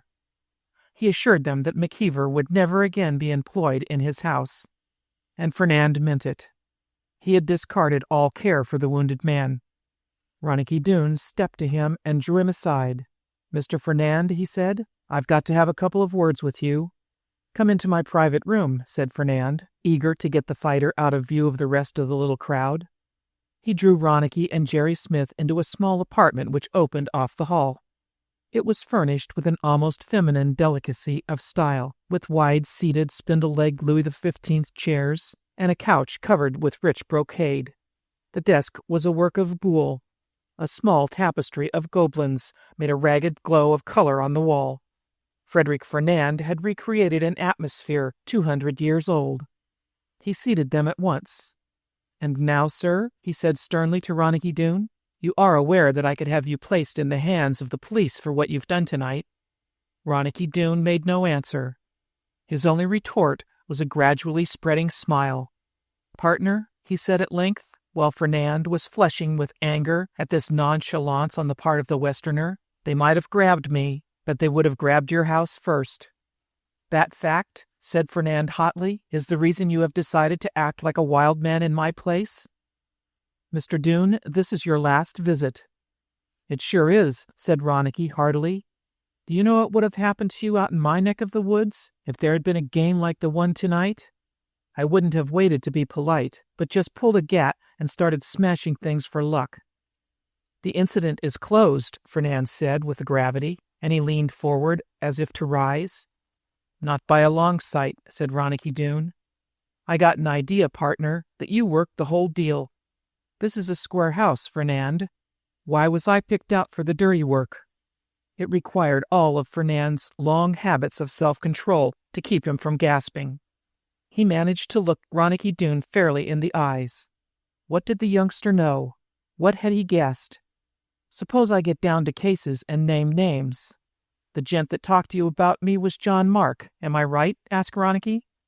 "Sir," said Fernand, thinking that the world was tumbling about his ears. "What infernal—" "I'm right," said Ronicky. "I can tell when I've hurt a gent by the way his face wrinkles up. I sure hurt you that time, Fernand. John Mark it was, eh?" Fernand could merely stare. He began to have vague fears that this young devil might have hypnotic powers, or be in touch with he knew not what unearthly source of information. "Out with it," said Ronicky, leaving his chair. Frederick Fernand bit his lip in thought. He was by no means a coward, and two alternatives presented themselves to him. One was to say nothing and pretend absolute ignorance. The other was to drop his hand into his coat pocket and fire the little automatic which nestled there. "Listen," said Ronicky Doone, "suppose I was to go a little further still in my guesses. Suppose I said I figured out that John Mark and his men might be scattered around the outside of this house, waiting for me and Smith to come out. What would you say to that?" "Nothing," said Fernand, but he blinked as he spoke. "For a feat of imagination as great as that, I have only a silent admiration. But if you have some insane idea that John Mark, a gentleman I know and respect greatly, is lurking like an assassin outside the doors of my house, or maybe inside 'em," said Ronicky, unabashed by this gravity. "If you think that," went on the gambler heavily, "I can only keep silence. But, to ease your mind, I'll show you a simple way out of the house. A perfectly safe way which you cannot doubt will lead you out unharmed. Does that bring you what you want?" "It sure does," said Ronicky. "Lead the way, Captain, and you'll find us right at your heels." He fell in beside Jerry Smith, while the fat man led on as their guide. "What does he mean by safe exit?" asked Jerry Smith. "You'd think we were in a smuggler's cave." "Worse," said Ronicky. "A pile worse, son. And they'll have to have some tunnels or something for getaways. This ain't a lawful house, Jerry." As they talked, they were being led down toward the cellar. They paused at last in a cool, big room, paved with cement, and the unmistakable scent of the underground was in the air. "Here we are," said the fat man, and so saying turned a switch which illuminated the room completely, and then drew aside a curtain which opened into a black cavity. Ronicky Doone approached and peered into it. "How does it look to you, Jerry?" he asked. "Dark, but good enough for me, if you're all set on leaving by some funny way." "I don't care how it looks," said Ronicky thoughtfully. "By the looks you can't make out nothin' most of the time, nothin' important. But they's ways of smellin' things, and the smell of this here tunnel ain't too good to me. Look again, and try to pry down the tunnel with your flashlight, Jerry." Accordingly, Jerry raised his little pocket electric torch and held it above his head. They saw a tunnel opening with raw dirt walls, and a floor and a rude framing of heavy timbers to support the roof. But it turned an angle and went out of view in a very few paces. "Go down there with your lantern and look for an exit," said Ronicky Doone. "I'll stay back here and see that we get our farewell all fixed up." The damp cellar air seemed to affect the throat of the fat man, and he coughed heavily. "Say, Ronicky," said Jerry Smith, "looks to me that they're carrying this pretty far. Let's take a chance on what we've got ahead of us." The fat man was chuckling. "You show a touching trust in me, Mr. Doone." Ronicky turned on him with an ugly sneer. "I don't like you, Fernand," he said. "There's nothing about you that looks good to me. If I knew half as much as I guess about you, I'd blow your head off and go out without even thinking about you again. But I don't know. Here you've got me up against it. We're going to go down that tunnel, but if it's blind, Fernand, and you trap us from this end, it will be the worst day of your life. Take this passage, Doone, or turn around and come back with me, and I'll show you some other ways of getting out. Ways that lie under the open sky, Doone. Would you like that better? Do you want starlight and John Mark, or a little stretch of darkness all by yourself?" asked Fernand. Ronicky Doone studied the face of Fernand, almost wistfully. The more he knew about the fellow, the more thoroughly convinced he was that Fernand was bad in all possible ways. He might be telling the truth now, however. Again, he might be simply tempting him on to a danger. There was only one way to decide. Ronicky, a gambler himself, mentally flipped a coin and nodded to Jerry. "We'll go in," he said, "but man, how my old scars are pricking." They walked into the moldy, damp air of the tunnel, reached the corner, and there the passage turned and ended in a blank wall of raw dirt, with a little apron of fallen debris at the bottom of it. Ronicky Doone walked first, and when he saw the passage obstructed in this manner, he whirled like a flash and fired at the mouth of the tunnel. A snarl and a curse told him that he had at least come close to his target, but he was too late. A great door was sliding rapidly across the width of the tunnel, and before he could fire a second time, the tunnel was closed. Jerry Smith was temporarily mad. He ran at the door, which had just closed, and struck the whole weight of his body against it.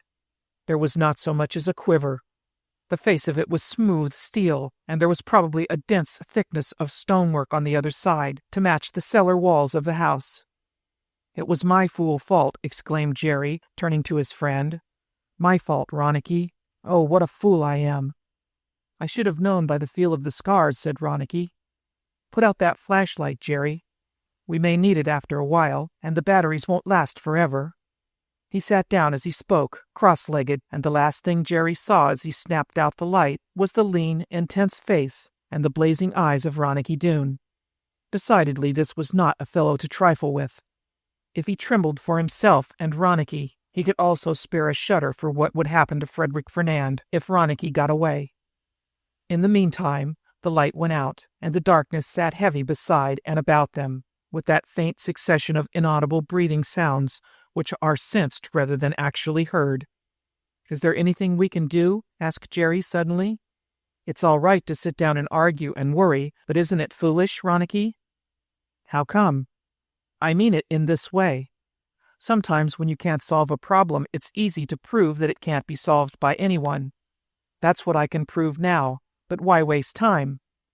"Have we got anything special to do with our time?" asked Ronicky dryly. "Well, my proof is easy. Here we are in hard-pan dirt, without any sort of tool for digging. So we sure can't tunnel out from the sides, can we?" "Looks most like we can't," said Ronicky, sadly. "And the only ways that are left are at the ends." "That's right. But one end is the unfinished part of the tunnel, and if you think we can do anything to the steel door—" "Hush up," said Ronicky. "Besides, there ain't any use in talking in a whisper either. No, it sure don't look like we could do much to that door. Besides, even if we could, I don't think I'd go. I'd rather take a chance against starvation than another trip to Fat Fernand's place. If I ever enter it again, son, you lay to it that he'll get me bumped off mighty pronto." Jerry Smith, after a groan, returned to his argument. "But that ties us up, Ronicky. The door won't work, and it's worse than solid rock. And we can't tunnel out from the side without so much as a pin to help us dig.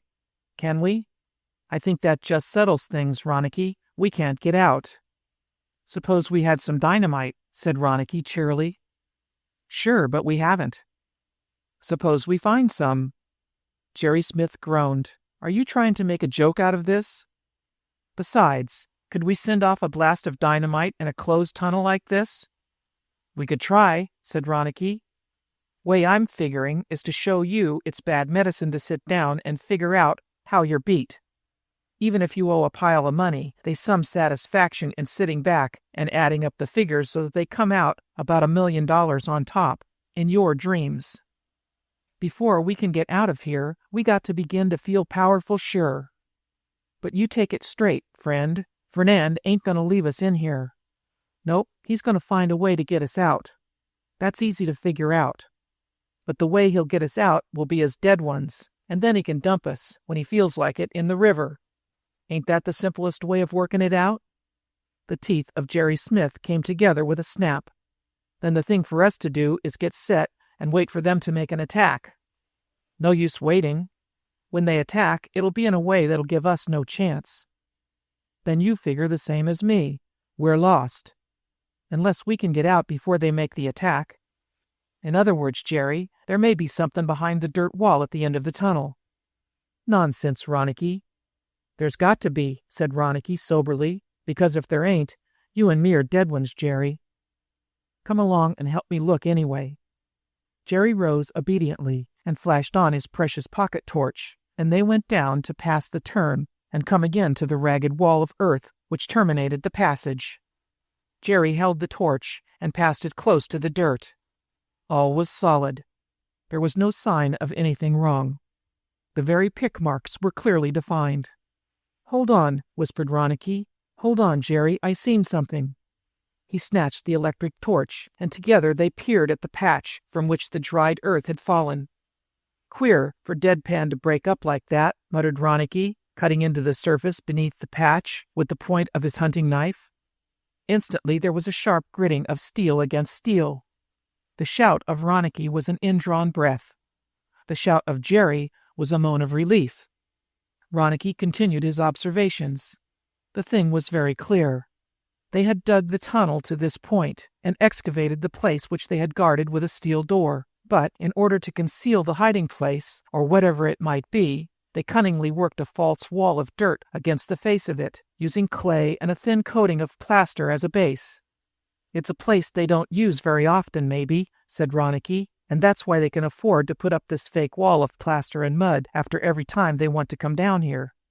Pretty clever to leave the little pile of dirt on the floor, just like it had been worked off by the picks, eh? But we've found 'em, Jerry, and now all we gotta do is get to the door and into whatever lies beyond." "We'd better hurry then," cried Jerry. "How come?" "Take a breath." Ronicky obeyed. The air was beginning to fill with a pungent and unmistakable odor of burning wood. Chapter 21. The Miracle. No great intelligence was needed to understand the meaning of it. Fernand, having trapped his game, was now about to kill it.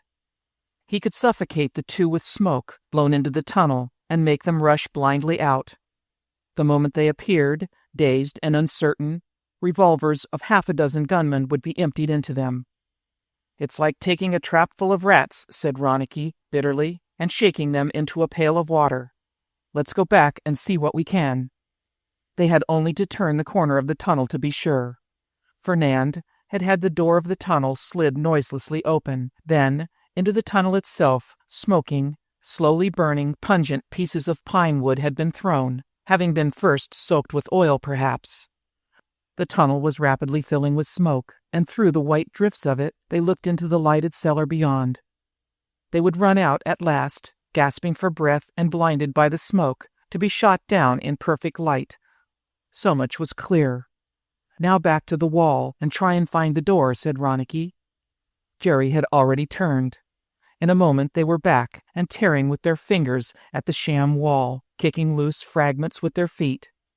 All the time, while they cleared a larger and larger space, they searched feverishly with the electric torch for some sign of a knob which would indicate a door, or some button or spring that might be used to open it.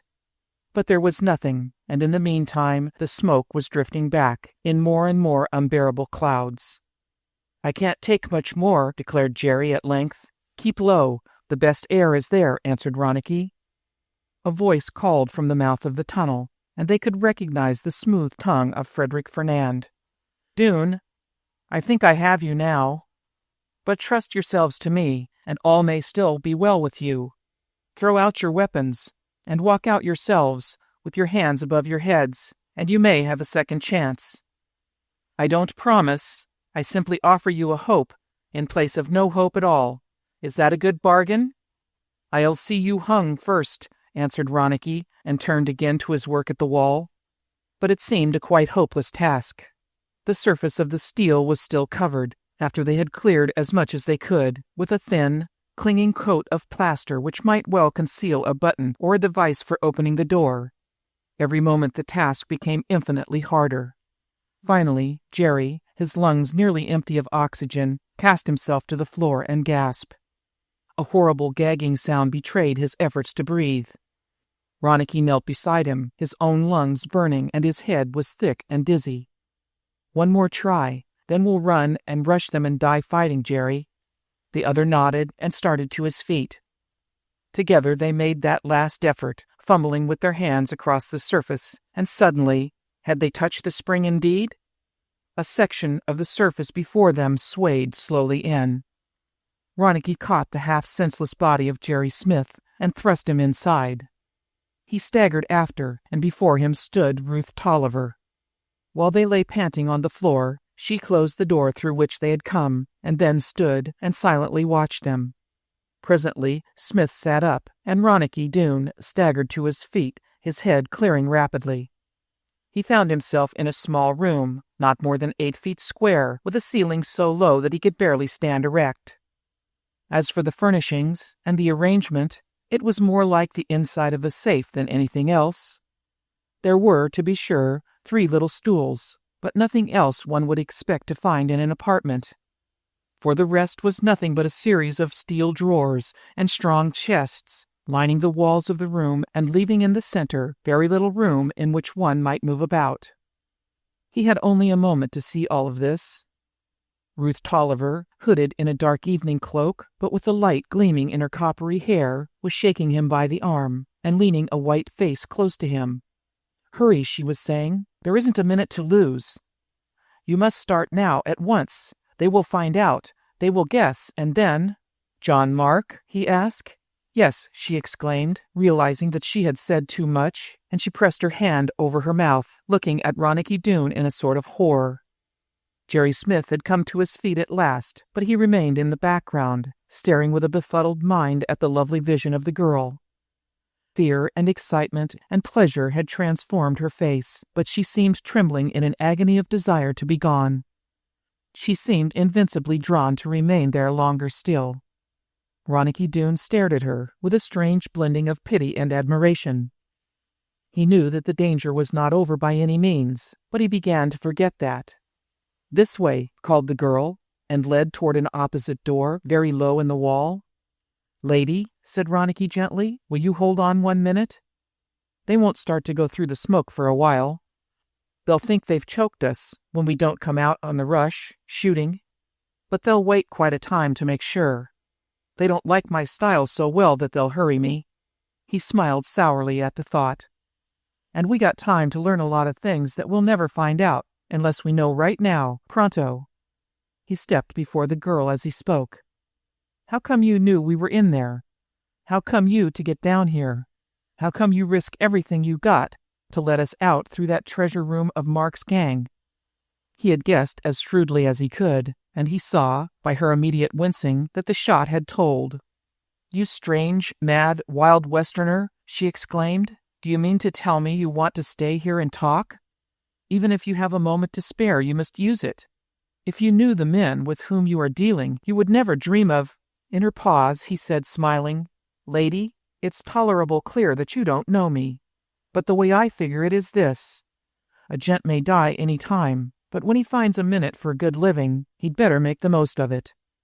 He knew by her eyes that she had guessed his meaning, but she wished to be certain. "What do you intend by that?" she asked. "It's tolerable simple," said Ronicky. "I've seen square things done in my life, but I've never yet seen a girl throw all she had to a good turn for a gent she's seen only once. You follow me, lady? I pretty near guess the trouble you're running into." "You guess what?" she asked. "I guess that you're one of John Mark's best cards. You're his chief gambler, lady, and he uses you on the big game." She had drawn back, one hand pressed against her breast, her mouth tight with the pain. "You have guessed all about me?" she asked faintly. "That means you despise me." "What folks do don't matter so much," said Ronicky. "It's the reason they have for doing the thing that matters, I figure, and the way they do it. I don't know how John Mark hypnotized you and made a tool out of you, but I know that you ain't changed by what you've done." Ronicky Doone stepped to her quickly and took both her hands. He was not, ordinarily, particularly forward with girls. Now he acted as gracefully as if he had been the father of Ruth Tolliver. "Lady," he said, "you saved 2 lives tonight. That's a tolerable lot to have piled up to anybody's credit. Besides, inside you're snow white. We've got to go, but I'm coming back. Will you let me come back?" "Never, never," declared Ruth Tolliver. "You must never see me. You must never see Carolyn Smith again. Any step you take in that direction is under peril of your life. Leave New York, Ronicky Doone. Leave it as quickly as you may, and never come back. Only pray that his arm isn't long enough to follow you." "Leave Carolyn?" he asked. "I'll tell you what you're going to do, Ruth. When you get back home, you're going to tell Carolyn that Jerry here has seen the light about Mark and that he has money enough to pay back what he owes." "But I haven't," Jerry broke in. "I have it," said Ronicky, "and that's the same thing." "I'll take no charity," declared Jerry Smith. "You'll do what I tell you," said Ronicky Doone. "You've been bothering enough, son." "Go tell Carolyn what I've said," he went on to the girl.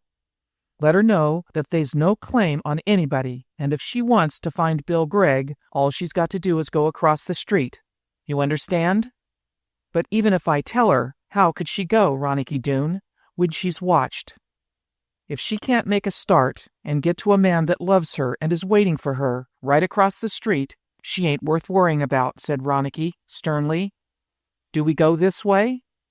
She hurried before them. "You've waited too long. You've waited too long," she kept whispering in her terror as she led them through the door, paused to turn out the light behind her, and then conducted them down a passage like that on the other side of the treasure chamber. It was all deadly black and deadly silent, but the rustle of the girl's dress as she hurried before them was their guide. And always her whisper came back, "Hurry, hurry. I fear it is too late." Suddenly they were climbing up a narrow flight of steps. They stood under the starlight in the backyard, with houses about them on all sides. "Go down that alley, and you will be on the street," said the girl. "Down that alley, and then hurry, run, find the first taxi. Will you do that? We'll sure go, and we'll wait for Carolyn Smith, and you too. Don't talk madness. Why will you stay? You risk everything for yourselves and for me." Jerry Smith was already tugging at Ronicky's arm to draw him away, but the Westerner was stubbornly pressing back to the girl. He had her hand and would not leave it. "If you don't show up, lady," he said, "I'll come to find you. You hear?" "No, no." "I swear." "Bless you, but never venture near again." "But oh, Ronicky Doone, I wish 10 other men in the whole world could be half so generous and wild as you." Suddenly her hand was slipped from his, and she was gone into the shadows. Down the alley went Jerry Smith, but he returned in an agony of dread to find that Ronicky Doone was still running here and there, in a blind confusion, probing the shadowy corners of the yard in search of the girl. "Come off, you wild man," said Jerry.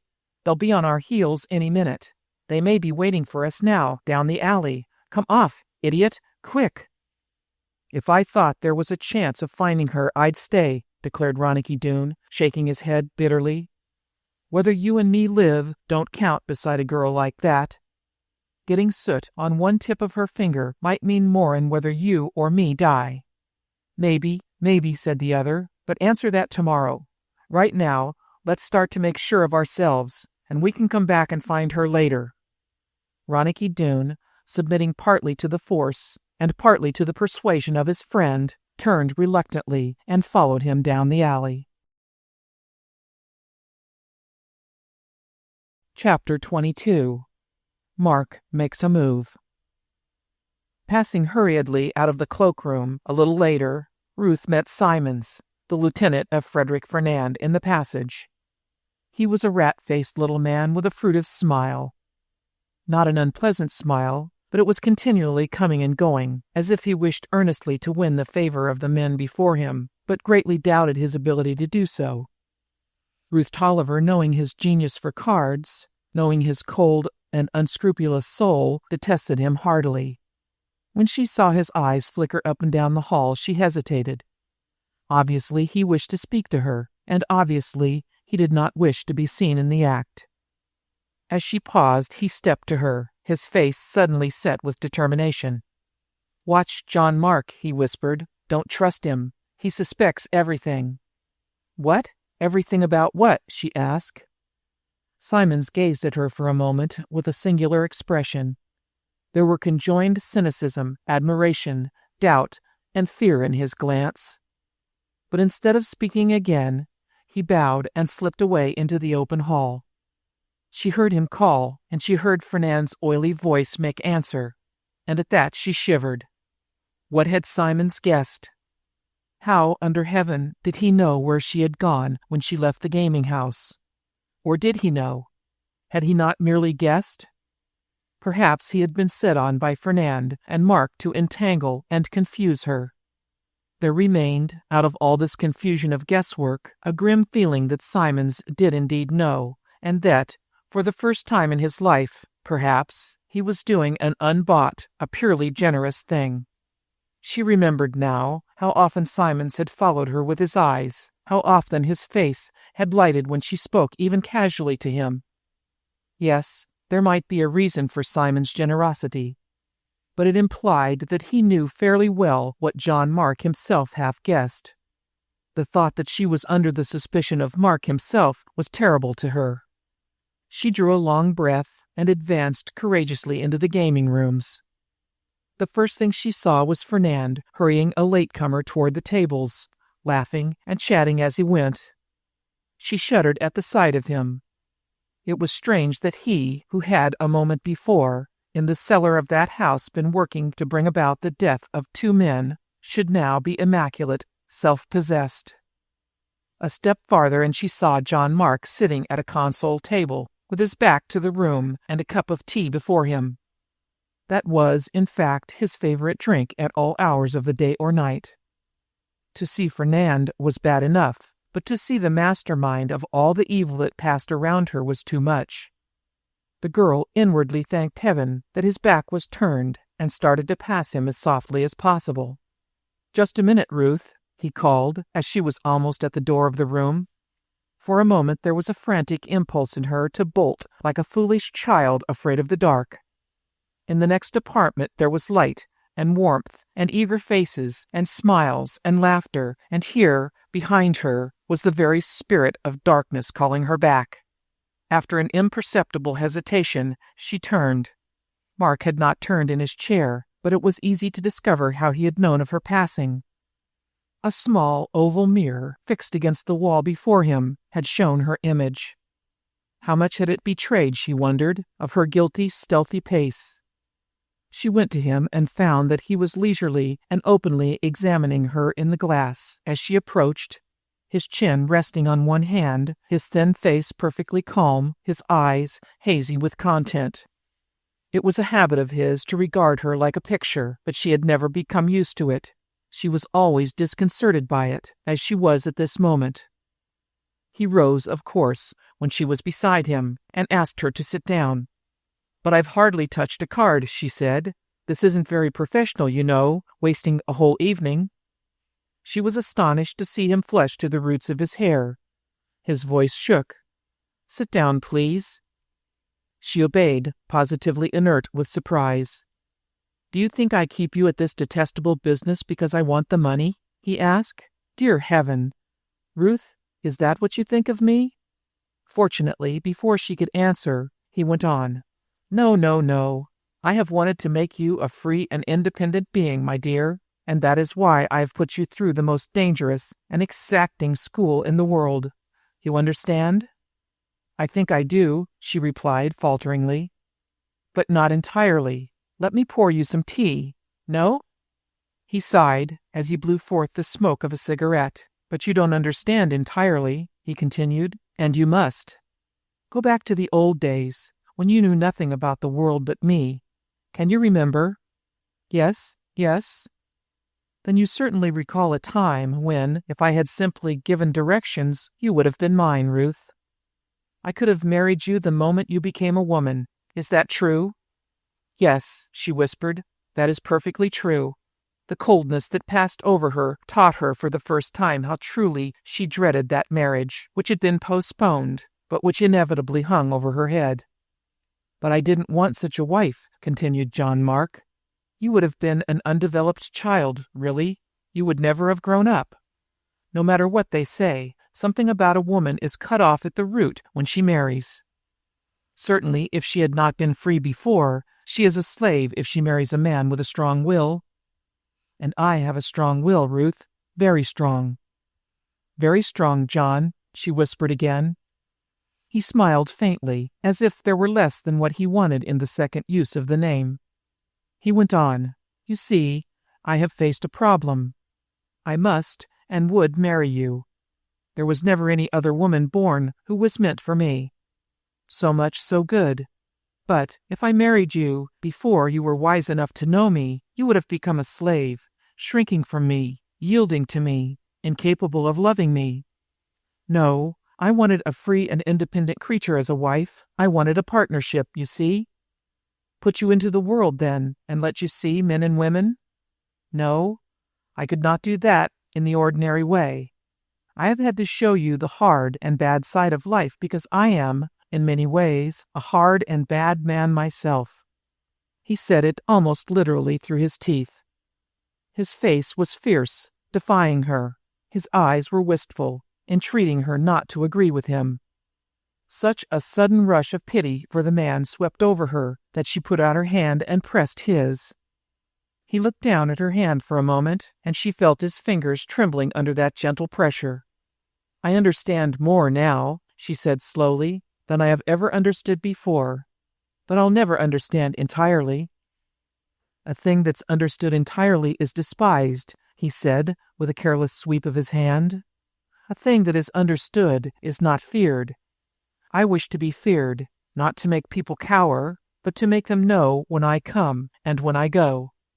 Even love is nothing without a seasoning of fear. For instance," he flushed as the torrent of his speech swept him into a committal of himself, "I'm afraid of you, dear girl. Do you know what I have done with the money you have won?"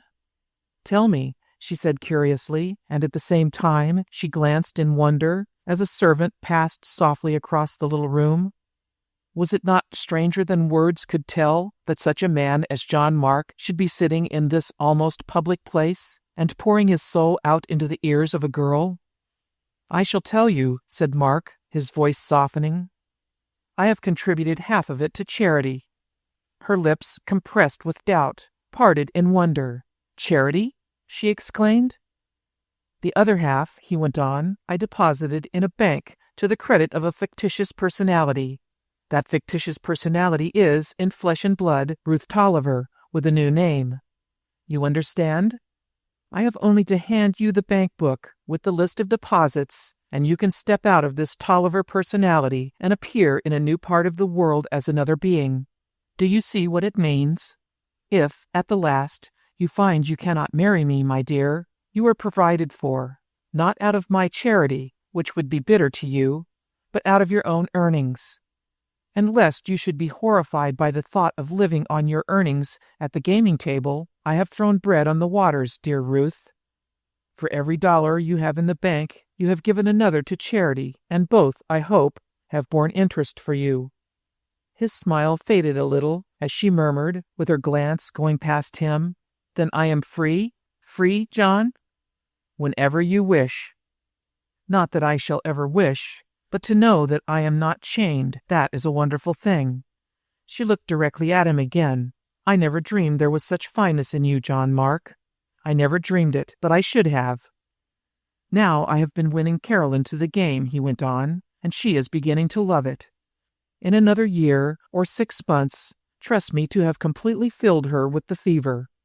But now enters the mischief-maker in the piece, a stranger, an ignorant outsider. This incredible man arrives, and in a few days, having miraculously run Carolyn to earth, goes on and brings Carolyn face to face with her lover, teaches Jerry Smith that I am his worst enemy, gets enough money to pay off his debt to me, and convinces him I can never use my knowledge of his crime to jail him, because I don't dare bring the police too close to my own rather explosive record." "I saw them both here," said the girl. She wondered how much he had guessed, and she saw his keen eyes probe her with a glance. But her ingenuousness, if it did not disarm him, at least dulled the edge of his suspicions. He was here, and the trap was laid here, and he slipped through it. Got through a certain room which Fernand would give $1,000,000 to keep secret. At any rate, the fellow has shown that he is slippery, and has a sting, too. He sent a bullet a fraction of an inch past Fernand's head at one point in this little story. In short, the price is too high. What I want is to secure Carolyn Smith from the inside. I want you to go to her, to persuade her to go with you on a trip. Take her to the Bermudas, or to Havana, any place you please. The moment the Westerner thinks the lady is running away from him of her own volition, he'll throw up his hands and curse his luck and go home. They have a sort of pride on the other side of the Rockies. Will you go back tonight, right now, and persuade Carolyn to go with you?" She bowed her head under the shock of it. Ronicky Doone had begged her to send Carolyn Smith to meet her lover. Now the counterattack followed. "Do you think she'd listen?" "Yes. Tell her that the one thing that will save the head of Bill Gregg is for her to go away. Otherwise, I'll wipe the fool off the map. Better still, tell her that Gregg of his own free will has left New York and given up the chase. Tell her you wanted to console her with a trip. She'll be sad and glad and flattered all at the same moment, and go along with you without a word. Will you try, Ruth? I suppose you would have Bill Gregg removed if he continued a nuisance." "Not a shadow of a doubt. Will you do your best?" She rose. "Yes," said the girl. Then she managed to smile at him. "Of course I'll do my best. I'll go back right now." He took her arm to the door of the room. "Thank heaven," he said, "that I have one person in whom I can trust without question, one who needs no bribing or rewards, but works to please me. Goodbye, my dear." He watched her down the hall, and then turned and went through room after room to the rear of the house. There he rapped on a door in a peculiar manner. It was opened at once, and Harry Morgan appeared before him. "A rush job, Harry," he said. "A little shadowing." Harry jerked his cap lower over his eyes. "Give me the smell of the trail. I'm ready," he said. "Ruth Tolliver has just left this house. Follow her. She'll probably go home. She'll probably talk with Carolyn Smith. Find a way of listening. If you hear anything that seems wrong to you, anything about Carolyn leaving the house alone, for instance, telephone me at once. Now go and work, as you have never worked for me before." Chapter 23. Carolyn Takes Command. Ruth left the gaming house of Frederick Fernand, entirely convinced that she must do as John Mark had told her, work for him as she had never worked before. The determination made her go home to Beekman Place as fast as a taxicab would whirl her along. It was not until she climbed to Carolyn Smith's room and opened the door that her determination faltered. For there she saw the girl lying on her bed weeping. And it seemed to the poor, bewildered brain of Ruth Tolliver as if the form of Ronicky Doone, passionate and eager as before, stood at her side and begged her again to send Carolyn across the street to a lifelong happiness, and she could do it. Though Mark had ordered the girl to be confined to her room until further commands were given on the subject, no one in the house would think of questioning Ruth Tolliver if she took the girl downstairs to the street and told her to go on her way. She closed the door softly, and going to the bed, touched the shoulder of Carolyn. The poor girl sat up slowly and turned a stained and swollen face to Ruth.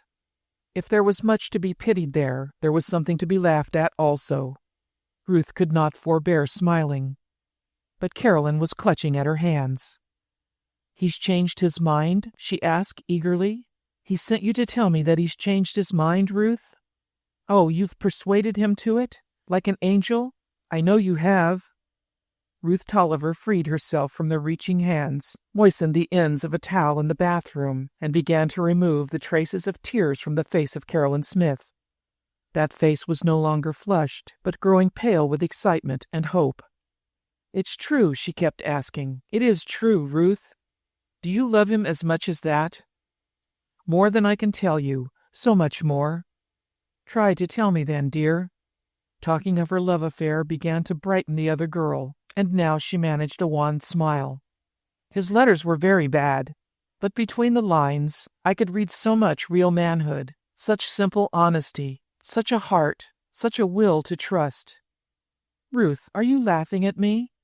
No, no, far from that. It's a thrilling thing to hear, my dear. For she was remembering that in another man there might be found these same qualities.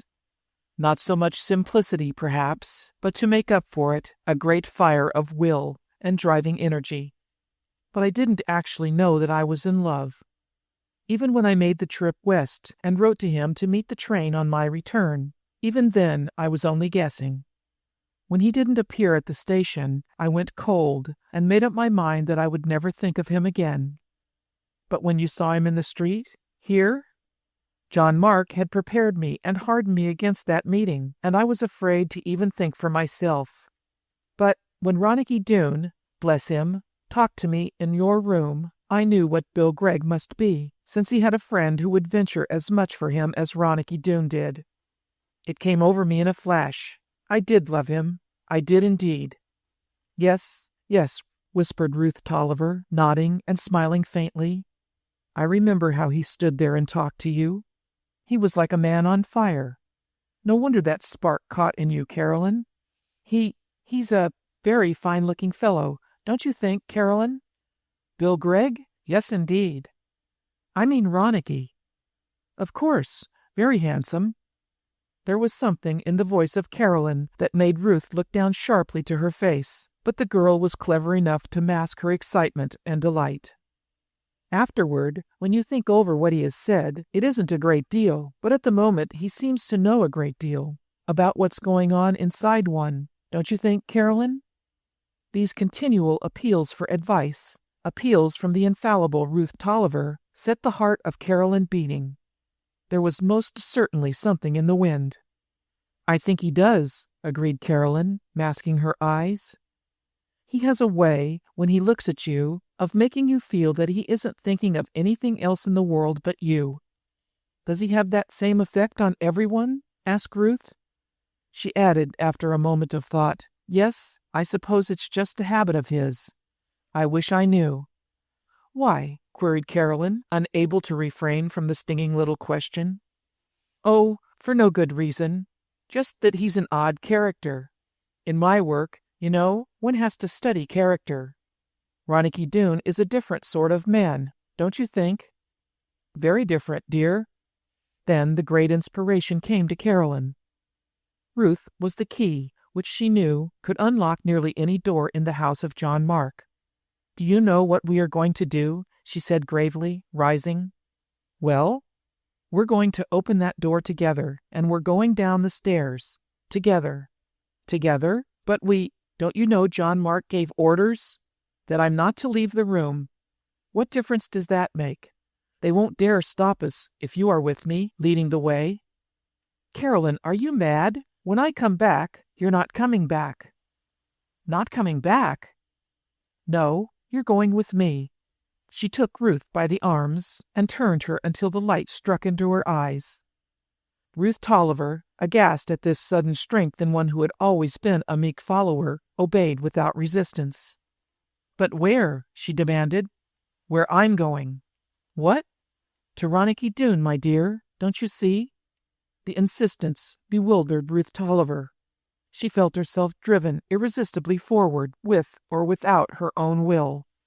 Carolyn, she protested, trying feebly to free herself from the commanding hands and eyes of her companion. Are you quite mad? Go to him? Why should I? How can I? Not as I am going to Bill Gregg, with my heart in my hands, but to ask Ronicky Doone, bless him, to take you away somewhere, so that you can begin a new life. Isn't that simple? Ask charity of a stranger? You know he isn't a stranger, and you know it isn't charity. He'll be happy. He's the kind that's happy when he's being of use to others. Yes, answered Ruth Tolliver, of course he is. And you'd trust him? To the end of the world. But to leave? Ruth, you've kept cobwebs before your eyes so long that you don't see what's happening around you. John Mark hypnotizes you.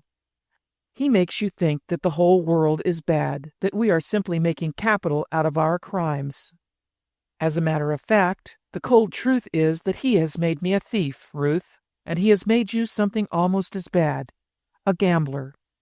The follower had become the leader, and she was urging Ruth Tolliver slowly to the door. Ruth was protesting. She could not throw herself on the kindness of Ronicky Doone. It could not be done. It would be literally throwing herself at his head. But here the door opened, and she allowed herself to be led out into the hall. They had not made more than half a dozen steps down the dim length when the guard hurried toward them. "Talk to him," whispered Carolyn Smith. "He's come to stop me, and you're the only person who can make him let us pass on." The guard hurriedly came up to them. "Sorry," he said. "Got an idea you're going downstairs, Miss Smith?" "Yes," she said faintly. The fellow grinned. "Not yet. You'll stay up here till the chief gives the word, and I got to ask you to step back into your room, and step quick." His voice grew harsh, and he came closer. "He told me straight you're not to come out." Carolyn shrunk back, and she was on the verge of turning when the arm of Ruth Tolliver passed strongly around her shoulders and stayed her. "She's going with me," she told John Mark's bulldog. "Does that make a difference to you?" He ducked his head and grinned feebly in anxiety. "Sure it makes a difference. You go where you want, any time you want. But this, I say she's going with me, and I'm responsible for her." She urged Carolyn forward, and the latter made a step, only to find that she was directly confronted by the guard. "I got my orders," he said desperately to Ruth. "Do you know who I am?" she asked hotly. "I know who you are," he answered, "and believe me, I would not start bothering you none, but I got to keep this lady back. I got the orders." "They're old orders," insisted Ruth Tolliver, "and they have been changed." "Not to my knowing," replied the other, less certain in his manner. Ruth seized the critical moment to say, "Walk on, Carolyn. If he blocks your way—" She did not need to finish the sentence, for as Carolyn started, the guard slunk sullenly to one side of the corridor. "It ain't my doings," he said, "but they got two bosses in this joint, and one of them is a girl. How can a gent have any idea which way he ought to step in a pinch? Go on, Miss Smith, but you'll be answered for." They hardly heard the last of these words as they turned down the stairway, hurrying, but not fast enough to excite the suspicion of the man behind them. "Oh, Ruth," whispered Carolyn. "Oh, Ruth." "It was close," said Ruth Tolliver, "but we're through. And now that I'm about to leave it, I realize how I've hated this life all these years. I'll never stop thanking you for waking me up to it, Carolyn." They reached the floor of the lower hall, and a strange thought came to Ruth. She had hurried home to execute the bidding of John Mark. She had left it, obeying the bidding of Ronicky Doone. They scurried to the front door. As they opened it, a sharp gust of night air blew in on them, and they heard the sound of a man running up the steps. In a moment, the dim hall light showed on the slender form and the pale face of John Mark standing before them. Carolyn felt the start of Ruth Tolliver. For her part, she was on the verge of collapse, but a strong pressure from the hand of her companion told her that she had an ally in the time of need. "Tut, tut," Mark was saying. "What's this? How did Carolyn get out of her room? And with you, Ruth?" "It's idiotic to keep her locked up in there all day and all night, in weather like this," said Ruth, with a perfect calm that restored Carolyn's courage almost to normal. "When I talked to her this evening, I made up my mind that I'd take her out for a walk." "Well," replied John Mark, "that might not be so bad. Let's step inside and talk it over for a moment." They retreated, and he entered and clicked the door behind him. "The main question is, where do you intend to walk?" "Just in the street below the house." "Which might not lead you across to the house on the other side?" "Certainly not. I shall be with her." "But suppose both of you go into that house, and I lose two birds instead of one. What of that, my clever Ruth?" She knew at once. by something in his voice rather than his words, that he had managed to learn the tenor of the talk in Carolyn's room. She asked bluntly, "What are you guessing at?" "Nothing. I only speak of what I know. No single pair of ears is enough for a busy man. I have to hire help, and I get it. Very effective help, too. Don't you agree?" "Eavesdropping?" exclaimed Ruth bitterly. "Well, it's true, John Mark. You sent me to steal her from her lover, and I've tried to steal her for him in the end. Do you know why? Because she was able to show me what a happy love might mean to a woman. She showed me that, and she showed me how much courage love had given her. So I began to guess a good many things, and among the rest, I came to the conclusion that I could never truly love you, John Mark. I've spoken quickly," she went on at last. "It isn't that I have feared you all the time. I haven't been playing a part, John, on my word. Only, tonight I learned something new. Do you see?" "Heaven be praised," said John Mark, "that we all have the power of learning new things now and again." "I congratulate you. Am I to suppose that Carolyn was your teacher?" He turned from her and faced Carolyn Smith, and though he smiled on her, there was a quality in that smile that shriveled her very soul with fear. No matter what he might say or do this evening to establish himself in the better graces of the girl he was losing, his malice was not dead. She knew that. "She was my teacher," answered Ruth steadily, "because she showed me, John, what a marvelous thing it is to be free. You understand that all those years I have been with you, I have never been free." "Not free?" he asked, the very touch of emotion in his voice. "Not free, my dear? Was there ever the least wish of yours since you were a child that I did not gratify? Not one, Ruth, not one, surely, of which I am conscious." "Because I had no wishes," she answered slowly, "that were not suggested by something you liked or disliked. You were the starting point of all that I desired. I was almost afraid to think until I became sure that you approved of my thinking." "That was long ago," he said gravely. "Since those old days, I see you have changed greatly." "Because of the education you gave me," she answered. Yes, that was a great mistake. I begin to see. Heaven, one might say, gave you to me. I felt I must improve on the gift of heaven before I accepted you. There was my fault. For that I must pay the great penalty. Kismet. And now what is it you wish?" "To leave at once." "A little harsh, but necessary, if you will it. There is the door, free to you. The change of identity of which I spoke to you is easily arranged. I have only to take you to the bank, and that is settled. Is there anything else?" "Only one thing, and that is not much." "Very good. You have given me so much," she ran on eagerly, "that you will give me one more thing, out of the goodness of that really big heart of yours, John, dear." He winced under the pleasantly tender word. "And she said, I want to take Carolyn with me, to freedom and the man she loves. That is really all." The lean fingers of John Mark drummed on the back of the chair, while he smiled down on her, an inexplicable expression on his face. "Only that?" he asked. "My dear, how strange you women really are. After all these years of study, I should have thought that you would, at least, have partially comprehended me. I see that is not to be. But try to understand that I divide with a nice distinction the affairs of sentiment and the affairs of business. There is only one element in my world of sentiment. That is you. Therefore, ask what you want and take it for yourself. But for Carolyn, that is an entirely different matter. No, Ruth, you may take what you will for yourself. But for her, for any other living soul, not a penny, not a cent will I give. Can you comprehend it? Is it clear? As for giving her freedom, nothing under heaven could persuade me to it." Chapter 24. The Ultimate Sacrifice. She stared at him as the blow fell, and then her glance turned slowly to Carolyn, who had uttered a sharp cry and sunk into a chair. "Help me, Ruth," she implored pitifully. "No other person in the world can help me but you. Do you see that? asked Ruth quietly of John Mark. And still it doesn't move you? Not a hairbreadth, my dear. But isn't it absurd? Suppose I have my freedom, and I tell the police that in this house a girl against her will— Tush, my dear. You really do not know me at all. Do you think they can reach me?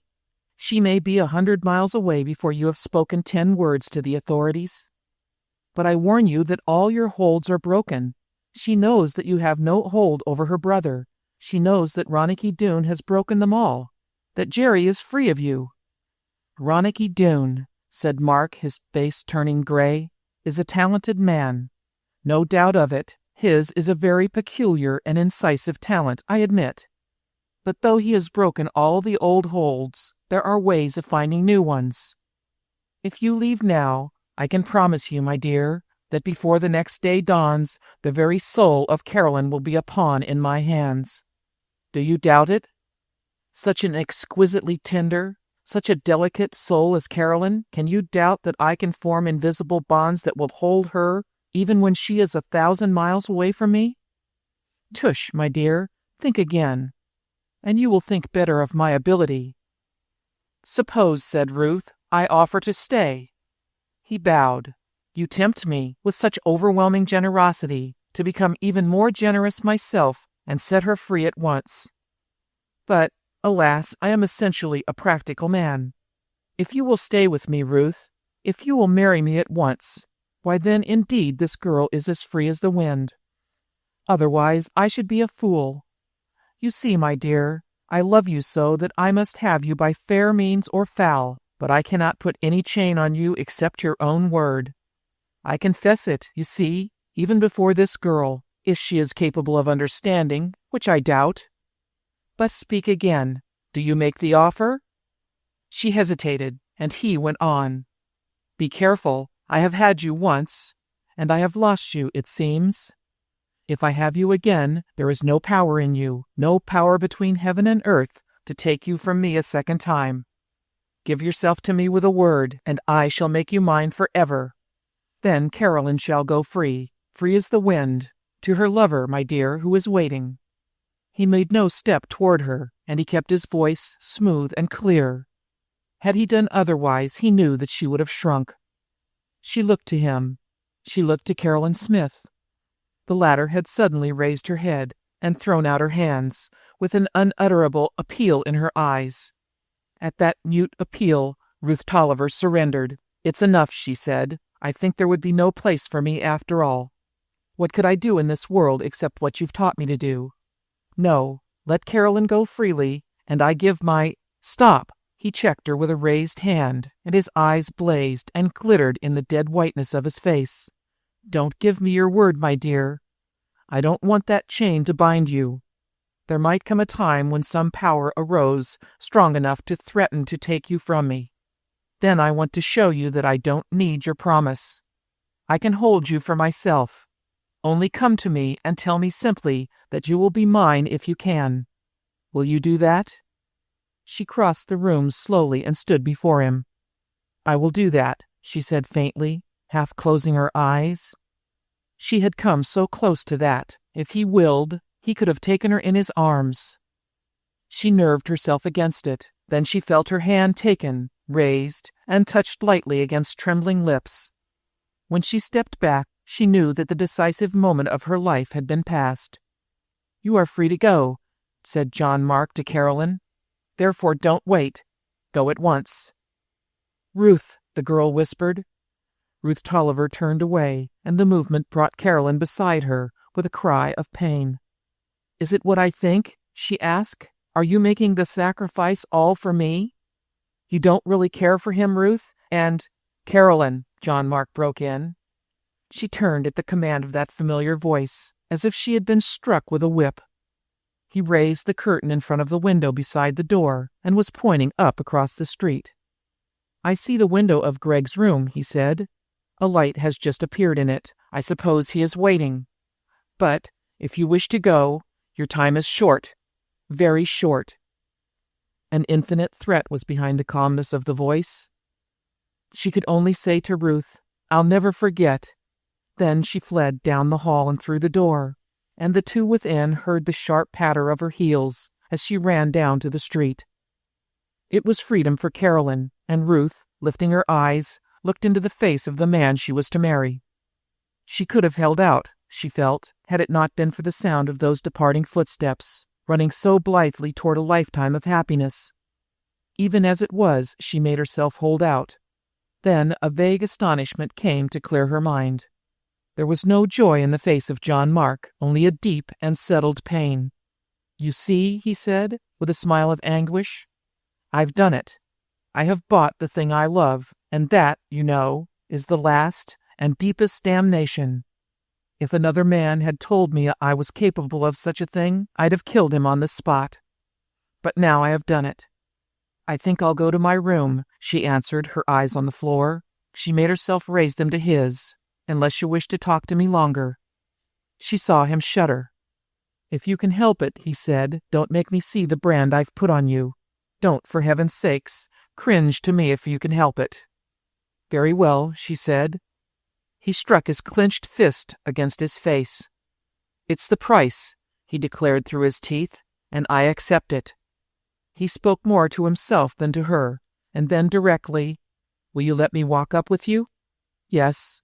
He took her passive arm, then went slowly up the stairs, for at each landing it seemed her strength gave out, and she had to pause for a brief rest.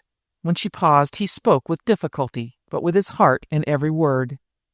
"You remember the old Greek fable, Ruth? The story about all the pains and torments which flew out of Pandora's box, and how hope came out last, that blessed hope, and healed the wounds? Here, a moment after the blow has fallen, I am hoping again like a fool. I am hoping that I shall teach you to forget, or if I cannot teach you to forget, then I shall even make you glad of what you have done tonight." The door closed on her, and she was alone. Raising her head, she found she was looking straight across the street to the lighted windows of the rooms of Ronicky Doone and Bill Gregg. While she watched, she saw a silhouette of a man and a woman run to each other, saw them clasp in each other's arms. Ruth dropped to her knees and buried her face in her hands. Chapter 25. Unhappy Freedom. Once out in the street, Carolyn had cast one glance of terror over her shoulder at the towering facade of the house of John Mark. Then she fled, as fast as her feet would carry her, straight across the street and up the steps of the rooming house, and frantically up the stairs, a panic behind her. Presently she was tapping hurriedly and loudly on the door, while with her head turned, she watched for the coming of some swift, avenging figure from behind. John Mark had given her up, but it was impossible for John Mark to give up anything. When would he strike? That was the only question. Then the door opened. The very light that poured into the dim hall was like the reach of a friendly hand, and there was Ronicky Doone, laughing for pure joy. And there was Bill Gregg's haggard face, as if he saw a ghost. "I told you, Bill, and here she is." After that she forgot Ronicky Doone and the rest of the world except Gregg, as he took her in his arms and asked over and over, "How did it come about? How did it come about?" And over she answered, "It was Ronicky, Bill. We owe everything to him and Ruth Tolliver." This brought from Ronicky a sudden question. And what of her? What of Ruth Tolliver? She wouldn't come? It pricked the bubble of Carolyn's happiness, that question. Staring at the frowning face of Ronicky Doone, her heart for a moment misgave her. How could she tell the truth? How could she admit her cowardice, which had accepted Ruth's great sacrifice? "No," she said at last. Ruth stayed. "Talk about that afterward, Ronicky," pleaded Bill Gregg. "I got about 1,000,000 things to say to Carolyn." "I'm going to talk now," said Ronicky gravely. "They's something queer about the way Carolyn said that. Will you let me ask a few more questions?" "Won't you wait?" asked Carolyn, in an agony of remorse and shame. "Won't you wait till the morning?" Ronicky Doone walked up and down the room for a moment. He had no wish to break in upon the long-delayed happiness of these two. While he paced, he heard Bill Gregg saying that they must start at once and put 3,000 miles between them and that devil John Mark. and he heard Carolyn say that there was no longer anything to fear. The claws of the devil had been trimmed, and he would not reach out after them. He had promised. At that, Ronicky whirled sharply on them again. "What made him change his mind about you?" he asked. "He isn't the sort to change his mind without a pretty good reason. What bought him off? Nothing but a price would change him, I guess." And she had to admit, it was Ruth. "She paid the price?" he asked harshly. "How, Carolyn?" "She promised to marry him, Ronicky." The bitter truth was coming now, and she cringed as she spoke it. The tall body of Ronicky Doone was trembling with excitement. "She made that promise so that you could go free, Carolyn?" "No, no," exclaimed Bill Gregg. "It's true," said the girl. "We were about to leave together when John Mark stopped us." "Ruth was coming with you?" asked Ronicky. "Yes." "And when Mark stopped you, she offered herself in exchange for your freedom?" Yes." Both she and Bill Gregg looked apprehensively at the face of Ronicky Doone, where a storm was gathering. But he restrained his anger with a mighty effort. "She was going to cut away from that life and start over? Is that straight, Carolyn?" "Yes." "Get the police, Ronicky," said Bill Gregg. "They sure can't hold no woman agin her will in this country." "Don't you see that it is her will?" asked Ronicky Doone darkly. "Ain't she made a bargain? Don't you think she's ready and willing to live up to it?" "Sure she is, son, and she'll go the limit to do what she said she'll do." "You stay here. I'll go out and tackle the job." "Then I go too," said Bill Gregg stoutly. "You've been through enough for me. Here's where I go as far as you go. I'm ready when you're ready, Ronicky."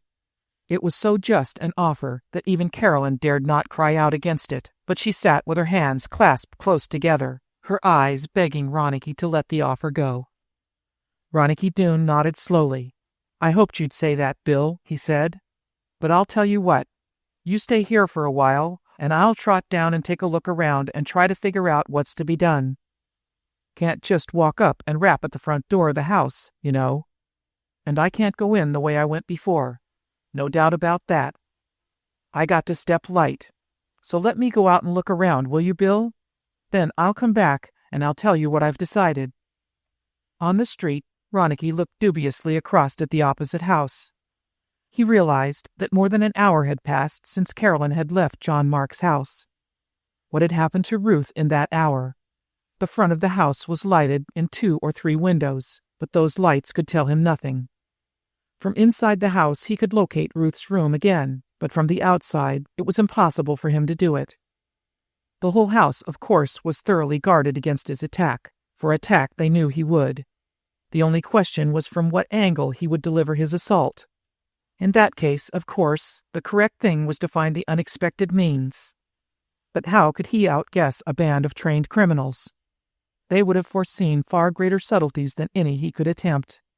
They would be so keen that the best way to take them by surprise might be simply to step up to the house, ring the doorbell, and enter, if the door were opened. The idea intrigued him at once. They might be, and no doubt were, guarding every obscure cellar window, every skylight.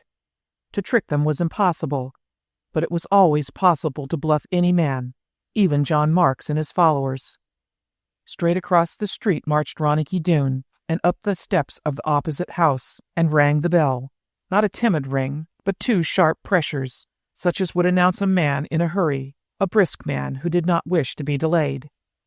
He took only one precaution, pulling his hat down so the black shadow of the brim would fall like a robber's mask across the upper part of his face. Then he waited, as a man both hurried and certain, turning a little away from the door, at an angle which still more effectually concealed him, while he tapped impatiently with one foot. Presently the door opened, after he made certain that someone had looked out at him from the side window. How much had they seen? How much had they guessed as to the identity of this night visitor? The softness of the opening of the door and the whisper of the wind as it rushed into the hall beyond were like a hiss of threatening secrecy. And then, from the shadow of that meager opening, a voice was saying, "Who's there?" The very caution, however, reassured Ronicky Doone. Had they suspected that it was he, they would either have kept the door definitely closed, or else they would have flung it wide and boldly invited him in. "I want to see Harry Morgan, quick," he said, and stepped close to the door.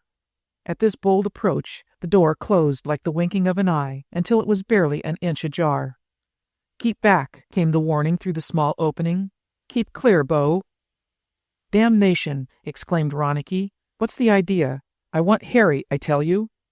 "Harry ain't here."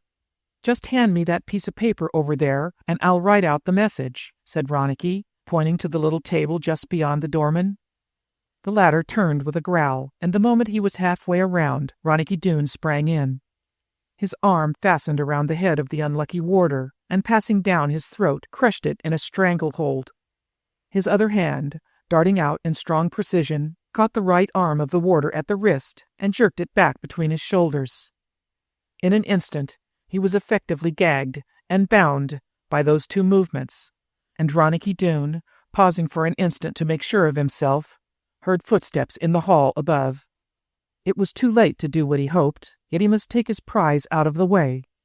For that purpose he half carried, half dragged his victim through the doorway and into the adjoining room.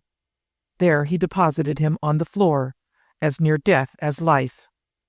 Relaxing his hold on the man's throat, he whipped out his Colt and tucked the cold muzzle under the chin of the other. "Now don't stir," he said. "Don't whisper. Don't move a muscle. Partner, I'm Ronicky Doone.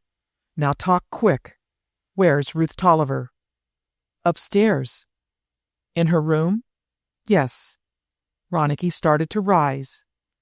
Then, for there had been a slight fraction of a second's pause before the victim answered, he changed his mind. "I ought to smash your head open for that lie," he said at a random guess. "Tell me straight now. Where's Ruth Tolliver?" "How can I tell if she ain't in her room?" "Look," said Ronicky, "if anyone comes into that hall before you've told me where the girl is, you're dead, partner. That's straight. Now talk." "She's with Mark." "And where's he?"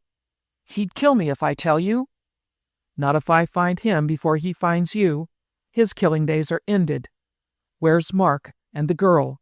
Has he run off with her?" "Yes." "They're married?" asked Ronicky Doone, feeling that it might be a wild goose chase after all. "I don't know." "But where are they?" "Heaven help me then. I'll tell you." He began to whisper swiftly, incoherently, his voice almost shaking to silence as he reached the heart of his narrative. Chapter 26. Hills and Sea. The summer house lay in a valley between two hills. Resting on the lawn before it, Ruth Tolliver lay with her head pillowed back between her hands, and the broad brim of her straw hat flopped down to shade her eyes. She could look up on either side of the sweep of grass, with the wind twinkling in it, grass that rolled smoothly up to the gentle blue sky beyond. On the one hand it was very near to her, that film of blue, but to her right the narrow, bright heads of a young poplar grove pushed up beyond the hilltop, and that made the sky fall back an immeasurable distance. Not very much variety in that landscape, but there was an infinite variety in the changes of the open-air silence. Overtones, all of them, but what a range! If she found that what was immediately overhead and beside her was too bland, if she wearied of that lovely drift of clouds across the sky, then she had only to raise herself upon one elbow and look down to the broad, white band of earth and the startling blue of the ocean beyond. She was a little way up the hills, to be sure, but in spite of her elevation, when she looked out toward the horizon, it seemed that the sea was hollowed like a great bowl, that the horizon wave was apt at any moment to roll in upon the beach and overwhelm her among the hills. Not a very great excitement for such a girl as Ruth Tolliver, to be sure, particularly when the faint crease between her eyes told of a perpetual worry and a strain under which she was now living. She was trying to lose herself in forgetfulness in this open, drowsy climate. Behind her, a leisurely step came down one of the garden paths. It brought her to attention at once. A shadow passed over her face, and instantly she was sitting up, alert and excited. John Mark sat down cross-legged beside her, a very changed John Mark indeed.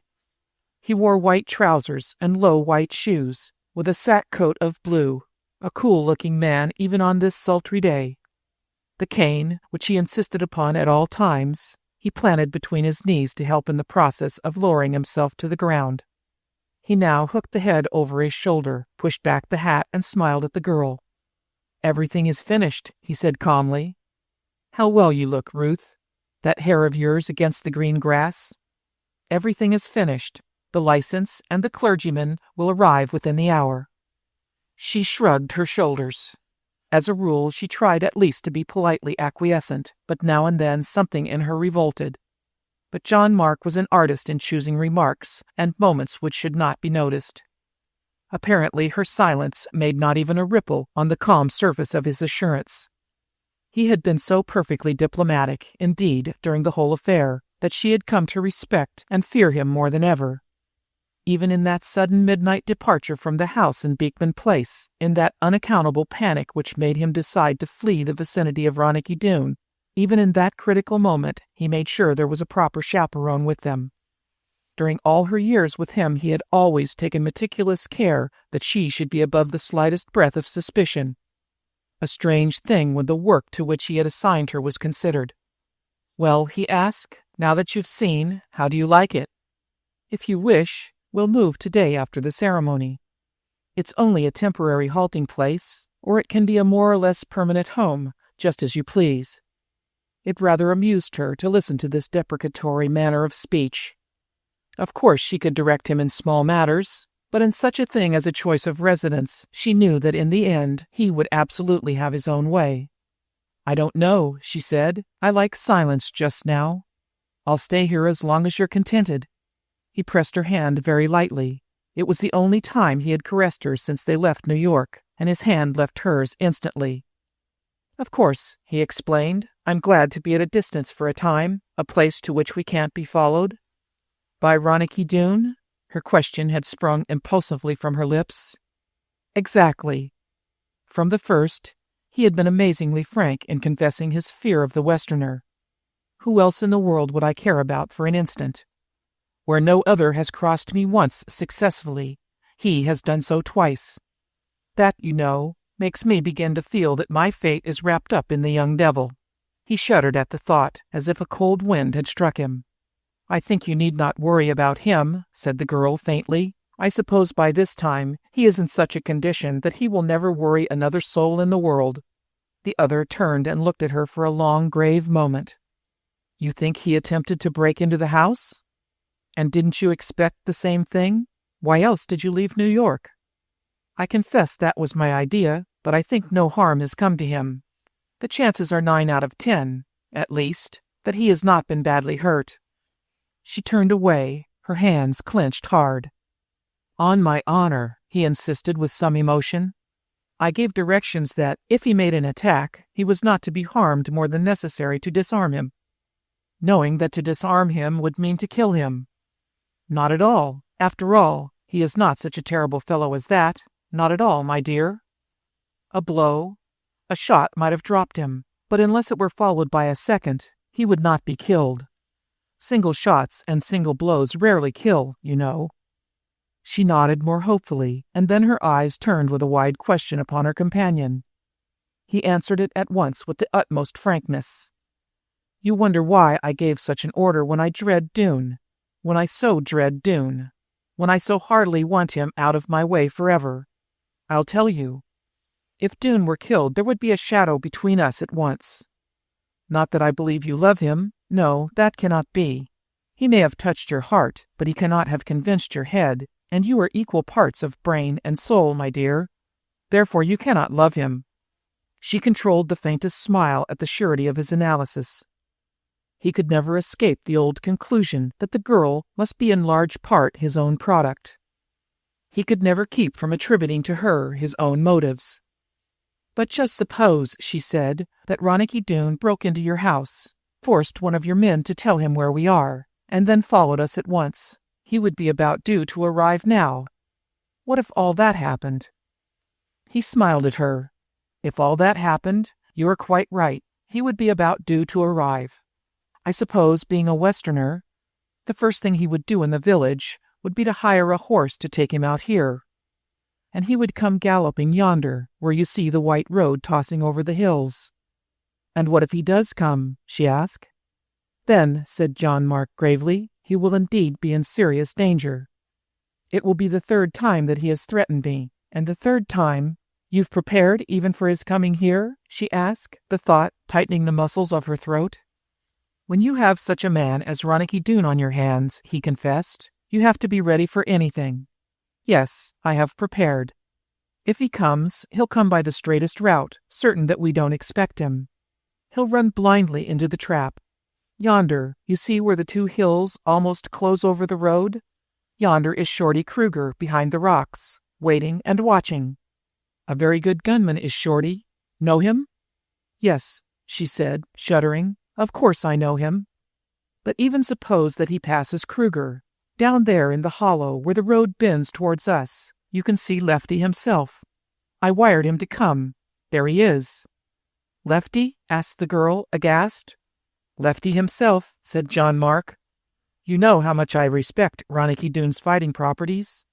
Yes, Lefty himself, the great, the infallible Lefty. She turned her back on the white road which led from the village and faced the sea. If we are down here long enough, he said, I'll have a little wharf built inside that cove. You see? Then we can bring up a motorboat and anchor it in there. Do you know much about boats? Almost nothing. That's true, but we'll correct it. Between you and me, if I had to choose between a boat and a horse, I don't know which I should— Two sharp detonations cut off his words. While he raised a startled hand for silence, they remained staring at one another, and the long, faint echoes rolled across the hills. A revolver shot first, far off, he said, and then a rifle shot. That metallic clang always means a rifle shot. He turned, and she turned with him. Covering their eyes from the white light of the sun, they peered at the distant road, where, as he pointed out, the two hills leaned together and left a narrow footing between. The miracle has happened, said John Mark in a perfectly sober voice. It is Ronicky Doone. Chapter 27. The Last Stand. At the same moment she saw what his keener eye had discerned a moment before. A small trail of dust was blowing down the road, just below the place where the two hills leaned together. Under it was the dimly discernible, dust-veiled form of a horseman riding at full speed. Fate is against me, said John Mark in his quiet way. Why should this daredevil be destined to hunt me? I can gain nothing by his death but your hate. And if he succeeds in breaking through Lefty, as he has broken through Kruger, even then he shall win nothing. I swear it. As he spoke, he looked at her in gloomy resolution, but the girl was on fire. Fear and joy were fighting in her face. In her ecstasy, she was clinging to the man beside her. Think of it, she exclaimed. He has done what I said he would do. Ah, I read your mind. Ronicky Doone, Ronicky Doone. Was there ever your like under the wide, wide sky? He's brushed Kruger out of the way. Not entirely, said John Mark calmly. Not entirely, you see?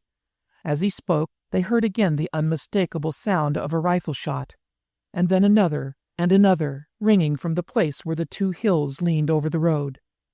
It's Kruger, declared John Mark calmly. That chivalrous idiot, Doone, apparently shot him, and didn't wait to finish him. Very clever on his part, but very sloppy. However, he seems to have wounded Kruger so badly that my gunman can't hit his mark. For Ronicky Doone, if it were indeed he, was still galloping down the road, more and more clearly discernible, while the rifle firing behind him ceased. Of course that firing will alarm Lefty, went on John Mark, seeming to enjoy the spectacle before him, as if it were a thing from which he was entirely detached. And Lefty can make his choice. Kruger was his pal. If he wants to revenge the fall of Kruger, he may shoot from behind a tree. If not, he'll shoot from the open, and it will be an even fight. The terror of it all, the whole realization, sprang up in the girl. In a moment she was crying. Stop him, John. For heaven's sake, find a way to stop him. There is only one power that can turn the trick, I'm afraid, answered John Mark. That power is Lefty. If he shoots Lefty, he'll come straight toward us, on his way to the house. And if he sees you— If he sees me, he'll shoot me, of course, declared Mark. She stared at him. "John," she said, "I know you're brave, but you won't try to face him." "I'm fairly expert with a gun," he added, "but it is good of you to be concerned about me." "I am concerned, more than concerned, John. A woman has premonitions, and I tell you I know, as well as I know I'm standing here, that if you face Ronicky Doone, you'll go down." "You're right," replied Mark. "I fear that I have been too much of a specialist, so I shall not face Doone." "Then start for the house, and hurry." "Run away, and leave you here?" The cloud of dust and the figure of the rider in it were sweeping rapidly down the grove in the hollow where Lefty waited, and the girl was torn between three emotions: joy at the coming of the adventurer, fear for him, terror at the thought of his meeting with Mark. "It would be murder, John. I'll go with you if you'll start now." "No," he said quietly, "I won't run. Besides, it's impossible for him to take you from me." "Impossible?" she asked. "What do you mean?" "When the time comes, you'll see. Now he's nearly there. Watch." The rider was in full view now, driving his horse at a stretching gallop. There was no doubt about the identity of the man. They could not make out his face, of course, at that distance, but something in the careless dash of his seat in the saddle, something about the slender, erect body cried out almost in words that it was Ronicky Doone. A moment later the first tree-tops of the grove brushed across him, and he was lost from view. The girl buried her face in her hands, and then she looked up. By this time he must have reached Lefty, and yet there was no sound of shooting. Had Lefty found discretion the better part of valor, and let him go by unhindered? But in that case, the swift gallop of the horse would have borne the rider through the grove by this time. "What's happened?" she asked John Mark. "What can have happened down there?" "A very simple story," said Mark. "Lefty, as I feared, has been more chivalrous than wise. He has stepped out into the road and ordered Ronicky to stop, and Ronicky has stopped. Now he is sitting in his saddle, looking down at Lefty, and they are holding a parley, very like two knights of the old days, exchanging compliments before they cut each other's throats." But even as he spoke, there was the sound of a gun exploding, and then silence. "One shot, one revolver shot," said John Mark in his deadly calm voice. "It is as I said. They drew at a signal, and one of them proved far the faster. It was a dead shot, for only one was needed to end the battle. One of them is standing. The other lies dead under the shadow of that grove, my dear. Which is it?" "Which is it?" asked the girl in a whisper. Then she threw up her hands with a joyous cry. "Ronicky Doone! Ronicky! Ronicky Doone!" A horseman was breaking into view through the grove, and now he rode into full view below them. Unmistakably, Ronicky Doone. Even at that distance, he heard the cry, and throwing up his hand with a shout that tingled faintly up to them, he spurred straight up the slope toward them. Ruth Tolliver started forward, but a hand closed over her wrist with a biting grip and brought her suddenly to a halt. She turned to find John Mark, an automatic hanging loosely in his other hand. His calm had gone, and in his dead white face the eyes were rolling and gleaming, and his set lips trembled. "You were right," he said. "I cannot face him. Not that I fear death, but there would be 1,000 damnations in it if I died knowing that he would have you after my eyes were closed. I told you he could not take you. Not living, my dear. Dead, he may have us both." "John," said the girl, staring and bewildered. "In the name of pity, John, in the name of all goodness you have showed me, don't do it." He laughed wildly. "I am about to lose the one thing on earth I have ever cared for, and still I can smile. I am about to die by my own hand, and still I can smile. For the last time, will you stand up like your old brave self?" "Mercy," she cried, "in heaven's name." "Then have it as you are," he said, and she saw the sun flash on the steel as he raised the gun. She closed her eyes, waited, heard the distant drumming of hooves on the turf of the hillside. Then she caught the report of a gun. But it was strangely far away, that sound. She thought at first that the bullet must have numbed her as it struck her. Presently, a shooting pain would pass through her body, then death. Opening her bewildered eyes, she beheld John Mark, staggering, the automatic lying on the ground, his hands clutching at his breast. Then, glancing to one side, she saw the form of Ronicky Doone, riding as fast as spur would urge his horse, the long Colt balanced in his hand. That, then, was the shot she had heard, a long-range, chance shot when he saw what was happening at the top of the hill. So swift was Doone's coming that by the time she reached her feet again, he was beside her, and they leaned over John Mark together. As they did so, Mark's eyes opened. Then they closed again as if with pain. When he looked up again, his sight was clear. "As I expected," he said dryly. "I see your faces together, both together, and actually wasting sympathy on me. Tush, tush, so rich in happiness that you can waste time on me?" "John," the girl said, on her knees and weeping beside him, "you know I have always cared for you, but as a brother, John, and not—" "Really," he said calmly, "you are wasting emotion. I am not going to die, and I wish you would put a bandage around me and send for some of the men at the house to carry me up there. That bullet of yours, by Harry, a very pretty snap shot, just raked across my breast, as far as I can make out. Perhaps it broke a bone or two, but that's all.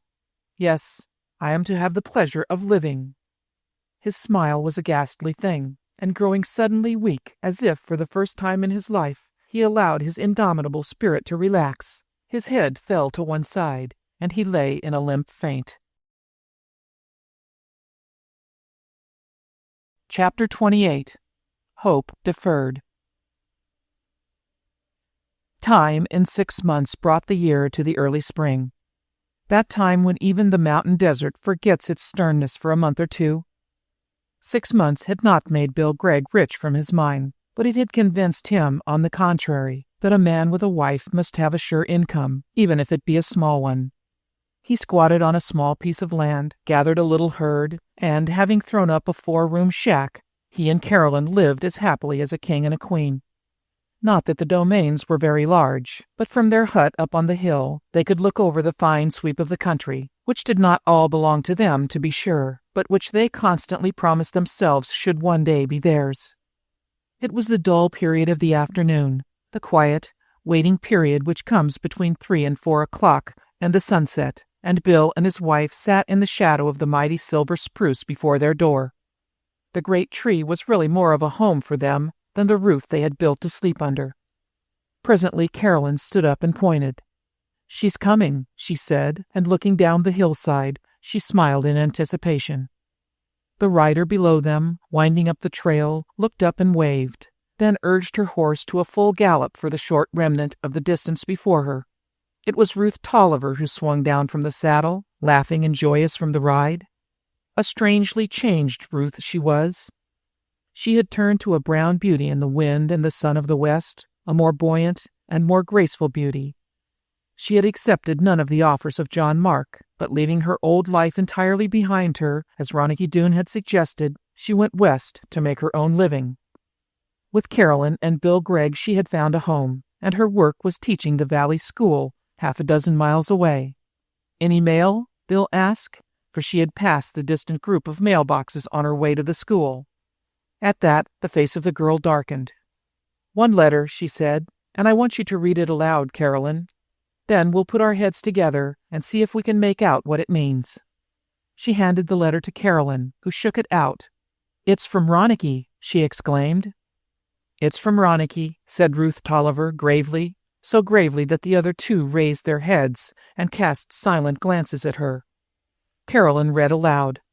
"Dear Ruth, I figure that I am overdue back at Bill's by about a month." "By 2 months," corrected Ruth soberly. "And I've got to apologize to them and you for being so late. Matter of fact, I started out right pronto to get back on time, but something turned up. You see, I went broke." Carolyn dropped the letter with an exclamation. "Do you think he's gone back to gambling, Ruth?" "No," said the girl. "He gave me his promise never to play for money again, and a promise from Ronicky Doone is as good as minted gold." "It sure is," agreed Bill Gregg. Carolyn went on with the letter. "I went broke because Pete Darnley was in a terrible hole, having fallen out with his old man, and Pete needed a lift. Which of course I gave him pronto, Pete being a fine gent." There was an exclamation of impatience from Ruth Tolliver. "Isn't that like Ronicky?" Isn't that typical?" "I'm afraid it is," said the other girl, with a touch of sadness. "Dear old Ronicky, but such a wild man." She continued in the reading. "But I've got a scheme on now, by which I'm sure I'll get a stake and come back, and then you and me can get married, as soon as you feel like saying the word. The scheme is finding a lost mine."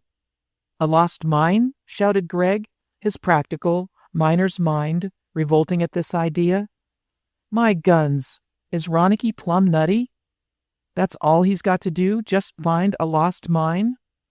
Well, if that ain't plenty, may I never see a yearling again."